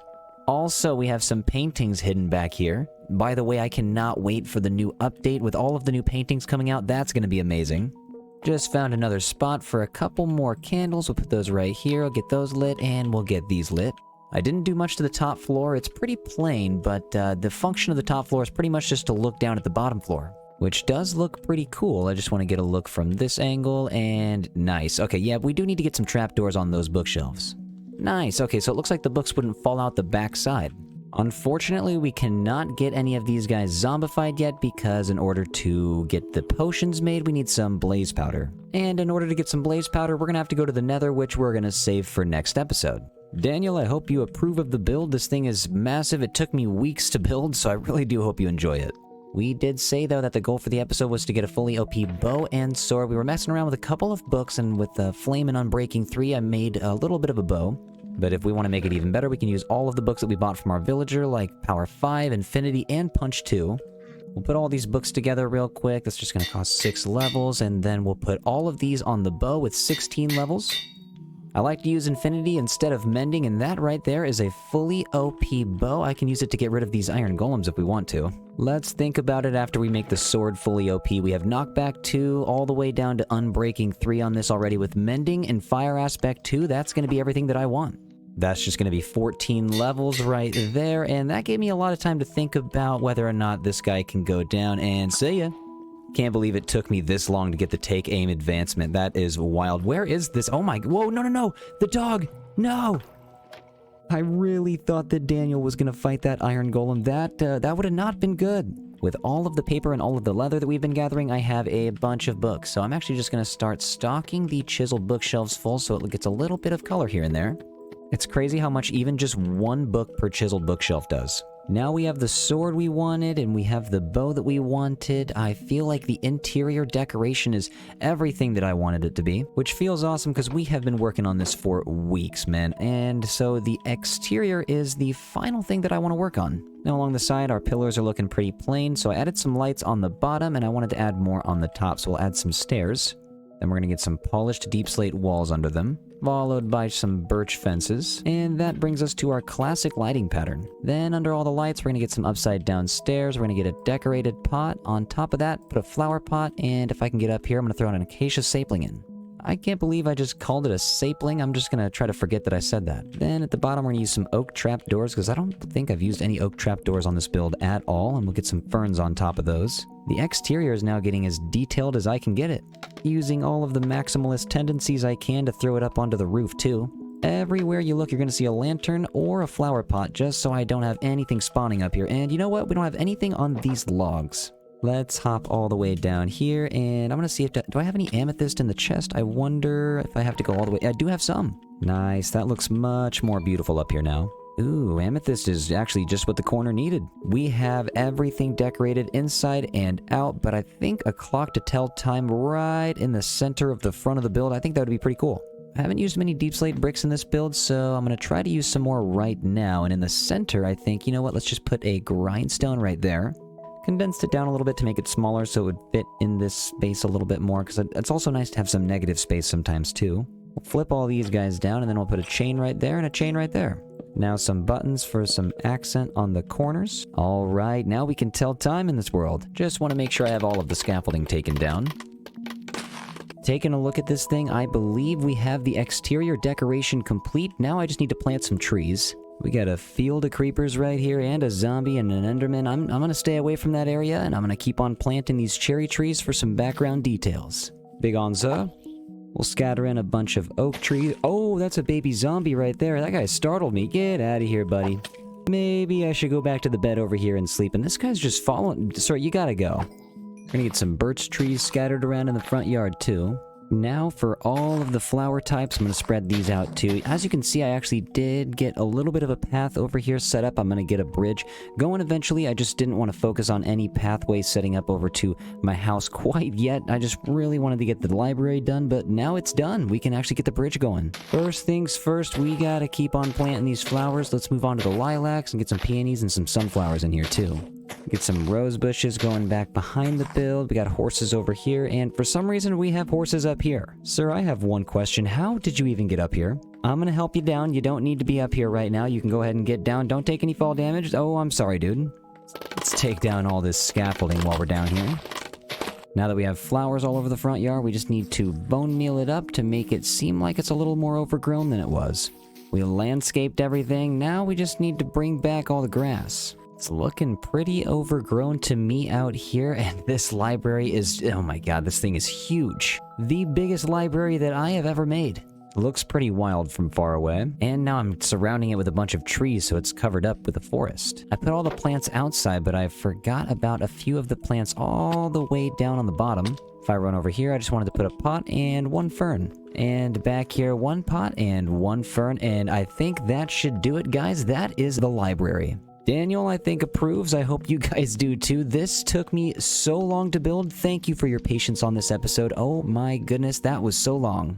I don't think I've ever spent this much time on one build, but it was so worth it. Thank you guys for watching all the streams. Thanks for watching the long plays, and thank you to all the new YouTube members, Twitch subscribers, and Patreon supporters. We got a lot done this episode. Next episode, I'm going to start off. We need to go to the Nether to get these guys zombified and cured. Also, just a bunch of other stuff that we need to get from the Nether in the first place for game progression. Thank you guys so much for watching. That is going to conclude the 1000-day video. Again, it is twitch.tv/WaxFraud if you want to join the streams anytime. Thank you to all the Twitch subscribers, Patreon supporters, and YouTube members. You guys absolutely rock. Thank you so much for the support. I can't believe it, man. You guys just, that's insane. Just, you guys rock. Thank you so much. Alright, I'll see you guys in the next video. Take care of yourselves and do something nice for somebody. Bye!